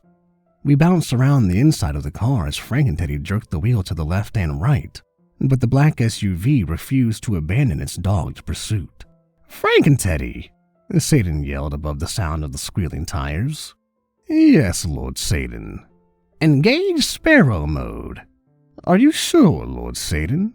Yes, do it already. Frankenteddy seized the gear shift and flipped the top up to reveal a secret compartment I'd never seen before. He mashed the big red button at the center, and the car lurched forward. I looked behind us to see a plume of flames blasting out from the exhaust, and the front of the car began to lift off the road. I dug my fingernails into the seat leather as the rear wheels left contact with the asphalt, and the car lifted off into flight. The steering wheel split in half at the top and the bottom, and extended outwards along a movable extension that resembled airplane controls. Pull up, Frankenteddy, shouted Satan. Frankenteddy jerked down on the new steering apparatus, and the car rocketed up into the sky. He turned the yoke to the left and the car took a careening left turn away from the road below. Get us above the clouds! Affirmative. He yanked the wheel down again and we were slammed backwards as the car began a steep vertical ascent. We shot through the bottom layer of clouds and Frankenteddy leveled the car out, flying us smoothly along a feathery canopy of white, with clear blue sky above. Excellent driving, Frankenteddy. Let's see those Netherworld goons try to follow that. No sooner had the words left his mouth than two black SUVs bobbed up in the clouds behind us. Oh no, they followed us. Frankenteddy, re-engage evasive maneuvers. Frank and Teddy jerked the wheel to the right just as a beam of red light shot by my window, taking off the side view mirror. "We're under fire!" "I'm on it," Frank and Teddy roared back. Frank and Teddy pulled the car up into a loop, and my head slammed into the ceiling as we went upside down. I collapsed back into my seat as we came back right side up behind the two SUVs. "Now, Frank and Teddy, press the red button." "Which red button? You made all the buttons red." "Well, duh," said Satan. "A secret yellow or green button would be just lame." "Which button?" "The one under the center console." Frank and Teddy flipped up the console and mashed the button with his enormous paw. Two beams of golden light flashed out of the headlights and collided with one of the SUVs. Only it wasn't an SUV anymore, but a giant rubber ducky. The rubber ducky fell through the clouds to presumably crush whomever or whatever was unfortunate enough to be beneath it. Grinning, Satan clapped Frank and Teddy on the shoulder. "Nice shot, Frank and Teddy." There was scarce time for celebration, though, as the other SUV did a 180-degree turn to face us, its rear view mirrors extending and transforming into two gigantic machine guns, its windshield popping out and expanding in front of the car like a shield, the machine guns poking out on either side. Frank and Teddy fired the rubber ducky headlights once more, but they merely bounced off the shield and ricocheted off at an angle, striking an unfortunate seagull that happened to be in their way. A quick report from the machine guns had our engine pouring smoke. It stuttered, coughed, and died, and our car plunged through the shadows and began racing towards the ocean below. "Nobody panic," shouted Satan. He grabbed the black leather briefcase from the floorboard and popped the latches open, pulling out a handful of pink-wrapped bubblegum. "Everybody take a piece," he said, thrusting the gum into our hands. He popped a piece into his own mouth and began to chew vigorously. "What the hell are you doing, Satan? Just shut up and follow my lead," he replied through a mouthful of bubblegum. We all popped the pieces of bubblegum into our mouths and began to chew it frantically. Satan opened his door and jumped out of the car. As he fell beside us, a large pink bubble issued from between his lips, slowing his descent as it grew bigger and bigger. We all followed suit, bailing out of the car and watching it fall below us as our bubbles grew above. A few minutes later, we had landed gently in the water and popped our bubbles.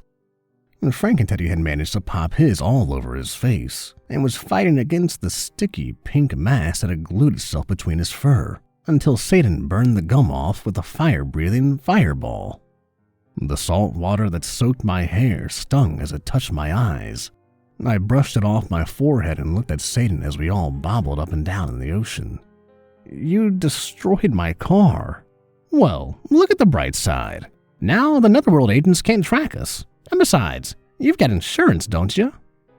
"Yeah, but I don't think my insurance is going to pay out when I tell them it was shot down by secret agents from the Netherworld." Satan shrugged his shoulders. "It could happen. When did my car even get the ability to fly?" "I made some discreet modifications before we went to Disneyland. It's a shame it got shot down. There were so many more cool buttons I wanted to try." "You mean while I was unconscious?" "Yep." "What else did you do while I was unconscious?" "Don't worry about it." I sighed. "So, do you have a secret jet ski artifact or something in that case of yours to help get us to shore?" "Oh, that would be cool. But sadly, no. We're just gonna have to swim it." "Oh, wait a second. I might have something." He let the briefcase float on top of the water as he pulled out a little black sphere of glass and held it in front of his face. "This should do the trick." "What is it?" asked Miss Hatchetface. "It's a portable portal to the void dimension. All we have to do is crack it open, and we can send this water somewhere else and walk to shore." "Satan, we're in the ocean. If you send this water somewhere else, more is just going to keep coming." "No, Dexter. I mean we send all the water somewhere else." Miss Hatchetface sighed. You can't dry up an entire ocean just because you're too lazy to swim. Don't you have anything more practical? What's the point in having a portal to the void dimension if you never get to use it? He complained as he put the sphere back into the case. He frowned as he scanned the rest of the artifacts. Suddenly, he plunged an entire arm into the case and pulled out a pair of bright yellow flippers, tossing them to Miss Hatchetface. Whoa, how did you stick your whole arm in there? Don't be stupid, he replied, fishing out another pair of flippers. There's a portal to the suitcase dimension in there. He tossed me a pair of flippers a little too fast, and the rubber stung as it slapped into my chest. He fished out a pair of expensive-looking black ones for himself and flopped onto his back, sticking his feet up and pulling the flippers onto them. Come on, then. What are you guys waiting for? Family reunion. I regarded the flippers warily, remembering the mittens of Kung Fu legend and belt of castration. I was just wondering if these things are gonna beat me to a bloody pulp once I put them on. Don't be ridiculous. Not all satanic artifacts are coded to attack human DNA. He paused for a moment and tugged at his goatee. Wait a second. You'd better give those back. I shook my head and floated the flippers back across the water to Satan. What about me? Where are my flippers? Sorry, I don't have flippers in size ridiculous. You're just gonna have to hitch a ride behind Miss Hatchetface. Yeah, I don't think so. I'm hitching a ride with Miss Hatchetface. You can ferry Frank and Teddy. Frank and Teddy looked at Satan with puppy dog eyes. Satan scratched the back of his neck and sighed. All right, fine. Frank and Teddy swam over and locked Satan into a bear hug from behind, and I swam over and wrapped my arms around Miss Hatchetface's slender waist. All right, Satan said, squirming under Frank and Teddy's grasp. The flippers of super speed activate. There were a couple seconds where nothing happened, and then suddenly, the four of us lurched forward. We churned up a frothy wake as we shot towards the shore, rubber smacking hard into my shins and Frank and Teddy's. 10 minutes and 4 bruised shins later, we had washed up on the shore and begun to canvass the beach in search of Cabana Anna's. It was midday when we arrived. The air was wet and sticky, and a haze of heat shimmered 6 inches above the sand. Beachgoers lay baking in the sun, and girls wearing bikinis batted volleyballs around on makeshift courts. We attracted quite a lot of stares, and Satan had swapped his suit for a pair of swim trunks he had gotten from the briefcase. But Miss Hatchetface and I were still in the soaking wet clothes we'd been wearing when the car went down. And then, of course, there was Frank and Teddy. He was unused to seeing so much bare skin, and was complaining loudly about how self-conscious he was feeling about his fur. The staring eyes that his booming voice attracted only made him more self-conscious, until Satan was finally forced to look into the briefcase for a solution.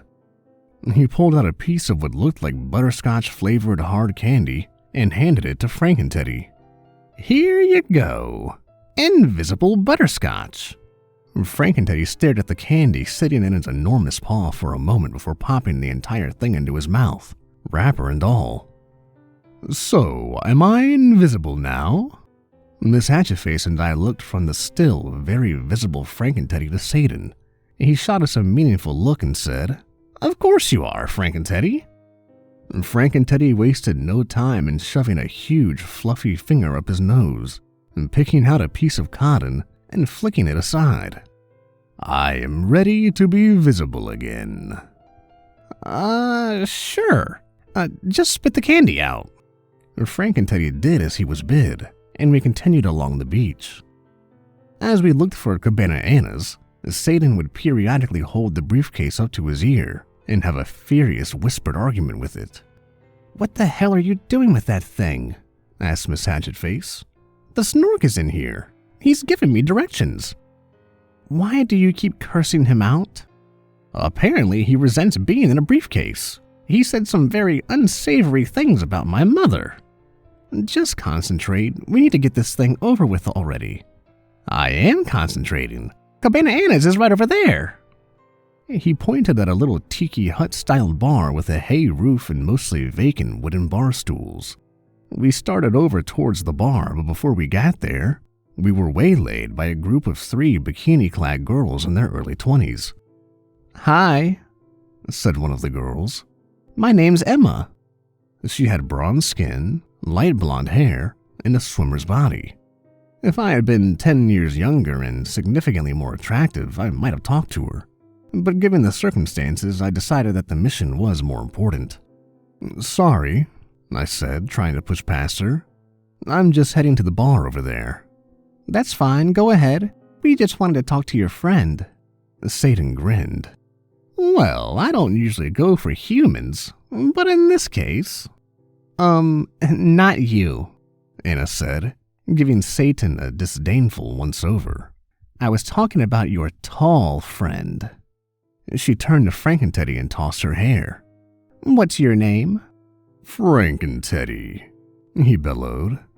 "Oh, wow, your voice is so deep." "My vocal cords were singed in the fires of hell." Emma laughed, slapping Frankenteddy on the arm and letting her hand linger. "Oh my God, you are so funny. My friends and I are having a party later. You should come." "I apologize, but I am on a mission to prevent the apocalypse." Emma laughed again. "Oh, come on, come to our party. We can get you out of that hot suit and get some cool punch in you, and then..." Emma trailed off, motioning Frankenteddy to bend down so she could whisper in his ear. Frankenteddy's face changed as he listened to her whisper, until he suddenly stood up so fast and so straight, it was as if his spine had been electrified. "What?" he bellowed out. "None of that sounds appealing to me." Emma laughed again. "Well, if you change your mind," she said, reaching into her bikini top. She pulled out a lipstick pen and scribbled something on Frankenteddy's paw. She gestured her friends to come along, and they all walked off giggling. Frankenteddy looked down at his paw with a frown. "Why would she write on me? I did nothing wrong." Miss Hatchetface took Frankenteddy's huge paw in her hands, and a look of wry amusement crossed her face. "It's her phone number." "Why would I want her phone number? She wrote on me." "I guess you wouldn't," said Miss Hatchetface, laughing. "Humans are weird. Can we please just get on with this?" The corners of Miss Hatchetface's mouth lifted a bit. "Am I detecting a note of jealousy?" "I'm evil," Satan replied. "I don't have feelings. Let's just go." We trudged over to the bar, and Satan leaned on the counter, dinging the customer service bell over and over again. "You know," said the barmaid, "the more you ding it, the faster I go. Just watch." She reached out towards a bottle of tequila on the shelf, her movements crawling like a turtle. "You're very funny. I'm here to see the owner." "Oh yeah?" the barmaid asked, still reaching for the tequila. "Why is that?" "It's top secret netherworld stuff. Apocalypse and all that. You wouldn't understand." The barmaid abandoned the tequila and turned around, embracing herself with hands on hips. "Okay, weirdo. If you're gonna do drugs, you can take it to another bar. We don't allow that stuff here." "Just get me the owner," Satan replied. "You're looking at her." "You? Hey, Darren, why didn't you tell me this was your ex-wife?" "That's not my ex-wife." For the first time, the barmaid looked at me. Her eyes got wide and her mouth fell open. Darren? How did you find me?" "What do you mean? You're not..." "What the fuck?" The barmaid's face began to change. Her nose grew smaller and turned upwards just a bit. Her eyes widened and changed color from green to blue. Her short black hair turned long and blonde, and her strong bone structure softened around the edges, her sharp jaw giving way to a plumper, younger-looking face. The barmaid was now my ex-wife, Annie. "Ooh, that's a neat trick. How do you do that? Annie ignored him. What are you doing here, Darren? I could ask you the same question. Annie looked around, worry wrinkles slowly creeping over her face. Where's Sarah? Oh, so now you care where Sarah is. 5 years without a trace of you and now you're Miss Wonderful Parent? Bullshit. Hey, Miss Hatchetface interceded. Is now really the time to argue? We need to focus on getting Sarah back. Back? What do you mean back? Where is she? Oh, nowhere you wouldn't know about, I said. Just kicking back and relaxing in the netherworld with Urznak the World Eater. What? What is Sarah doing with my dad? Your what? Formulating a plan. I pressed the palm of my hand to my aching forehead. So that's why Urznak wants you back? No wonder. You ran out on him just like you ran out on us. Well, if I hadn't, you'd all be dead right now, along with everyone else you've ever met. You know what? Right now, that doesn't seem like such a bad prospect. Annie groaned and rolled her eyes. God, you're so good at playing the victim. You should be on TV. You can play a corpse on Law and Order. And you can play, you know what? Screw you. Frankenteddy suddenly emitted a startling loud noise. Annie, Miss Hatchetface, and I all turned around to look at him. My apologies. Sometimes when I get uncomfortable, I make noises. Annie turned her finger back to me and pointed her finger at me. Miss Hatchetface was grinning up at Frankenteddy, and Annie looked put out. Satan was busying himself with the bottle of tequila he had snatched when Annie wasn't looking, and seemed to neither care nor notice what the rest of us were doing. Fine, Annie said. So you went and got our daughter kidnapped, and now you want me to go to the netherworld to sort it all out for you? Is that it? Yeah, that's all. Oh, that's all. Wow, I'm so lucky that all you're asking for is for me to go to the netherworld and talk the most powerful being in existence giving up his only granddaughter. You do know why they call him Urznak the World Eater, right? No, why? Because he eats worlds. I rubbed my eyes with my fingers and watched as the fireworks burst. Look, I don't really see what other choice we have. We need a plan, Annie replied, and I know just where we can start.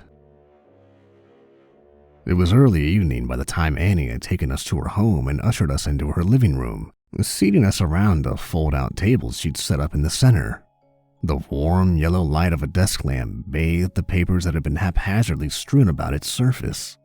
They were maps and schematics of the Netherworld office building in which Urznak the World Eater resided. The lamplight reflected off of the table and lit our faces from below, making us all look even more tired and stressed out than we actually were. The way I see it, there's only one way we can go about this. We sneak into the office and put Urznak back to sleep. You can do that? It's possible, but it won't be easy. But how are we going to? I believe I have a solution. When I find I cannot sleep, the Lady Hatchetface sings lullabies to me. Momentarily distracted by Frankenteddy's revelation, I turned toward Miss Hatchetface and smiled. You do that? That's so sweet. Miss Hatchetface went a slightly deeper shade of red than she already was. Annie made a noise of disgust. Hold on a second, she said. Are you boinking the nanny, Darren? That is so cliché. Who or what I boink is none of your business, I replied, and Annie rolled her eyes. Just not in my home, okay? Don't worry about that. The sight of you pretty much killed my urge to boink. Frankenteddy looked at me, then Annie, then back to me. What is boink? It sounds like fun. You don't want to know, said Satan. And then, turning to the rest of us, he said, Can we please get on with this? You all have no idea what this apocalypse has done to real estate prices in hell. Is that really a pressing concern right now? My daughter's trapped in the netherworld and who knows what's happening to her. Well, not for you. But for those of us invested in the future of the greatest nation of all time? You mean America? What? No, hell. Annie was squinting her eyes and shaking her head. How do you guys get anything done? We don't really. The CEO is more of a managerial role, Satan added in, twirling a pen in his fingers and dropping it clumsily on the table. Not a job where you actually do things. Annie sighed and picked up a pen, stabbing at one of the blueprints that lay on the table. This is where we need to enter. I can see you as far as the entrance to the netherworld, but after that, you're on your own. If Urznak finds me there, he'll eat the earth immediately. I'll have to stay here and hide. How are we going to find our way through the building without you? That's what all the maps are for. Oh, right. Look, it's simple, Annie said, sliding the blueprint towards herself and marking it up with the pen. This is the route you need to take. She slid the blueprint back to the center of the table, and we all leaned over it. This route here. Yeah. The one that starts at the door marked "Do Not Enter" and ends with the room labeled "Certain Death"? That's the one. Okay, just checking. But getting in is the easy part. It is? Yeah. After you're inside, you'll need to keep yourselves and the goat hidden to keep from setting off security. Wait, there's a goat?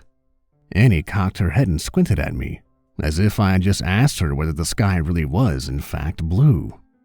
Of course there's a goat. What else would you sacrifice? I'm not really comfortable with the idea of sacrificing anything. Don't worry, the goat's used to it. It's his job. That really doesn't make me feel any better. Look, do you want Sarah back or not? I sighed.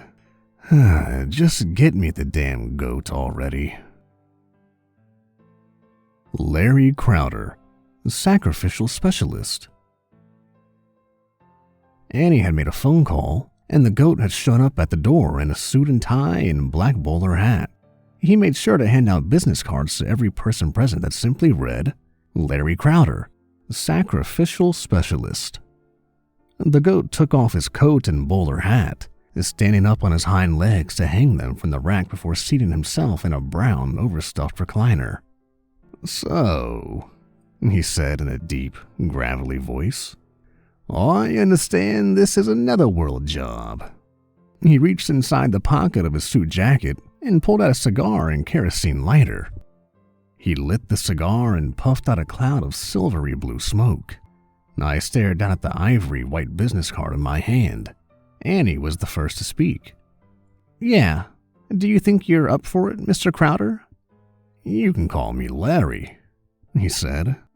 He took another long draw of his cigar, leaving his face veiled behind the hazy blue wisp of smoke. He made no sign that he intended on answering. Listen, Larry, we're kind of in a hurry, so if you could... Whoa there. Larry held up a hand to signal me to stop talking. I said the lady could call me Larry. It's still Mr. Crowder to you. I wasn't sure how to respond to that, so I just kept my mouth shut. The way I see it, Larry said, leaning through the smoke so that we could all see his face. A netherworld job just isn't worth the risk. What's in it for me if I do this? I decided that now wasn't the time to bring up that his job was to get sacrificed. Because if you don't, the world is going to end. Which world? What do you mean, which world? Earth. Larry leaned back and took another puff on his cigar. Not my problem. Not your problem? I asked, dumbfounded. Do I look like I'm from Earth to you, boy? Look, Larry, Annie said, shooting me a quick, dirty look. He didn't mean anything by it. Larry scoffed. Besides, Urznak the World Eater has awakened. You think he's really going to stop after he eats the earth? He'll come for the goat dimension next. You know he will. Maybe, Larry said. He narrowed his eyes and leaned back behind his veil of smoke. I could see his black eyes glittering as he sat there puffing on his cigar, thinking. There was a long, pregnant pause before he said, Fine, I'll do it. The room breathed out a collective sigh of relief, Larry leaned over the side of the chair and began rummaging in his bag. He pulled out a brown glass bottle with an ornate golden cap and set it on the table. The label of the bottle bore the likeness of a goat with his eyes crossed out by bright red X's. "Now, it's my custom before a job to get blind drunk, and you're all gonna join me. Are you sure that's a good idea? I mean, we're going on a potentially world-saving mission tomorrow. Don't you think it's better if we all just get some sleep so we can be at our best?" Larry rolled his eyes and uncapped the bottle. "Ugh, this isn't like that poison you people drink on Earth. This is goat dimension liquor. It fortifies the mind and body. The morning after drinking this, you'll feel better than you've ever felt in your life." "Really?" Larry shrugged his shoulders. "How should I know? It works on goats at least."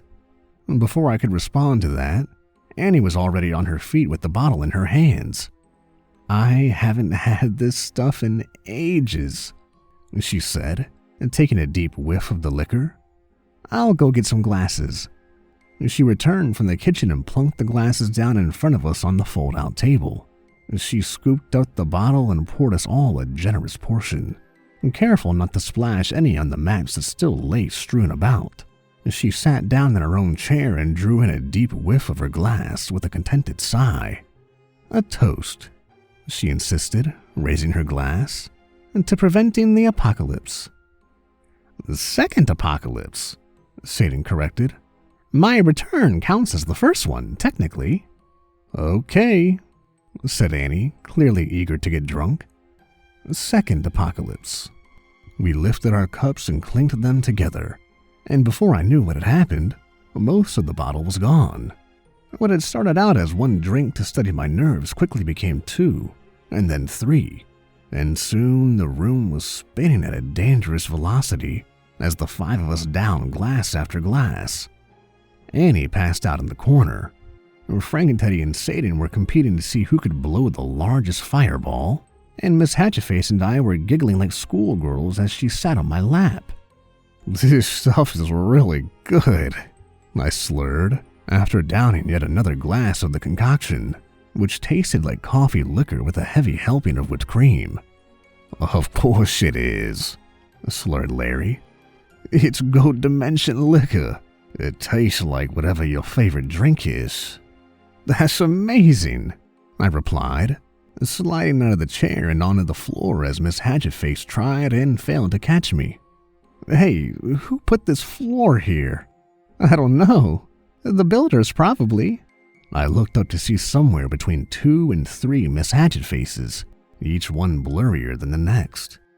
"Hey," I said, pointing an unsteady finger at her. How do you do that trick?" "What, stand?" She laughed. "I'm no stranger to goat dimension liquor." No, I meant what did I mean? Yes, stand." Miss Hatchetface threw her head back and laughed. "This is a most wonderful feeling. It feels like my body is made of cotton candy. Give me more." Maybe you should slow down," said Miss Hatchetface. "You've never even had alcohol before, much less goat dimension liquor." "Nonsense, woman," shouted Frank and Teddy. "I am a commander in Satan's demonic legion, and I want—" Frank and Teddy's protestations were interrupted by a fierce torrent of orange-stained cotton. Did you just vomit cotton?" "What is cotton?" shouted Frank and Teddy. "What you just vomited up," laughed Miss Hatchetface. "It tastes horrible. Quickly, give me more liquor to wash the taste out of my mouth." Miss Hatchetface cocked an eyebrow and tried to suppress a grin. "Frank and Teddy, I don't think that's a good idea." "Don't listen to her. Have another glass." Larry rummaged in his suitcase and pulled out another bottle, tossing it to Frank and Teddy, who pulled out the cork and tossed it aside, upending the entire bottle into his mouth. "Oh my," said Miss Hatchetface, covering her mouth and laughing. "I am invincible." I am invincible. With that, he tilted over and slammed into the ground, the empty bottle rolling across the floor away from his outstretched paw. Is he dead? I asked. My question was answered by a resounding snore that sounded something like a garbage disposal with a spoon caught in it. I guess not. You can't die from goat dimension liquor, said Larry, rummaging in his bag for yet another bottle. He came up empty and kicked the bag aside. Blast it. That overgrown Care Bear drank the last of my liquor. That's terrible. Can we make some more? Not unless you know how to harvest dreams, said Larry.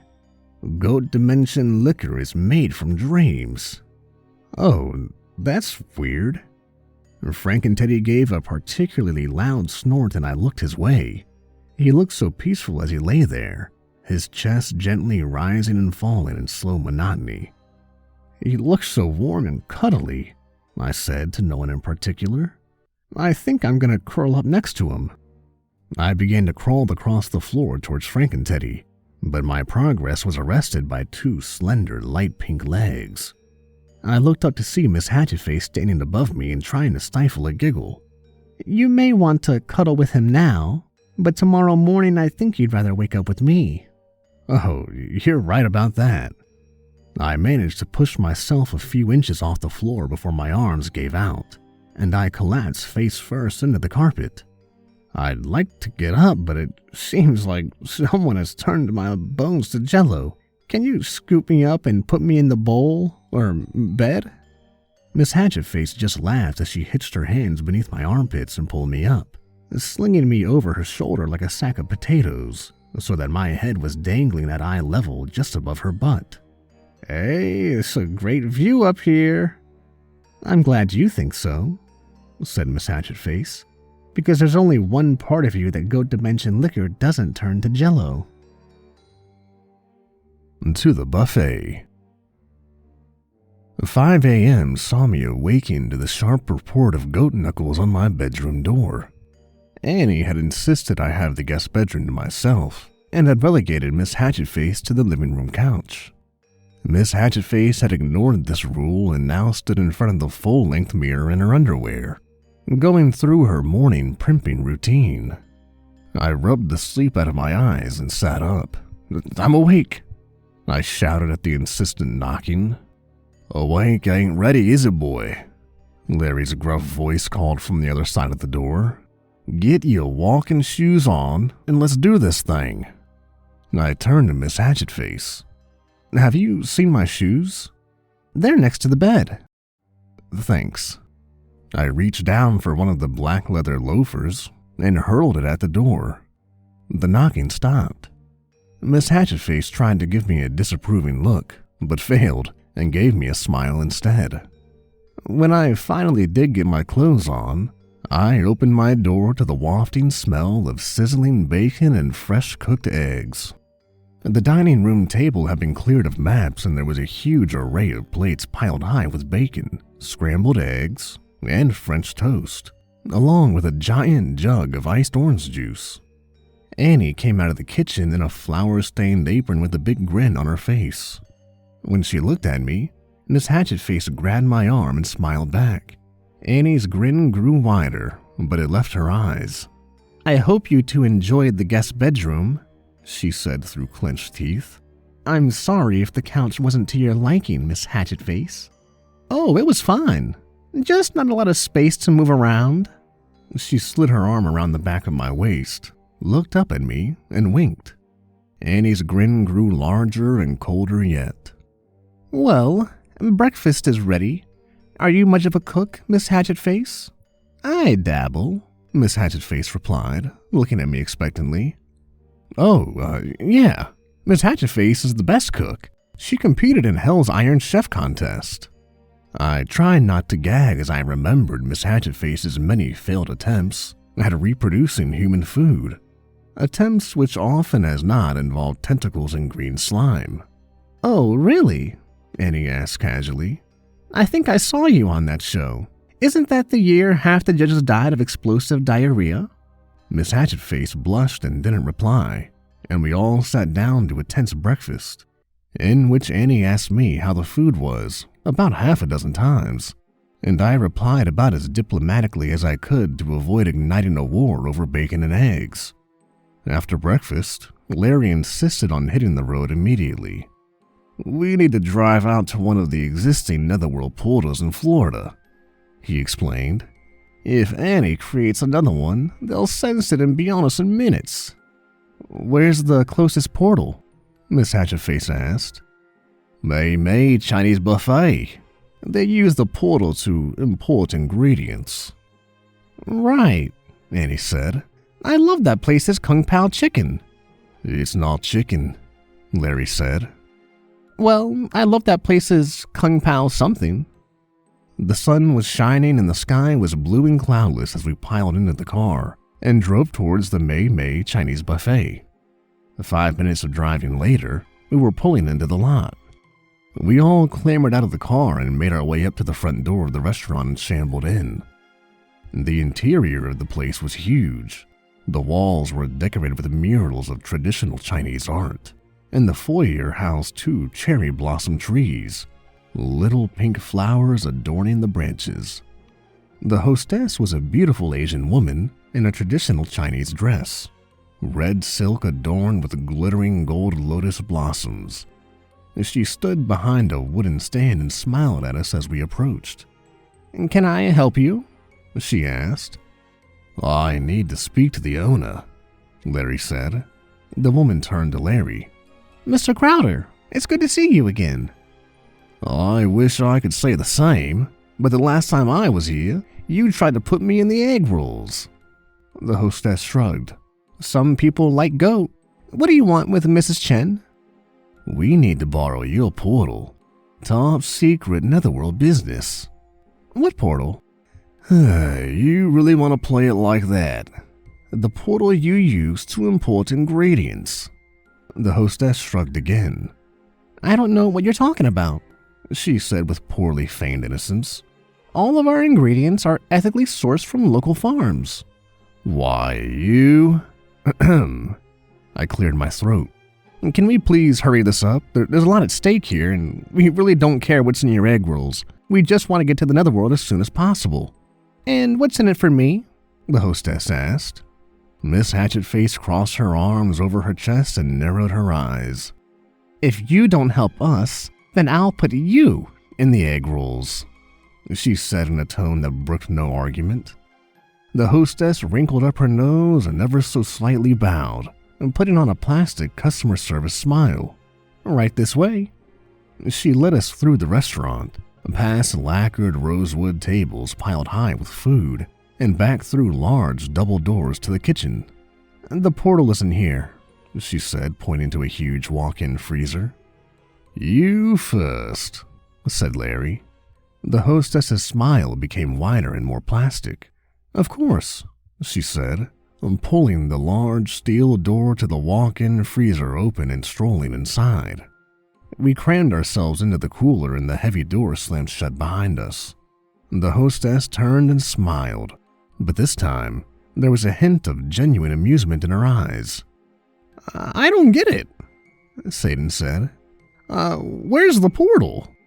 "Right here," the hostess said, flicking a switch on the wall. And suddenly the ground was gone, and we were all tumbling through the dark.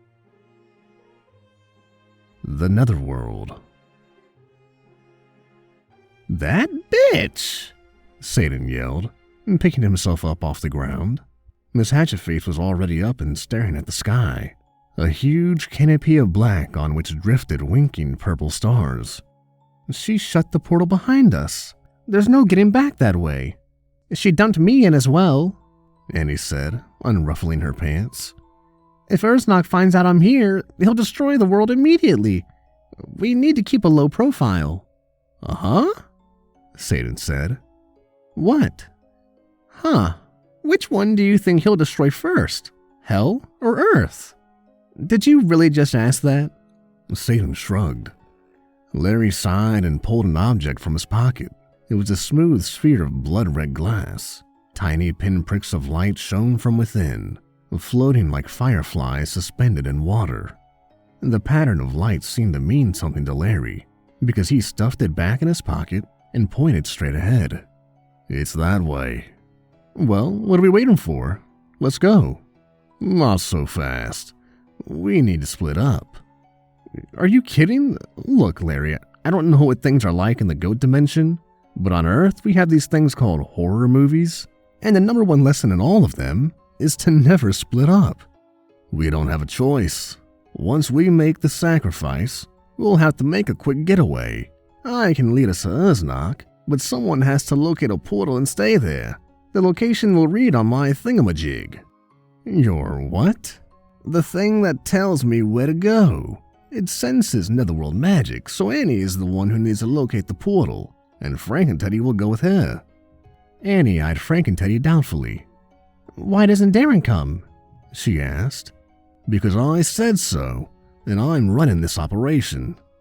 "Fine, but Frank and Teddy? Really? I'd be better off alone." "Our mission requires subtlety and subterfuge, and there's nothing subtle about a 7-foot teddy bear. Frank and Teddy goes with you, and not with us." "Well, you're the operational expert." Larry fished a cigar out of his jacket pocket and stuffed it in his mouth.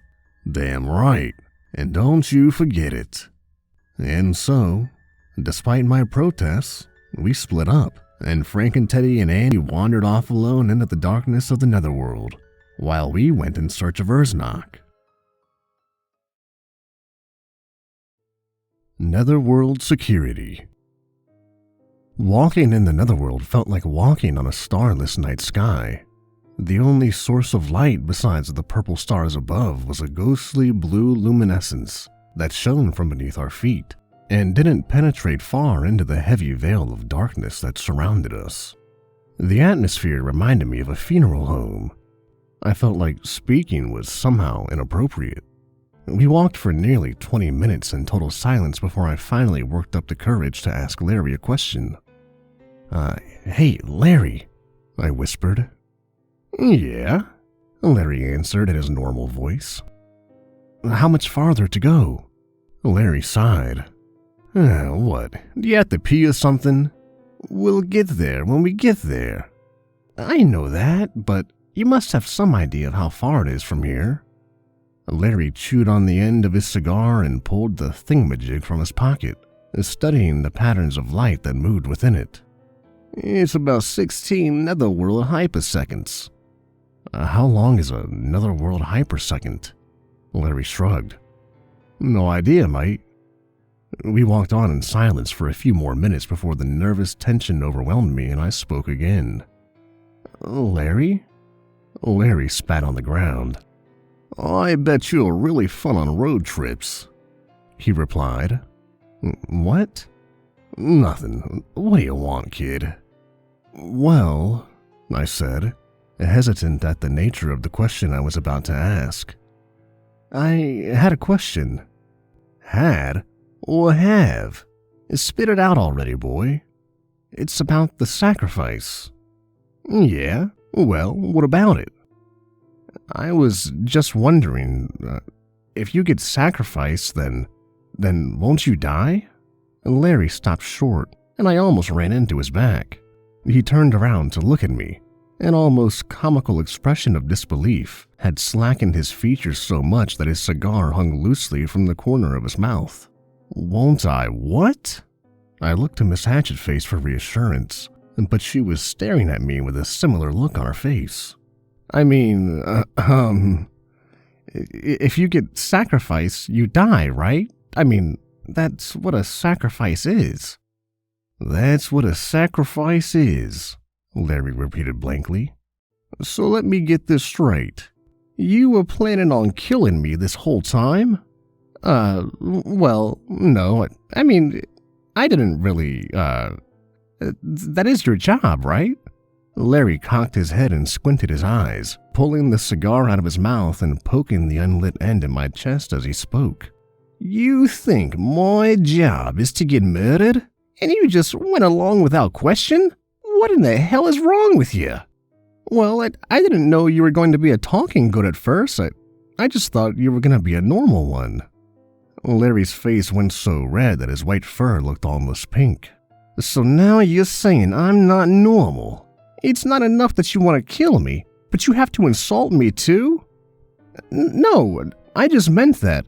You just meant that if I couldn't talk, it'd be alright with me. I've got a little nephew who's a deaf mute. You want to kill him too, you Nazi? Miss Hatchetface came to my rescue. Darren doesn't know anything about it. Everybody around him just acted like it was normal, so he assumed it was. It's not his fault. Yeah, totally not his fault. That's the problem with you humans. It's never your fault. You're always just going along with the flow and doing what everybody else does, even if in the end the result is terror, famine, and death. Listen, Larry, I'm really sorry. Yeah, he said, chewing on his cigar. Don't worry about it, kid. It's about what I'd expect. Seriously, Larry, if you... Shut up. Geez, Larry, said Miss Hatchetface. He said he was sorry. No, I mean shut up, whispered Larry. Listen.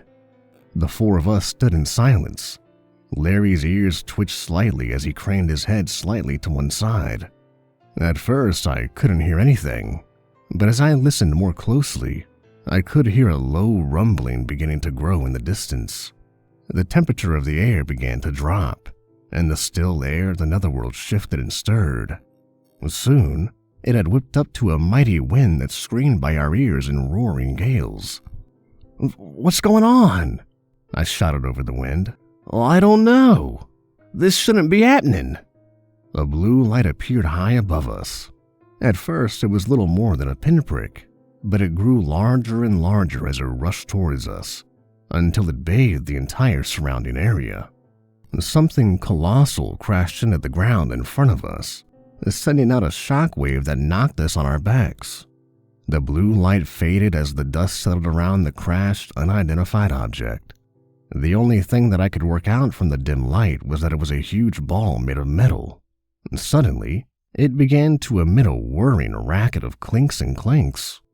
A piercing blue light appeared as a forked crack that spread until the ball burst like an egg, leaving broken metal pieces strewn across the ground. Standing where the ball had been was a colossal robot, compacted and folded up. The robot began to unfold itself, and once it was finished, it towered over us all by 20 feet at the very least. It would have been a fearsome sight, except that the robot had unfolded itself wrong, and its head was now situated firmly between its legs. Netherworld security, the robot announced in a gritty mechanical voice. You are trespassing on private property. Turn back immediately or face termination. Larry's cigar was dangling loosely from the corner of his mouth as he stared at the wide-eyed robot. Hold on a second. You know where your head is, right? The robot turned his head left and right. What the... Oh, this is embarrassing. Can you just give me a moment to, get myself right before I terminate you? Go ahead, said Larry. The robot folded and twisted his body in a series of mechanical contortions and hydraulic whirs. The end result was that his head stayed in exactly the same place, but its left leg and arm switched places. It now stood on a tilt. Oh, for God's sake. If they hadn't made the instructions so complicated. Hold on. The robot began to reassemble himself yet again, but this time both of his legs fell off and he couldn't reattach them. He finally slumped and gave up. I told them not to buy the replacement parts at IKEA. Are you all right? Yes, I'll be fine. Look, I'll make you a deal. Help me get reassembled, and I won't terminate you. Just don't tell anybody. Larry took a long drag of his cigar. You got a deal, mate. I'll take care of this one, Satan said, striding quickly up to the robot with his briefcase in hand. What's in the briefcase? Tools, grunted Satan as he climbed up the robot's back. I'm a robotic repair specialist. Wow, what a lucky coincidence. Satan set the briefcase down on the robot's shoulders and popped the latches. Yeah, Funny how life works sometimes. He reached his arm down into the suitcase and fished out a pair of fuzzy pink earmuffs, which he clamped over the robot's head. "Whoa," the robot said. "I feel a little funny." "That's because you're a flower," Satan replied. "A beautiful yellow flower in a green grassy meadow." "Yes, I'm a pretty little flower." Satan pulled the earmuffs off and tossed them back in the suitcase before slamming it shut and hopping off the robot. "That should do it," he said as he alighted on the ground. "What the hell did you do to him?" asked Miss Hatchetface. Satan grinned. "Mind control earmuffs. Pretty cool, huh?" The robot put his arms up and began swaying back and forth as if he was a flower in the breeze. Yeah, is he gonna be okay?" "Relax. He's much better at being a flower than a security guard. Now come on, let's go. We've got a little girl to rescue." We set back off in the direction of the office. 5 minutes later, the thingamajig went off in Larry's pocket in a stiff, posh British accent. "You have arrived at your destination." "We're here?" I asked. "That's what 'you have arrived at your destination' generally means," replied Larry. "But I don't see anything." "You will," Larry replied. He tapped out a rhythm on the smooth stone surface of the netherworld with his hoof, and the sound echoed off into the distance. But nothing happened. There was a tense pause, and then we felt it, a faint rumbling beneath our feet. At first, I could only feel the rumbling in the soles of my feet, but then it traveled up my legs and through my spine, ending in my teeth, which began to chatter and clack against each other. Fissures snaked through the ground beneath us, and an unearthly blue light radiated from them. Soon we were standing on a luminescent spiderweb, a smooth stone cracking beneath our feet. The Netherworld office building rose slowly out of the ground like a crowning grave marker. Its ascent began to speed up, until the white lighted windows were a blur of solid gray, and the top had disappeared among the purple stars above. The sheer size of the thing was enough to give me vertigo, and I fell over on my back as the ground continued to shake. I looked to either side, and saw that everyone else had fallen as well. Finally, it stopped, and we all pushed ourselves back up off the ground. I turned to Larry. "So, this is where Urznak lives?"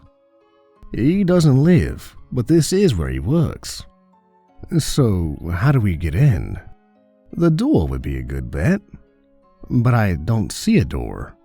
Larry tapped on the side of the building with the same rhythm he tapped on the ground, and a line emerged in the shape of a wide rectangle.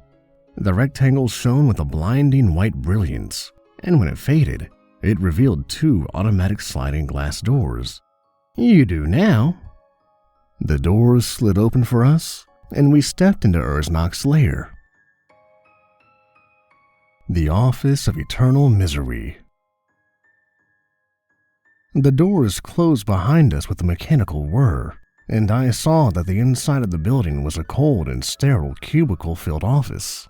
And sitting in the cubicles were large, troll-like creatures with huge gray guts that spilled out of 2 small shirts, short snub noses and drool dribbling down their chins.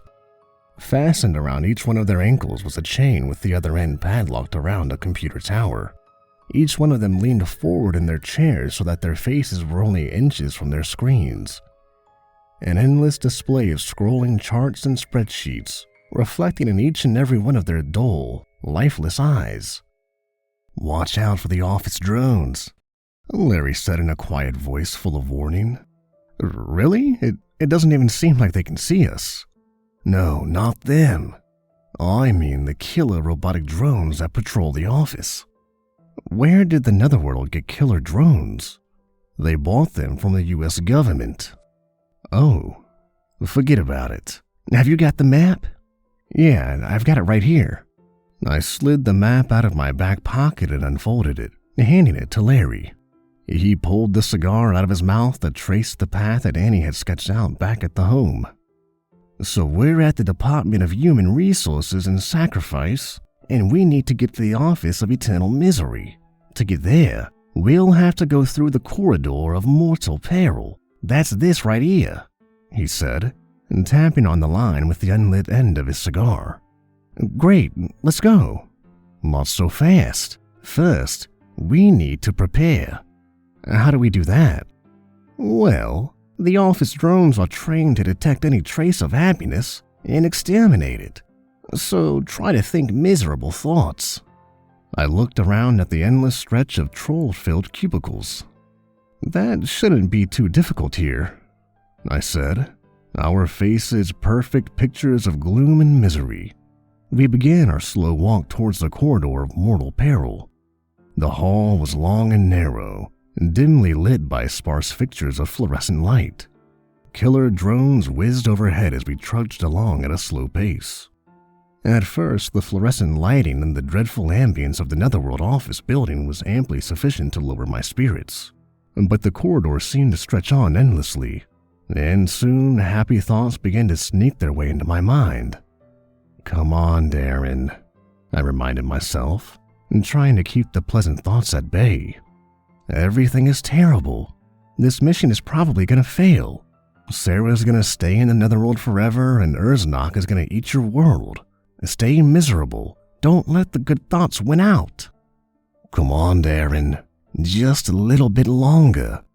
We turned a corner and the end of the corridor came in sight. As soon as I saw it, a wave of relief washed over me. I had managed to do it after all. I kept the good thoughts out of my head, and soon I'd be seeing Sarah again. What was that sound? Larry tackled me to the ground a moment before an explosion struck where I had just been standing. "You idiot! Quickly, think miserable thoughts!" "I don't have time to think miserable thoughts. I'm gonna die." "Perfect! Keep focusing on that." He grabbed my hand and yanked me to my feet, and the four of us began sprinting toward the end of the corridor. "I'm gonna die, I'm gonna die," I thought as we raced toward salvation. "I'm gonna die, I'm gonna die, I'm gonna die."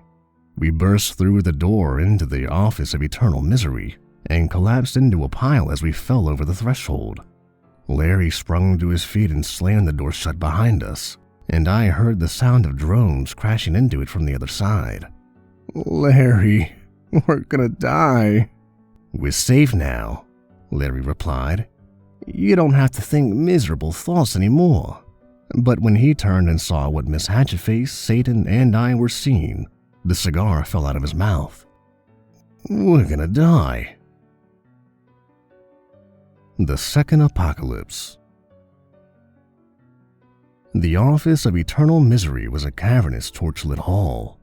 The ground was littered with pyramids of skulls, some human and some belonging to creatures whose anatomy defied all logic. At the other end of the office was a desk, a large chunk of rough gray stone the size of a triple-decker bus. And behind the desk sat Urznak the World Eater. On his right side stood Annie and the secretary we'd met before, and on the other side of him was Frankenteddy. The secretary leaned down to look at her clipboard, and her glasses slipped down her nose. "It has come to Mr. Urznak's attention that you have trespassed onto Netherworld Incorporated property in order to force him to resume his eternal slumber against his will. As I'm sure you are aware, this is a legally actionable offense." I looked to Annie and then to Frankenteddy. Annie's face was impassive, but Frankenteddy looked miserable. And how exactly did he become aware of this? The secretary pushed her glasses up on her nose with her pencil and gave me a withering look. "His daughter informed us of your plan and of your attempts to recruit her in your treasonous plot against Netherworld Incorporated." I looked to Annie, but she looked at the ground. "Is this true? You sold us out? Why?" Annie looked up and met my eyes. "I didn't have a choice," she said, shaking her head. "They caught us down here, and so I had to make a deal." My stomach sank. "Deal? What deal?" But Annie didn't answer. She just looked down at the ground again. "Annie has agreed to forsake all parental rights to her daughter, Sarah." Sarah will live out her days as the Princess of Netherworld Incorporated. In exchange, Annie shall be allowed to return to Earth, and Urznak will not devour your plane of existence." "Well, that seems like a pretty fair deal, so I'll just be going then," Satan said. "Hold on a second. What about my parental rights? Sarah is more my daughter than Annie's. Don't I get a say in this?" The secretary creased her lips and adopted the expression of someone having to explain something to a very stupid child. "The Netherworld does not recognize the rights of non-Netherworld citizens. By our laws, your parental rights are null and void." "This is unbelievable," protested Miss Hatchetface. "You can't just steal his daughter from him and act like that's okay. Tell them, Larry." Larry tugged at his beard. And what about the goat dimension? Will Urznak spare that too?" The secretary sighed and scribbled something down on her clipboard. "Fine. Whatever it takes to get the princess of the Netherworld back." "Wait, what do you mean, back?" The secretary rolled her eyes. "I mean," she said, pausing to take a deep, steadying breath, "back from wherever it is you have taken her." "But we came down here to rescue her. If you don't have her, then where is she?" A silence fell over the room as confused faces searched each other for answers. "Oh, I know where she is," said Frankenteddy. "You what? How would you know where she's gone? You're just an oversized toy with a head full of stuffing." "The stuffing is but insulation for a fierce and powerful mind," bellowed Frankenteddy, tapping the side of his head knowingly with an enormously fluffy paw. "Actually, we only told you that to make you feel better. It really is just stuffing all the way through," said Satan. "Oh." There was an awkward pause before he said, "But I still know where Sarah is." "Well, get on with it already," said the secretary. "Who has taken her?" "Nobody has taken her. Princess Sarah has escaped of her own volition." The secretary shook her head. "That seems awfully unlikely. We have a top-notch security system in the Netherworld." "Ha!" said Miss Hatchetface. The secretary pursed her lips into two thin white lines as Miss Hatchetface turned to Frankenteddy. "How did she escape?" "She is learned and powerful in the ways of magic. She simply opened a portal back to Earth." "That's it? We're down here mucking around in the Netherworld, and she's been back on Earth this whole time? Why wouldn't she come directly to me?" "She wanted to stop at Disneyland first." "Wait, Sarah was already back on Earth before you came down here?" "Yes." "And you knew about it?" "Of course," said Frankenteddy. "I am Sarah's demonic guardian. I am aware of her location at all times." "Why didn't you say anything?" Frankenteddy shrugged. "You seemed very excited to come to the Netherworld. I didn't want to ruin your vacation." "Excited? We were terrified." "Is that not one of the many varieties of excitement?" "No, yeah. Just forget about it." Larry was shaking his head. "So I came down here with you lunatics for nothing? Fantastic. Does anybody have a portal back home?" "Hold on a second," said the secretary. "What makes you think you're going home?" A roar billowed forth from Urznak, shaking the fabric of reality as it rent the Netherworld air. The secretary looked up at what I can only assume was Urznak's face. "You're sure?" "Fine. Urznak says you can all go, including you, Annie, but only on the condition that Sarah return to the Netherworld and fulfill her responsibilities as princess." "Deal," said Satan. "She's at Disneyland. Should we go and get her for you?" Hold on a second. I didn't agree to." "Urznak says he'll go himself. Clearly, you all can't be trusted to accomplish anything." The air around us began to vibrate and swirl, coming alive with a monstrous cacophony. The ground shook and cracked, and pieces began to break off and float in the air as if unbound by gravity. Urznak began to twist and distort in a spiral, growing smaller until finally disappearing with a surprisingly subdued pop. "So, is there a portal out of here?" Larry asked. "Yeah," said Annie. "I got the portal back to Maymay's open. I'll take you guys back."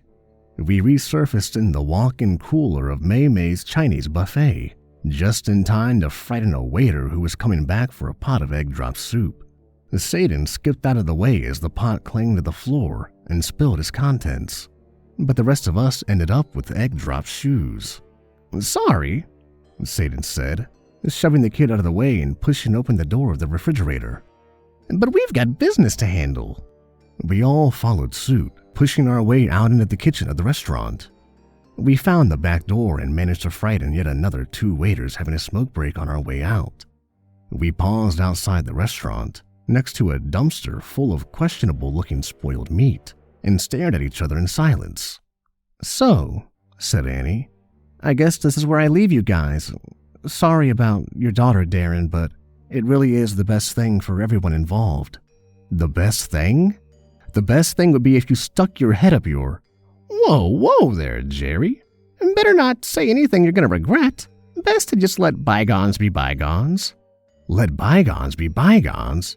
Shh," said Satan, and turning to me and giving me a wink with his right eye so that Annie couldn't see.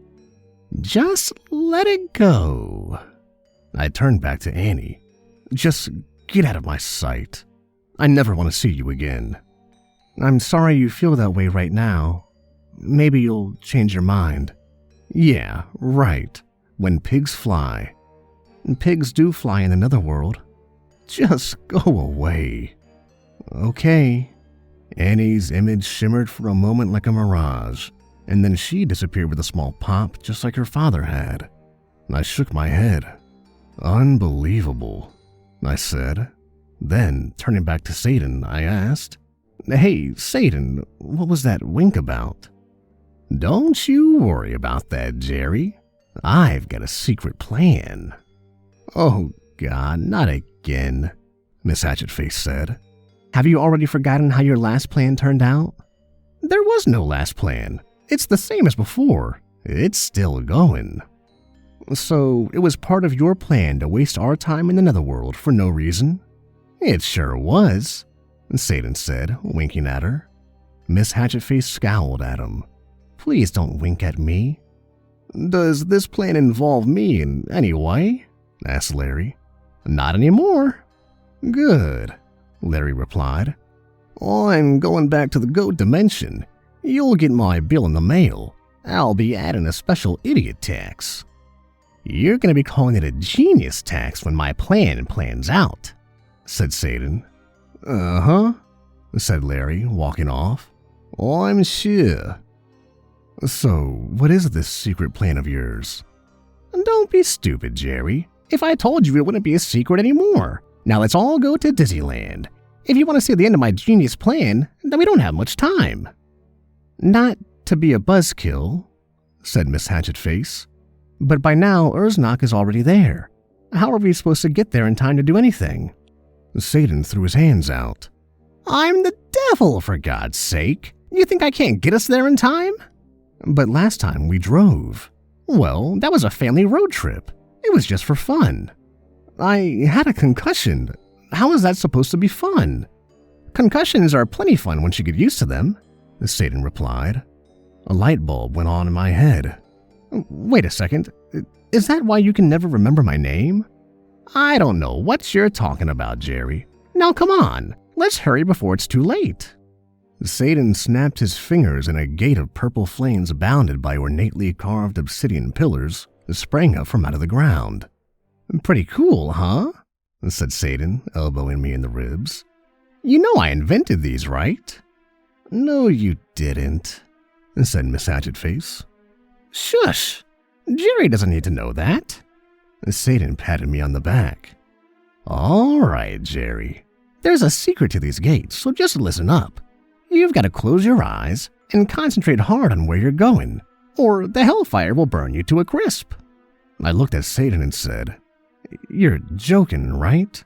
"Maybe," he replied, and then he shoved me into the gate. The Battle with Urznak.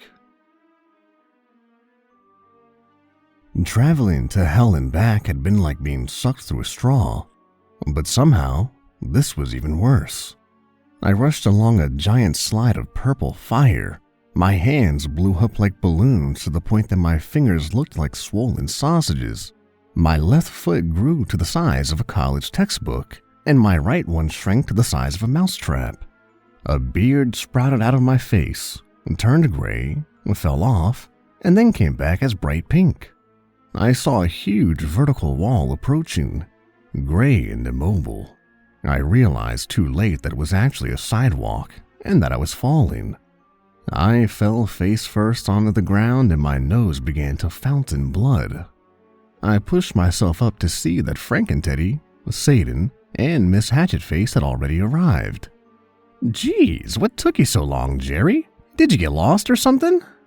I wiped the blood off my nose and rubbed my hands clean on my pants. "Is it broken?" I asked. "Looks like it, but I like it better this way. It gives you a rugged sort of look, like a boxer or a homeless person." I felt gingerly at my nose and a bolt of pain shot through my forehead. "Can you fix it?" "Of course I can." I was actually talking to Miss Hatchetface. "Nonsense," he said, waving me off and seizing my face with both hands. "I have a medical degree." "For humans?" I asked, as Satan poked and prodded my face. "Let's not worry about trivialities." He took a step back and snapped his fingers, and I felt a sensation like being smacked in the face by a frying pan. "Oh no, that doesn't look good at all."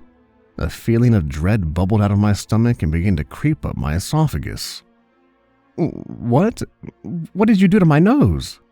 "See for yourself," said Satan, snapping his fingers and conjuring a mirror out of thin air. I had prepared myself for the worst as he held it up to my face. I don't get it. It looks exactly the same as it did before." "Exactly." "You're a jerk, Satan." I tossed the mirror and Satan snapped his fingers again, disappearing it before it hit the ground. "I like your nose," Miss Hatchetface said. "It's distinctive." "What a diplomatic way to put it," said Satan. "Now come on, we've got to get going. This is my final phase of my plan, and we've got no time to waste." We made our way up to the gates of Disneyland to see that the ticket booth was being worked by Jerry, the giant blue demon with the axe in his head. Hey Jerry, it's good to see you again." He huffed out of his bowl-like nostrils and pointed towards the park. "Urznak is already here. You'd better hurry." I looked to where he was pointing and saw that Urznak had indeed already arrived. Above him in the sky was a rippling black fissure, with storm clouds pouring out and huge lightning bolts crackling down. I immediately took off in that direction, sprinting through the gates of the park towards Urznak, hoping that I wasn't too late to save my daughter. I could hear the others at my heels as I closed in. The mighty netherworld beast unleashed a colossal roar and reality shook around us, nearly sending me headlong into the pavement. I passed people fleeing the other way, but as I got closer, I could see there was a crowd gathered around the beast. The mob was composed of demons and human children, all facing Urznak and swaying back and forth, while chanting something I couldn't make out. Suddenly, I felt myself being yanked back, and my head smacked hard on the pavement as I went down. "Ouch," said Satan, looking at me. "That looked like it hurt. Sorry about that." "What the hell is wrong with you?"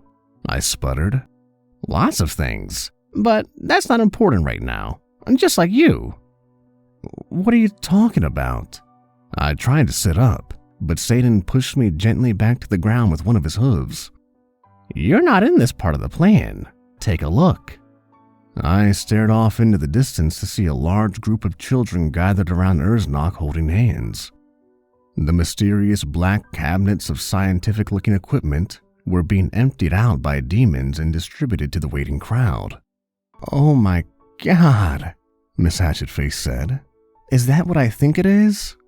Yep, said Satan, grinning. You're a genius, said Miss Hatchetface. Of course I am. That's why everyone thinks I'm insane. I'm so long-sighted that to everybody else, my actions don't make any sense at all.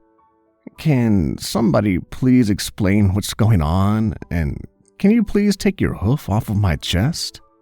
Pro tip for you, Jerry. Only ask for one favor at a time. It's the children. They're fighting Urznak. I shoved Satan's hoof off my chest and he stuck his arms out as he nearly lost his balance. I stood up and rubbed the back of my head and I thought I felt a dent. How's that? They're only kids. But kids are special, don't you see? Netherworld beings feed on hatred, void, and misery, and children are the opposite of that. They are the greatest natural resource of happiness and love in the world, and Disneyland is the perfect conduit for that joy. It's a magical place where imagination is more important than reality, where childhood dreams come true, and all of that love, all of that joy, all that imagination is sapping Urznak's power away. You see that equipment? I had it specifically made in hell to amplify positive emotions. Urznak doesn't stand a chance. Satan puffed his chest out in pride as he finished his inspiring, albeit long-winded speech. Wow, that's amazing. Are they chanting something? Yep. It's the theme song from Barney the Purple Dinosaur. Oh, that's fitting, I guess. Urznak let out another reality-shaking bellow, and the crack in the sky above him widened into a colossal gaping fissure. Lightning bolted out and the wind picked up, whirling around Urznak and the crowd in a howling maelstrom. Urznak's head began to distort, stretching upwards into the fissure. Slowly, he was being sucked in. Wow, that is pretty clever, I admitted grudgingly. I thought there was going to be some huge climactic battle or something. I'm more of a guerrilla warfare kind of guy. He gripped my shoulder and turned my attention to Urznak. This is the best part, where my master plan finally comes to fruition. Urznak reached up into the sky and seized it with his fist as if it were a tablecloth. He began pulling the fissure closed, and as he did so, the distortion was reversed. Urznak was regaining his normal shape. Uh-oh, that's not supposed to happen. So, what are we supposed to do? Asked Miss Hatchetface, her voice tremulous with worry.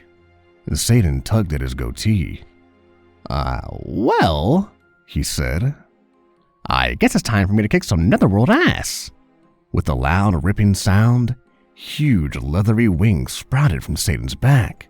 He took a couple steps towards Urznak, then turned and looked at us.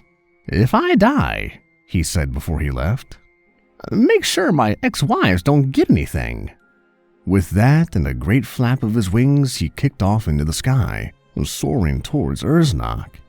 He whizzed around the great beast's head, hurling balls of fire at him that exploded on impact into thousands of tiny little glowing shards. Urznak bellowed out a strangled cry of rage and swung at Satan, but his oily, shadow-black fingers closed around air as Satan dove beneath them. He flew down to Urznak's ankles and whacked one with a giant hammer that he materialized out of thin air. Urznak stomped. He missed Satan, instead shattering the ground beneath him. Satan went for Urznak's belly, but this time Urznak caught him, seizing him in an enormous black fist. He opened his mouth and dangled Satan over it, and inside I saw thousands of rows of churning teeth, spinning and chopping and gnashing with no order or purpose apart from utter and complete destruction. But Satan's attack had worked long enough to distract Urznak from the fissure in the sky above him. Urznak's form distorted and grew smaller as he was sucked into the opening like sand poured through a funnel, and with a final, resounding clap of thunder, Urznak was pulled into the fissure and Satan fell from the sky. The fissure closed up and the gray clouds cleared the bright blue sky as we all ran over to where Satan had fallen. He was laying on the ground, eyes closed and body limp, I nudged him with my foot, but he didn't move. I turned to Miss Hatchetface, whose face was creased with worry. You don't think, I said. I don't know, she replied, a tremble in her voice. I leaned down to check for a pulse. I placed my fingers gingerly on his neck, but I couldn't feel anything. I stared up at Miss Hatchetface and silently shook my head. Oh my God, Miss Hatchetface sniffled, tears gathering at the edges of her eyes. It is most honorable to die in battle, bellowed Frankenteddy. I closed my eyes and sighed. I could never claim to have liked him much, but he didn't deserve to go out like this. Boo! Came a sudden shout that nearly scared me out of my skin. I clapped my hand to my fluttering heart to see Satan pushing himself up into a sitting position and grinning. But you were dead. You didn't have a pulse. Don't be ridiculous. The devil doesn't have a heart. Miss Hatchetface and Frankenteddy were both staring down at Satan and shaking their heads. Next time you do that, said Miss Hatchetface, I'll kill you myself.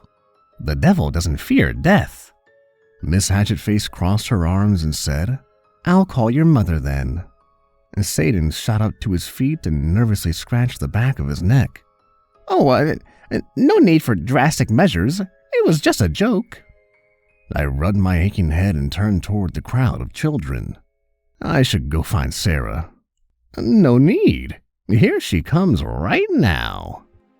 I squinted into the distance, but I could see no sign of Sarah. The only thing I could see was a colossal reptilian demon running towards me on 2 stunted legs. Its head was an ugly mass of yellow eyes and thorny spikes, and its dark red skin was wrinkled up like old, cheap leather. At the very top, no, it couldn't be. At the very top was Sarah. The beast approached and lowered its head, and Sarah jumped down next to me. My stomach felt like 1,000,000 happy butterflies were zooming around inside it as I saw my daughter again. Hi, Dad, she said, grinning. I missed you. I missed you too, honey. I picked her up and held her face close to mine before pulling her in tight for the biggest hug of her life. I love you, Dad. I love you too. Dad? Yes, honey. You're squeezing me to death. Just a moment more. I've really gotta pee, though. Okay. I let her down. So the adventure's over? It looks that way. Then what do we do now? I pondered for a moment before I turned to Frankenteddy. Let's let Frankenteddy decide. We all turned to Frankenteddy and stared at him expectantly. He paused for a moment and scratched his head. I want to ride all the rides, he bellowed. I smiled and said, okay. Epilogue. A satanic union. 6 months later at a satanic chapel in hell. Are you sure this is legal? I asked, fidgeting nervously with my bow tie in the mirror. Of course it's legal. The laws of hell supersede those of the mortal realm. I know that.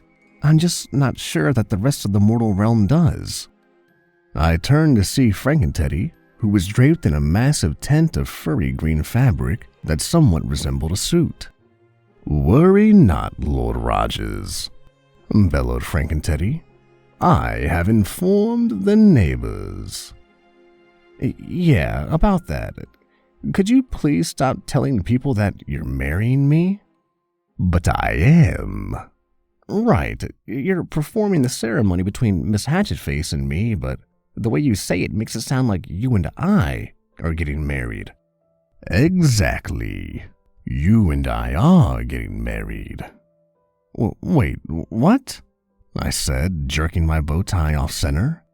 In satanic marriages, the minister is included in the marriage as well, as the demonic guardian and protector of the marriage against all those who oppose.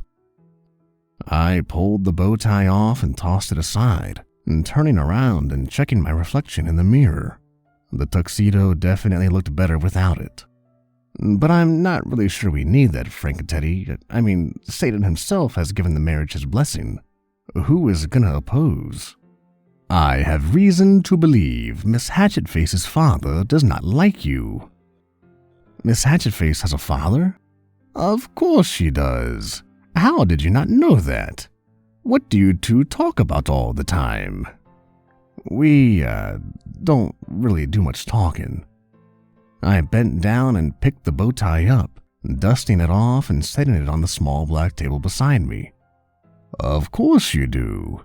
You're always telling me that you and Miss Hatchetface need to have a private conversation, and then you go into your bedroom and lock the door for hours.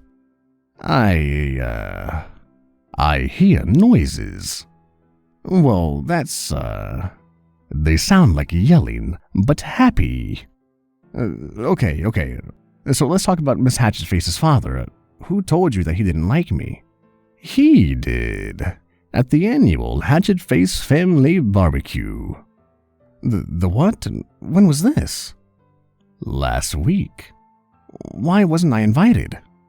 I already told you. Her father does not like you. But worry not, Lord Rogers. He is very old. I am sure you can defeat him. What? When you fight. Why on earth would I fight the father of my bride? It is traditional in satanic weddings. I could feel a headache coming on. This is all too much. I didn't say anything when Miss Hatchetface wanted to have the wedding performed in hell. I didn't say anything when you wanted to preside. But fighting the bride's father on my wedding day? Why couldn't we have just had the wedding in Virginia? What is a Virginia? Frankenteddy asked, adjusting his suit to look slightly less horrible. It's where I live. Frankenteddy paused in what I can only assume was deep thought. I thought you lived in America, he said finally. I do, I just... You know what, let's not have this conversation now. Apparently I have to get ready for a fight. Yes, and I must prepare for the consummation ritual. All right, you go do that. It was only after Frankenteddy had left that I realized what he'd said, but by then it was already too late. The bell of marital torment was ringing. It was time for the ceremony to begin. I stepped out into the satanic chapel and braced myself for confrontation. At any moment, I expected to see a screaming demon the size of a Greyhound bus, leaping out of the crowd with a club and screaming, "Not my daughter!" But instead of a screaming demon, I was greeted by a 4-foot-tall shriveled lizard in a tux, puttering around on a cane and muttering something incoherent about the Jews. Another bell rang, and before I had time to wonder why Frankenteddy's magnified voice was booming out of the speakers placed all around the chapel. The bell of paternal homicide has sounded, Frankenteddy yelled into the microphone with all of his trademark subtlety. Let the battle commence. The bell of what?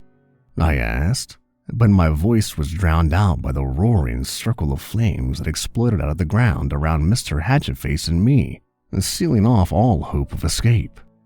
Mr. Hatchetface's milky eyes dotted lazily around the arena as if they were following a drunken fly, before finally settling on me. He squinted and wrinkled his nose, giving his face the appearance of a very ugly raisin with bristly white nose hair. Then, slowly, he raised his cane in a shaky gesture of aggression. Listen, Mr. Hatchetface, I began, putting my hands up in surrender. I really don't want to hurt. Oof! The wind was knocked out of me as I was bowled over by something small and round that had shot out of the end of Mr. Hatchetface's cane. I scrambled back to my feet and staggered over to the side of the arena to vomit, but was quickly hit in the back by another one of Mr. Hatchetface's projectiles. The force of it knocked me through the flames, and the world faded to black for a moment, before light exploded in front of my eyes and air rushed into my lungs, and I found myself lying on my back in the center of the arena. And the first kill goes to Mr. Hatchetface. Death by incineration. Mr. Rogers will now have to win 2 matches in a row to claim his bride. And panic shocked me to my feet before Frankenteddy's words sank in. Did I really have to kill this old man twice now in order to get married?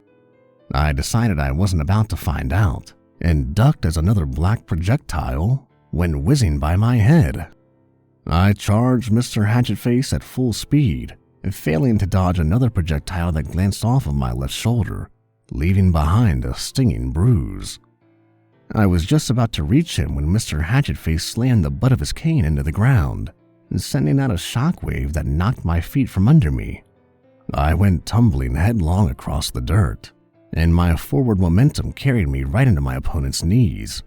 The old man toppled backwards, but sprang up with surprising agility. I noticed a moment before he did that. His cane was no longer in his hands, but now lay on the ground between us. I raced towards it as the old man puttered, and just when it was inches from his grasp, I dove into the dirt and snatched it up, knocking him over in the process. This time, his momentum carried him backwards into the flames. The second kill is awarded to Mr. Rogers. Frankenteddy boomed out through the many speakers hanging high above the arena.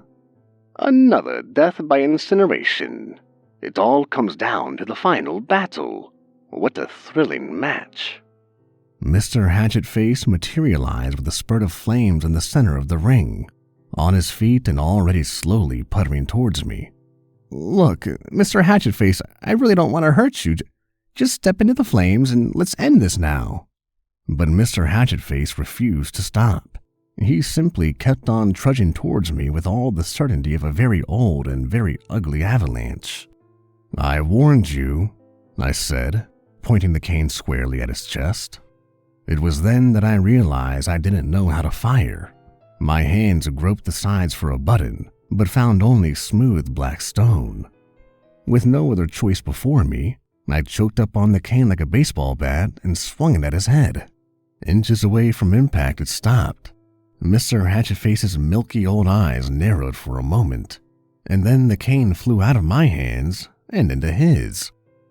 "Oh, I didn't know you could do that." In response, Mr. Hatchetface only grunted and swung the cane hard into my shins, knocking me down to my knees and putting me at eye level with him. "You know what?" I said, grimacing with pain. "I'm done with this." I seized the old demon by the waist, lifted him over my head, and tossed him backwards into the ring of flames. And the final kill goes to Mr. Rogers. Another death by incineration. That was truly a ceremony for the ages. And now, if everyone would please return to their seats, I shall perform the marriage ceremony. The flames around me dissipated into a rotting, smelling smoke that drifted off into the sky in thin, yellowish wisps, and everybody shuffled from around the ring back to the wooden chairs that Satan's party planner had provided. I caught sight of Mr. Hatchetface on the bride's side, eyeing me with disdain as he trundled back to his seat. Bruised and beaten, I walked down the aisle, and turning around to face the crowd when I got to Frankenteddy. "You fought with honor, Lord Rogers." He clapped one of his enormous paws down on my bruised shoulder. "Thanks, Frankenteddy," I said, wincing. "Everybody quiet down," Frankenteddy bellowed at the already silent crowd. "Let us prepare for the procession of the bride." Everyone turned towards the back of the chapel, and the organist struck up a rousing rendition of "Here Comes the Bride," accompanied by occasional spurts of flame from the organ's pipes. Miss Hatchetface was radiant as she walked down the aisle, long white silken gown flowing behind her, a bouquet of pink lilies clasped tightly in her hands.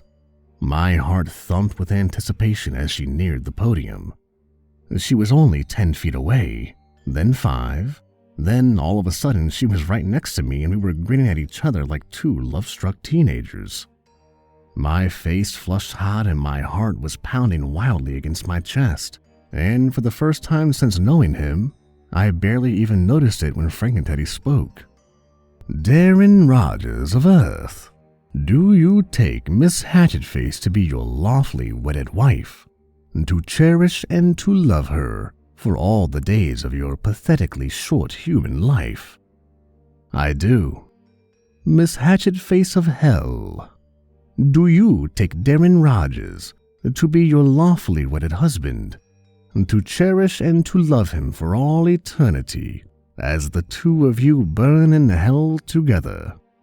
"I do," replied Miss Hatchetface, and her skin flushed just a little pinker. "Then by the power vested in me by the Dark Lord Satan, I do hereby pronounce you man and wife. You may now kiss the bride." I took Miss Hatchetface's slender waist in my arms and pulled her close to me. As our lips touched, I began to feel warmth spreading throughout my entire body, and for a brief moment, I was in paradise. Then I noticed that it was actually starting to get hot, and 2 seconds later I realized that I was on fire. Before I had time to panic, I was blasted off the podium by a powerful stream of white foam. Satan was standing over me with a fire extinguisher in his hand. "Sorry about that, Darren. It's traditional to set the couple on fire in satanic marriages. I guess no one told Frank and Teddy that he wasn't supposed to do that this time." I pushed myself back up to my feet and tried in vain to clean the white foam from my tux. "It's all right. I'm used to it." I noticed Mr. Hatchetface in the front row with a sardonic grin on his face, but I ignored him. "Are you okay, honey?" my new bride asked, her voice an odd mix of concern and restrained laughter. "Yeah," I said as I stared at her perfect, beautiful face. "I'm absolutely wonderful."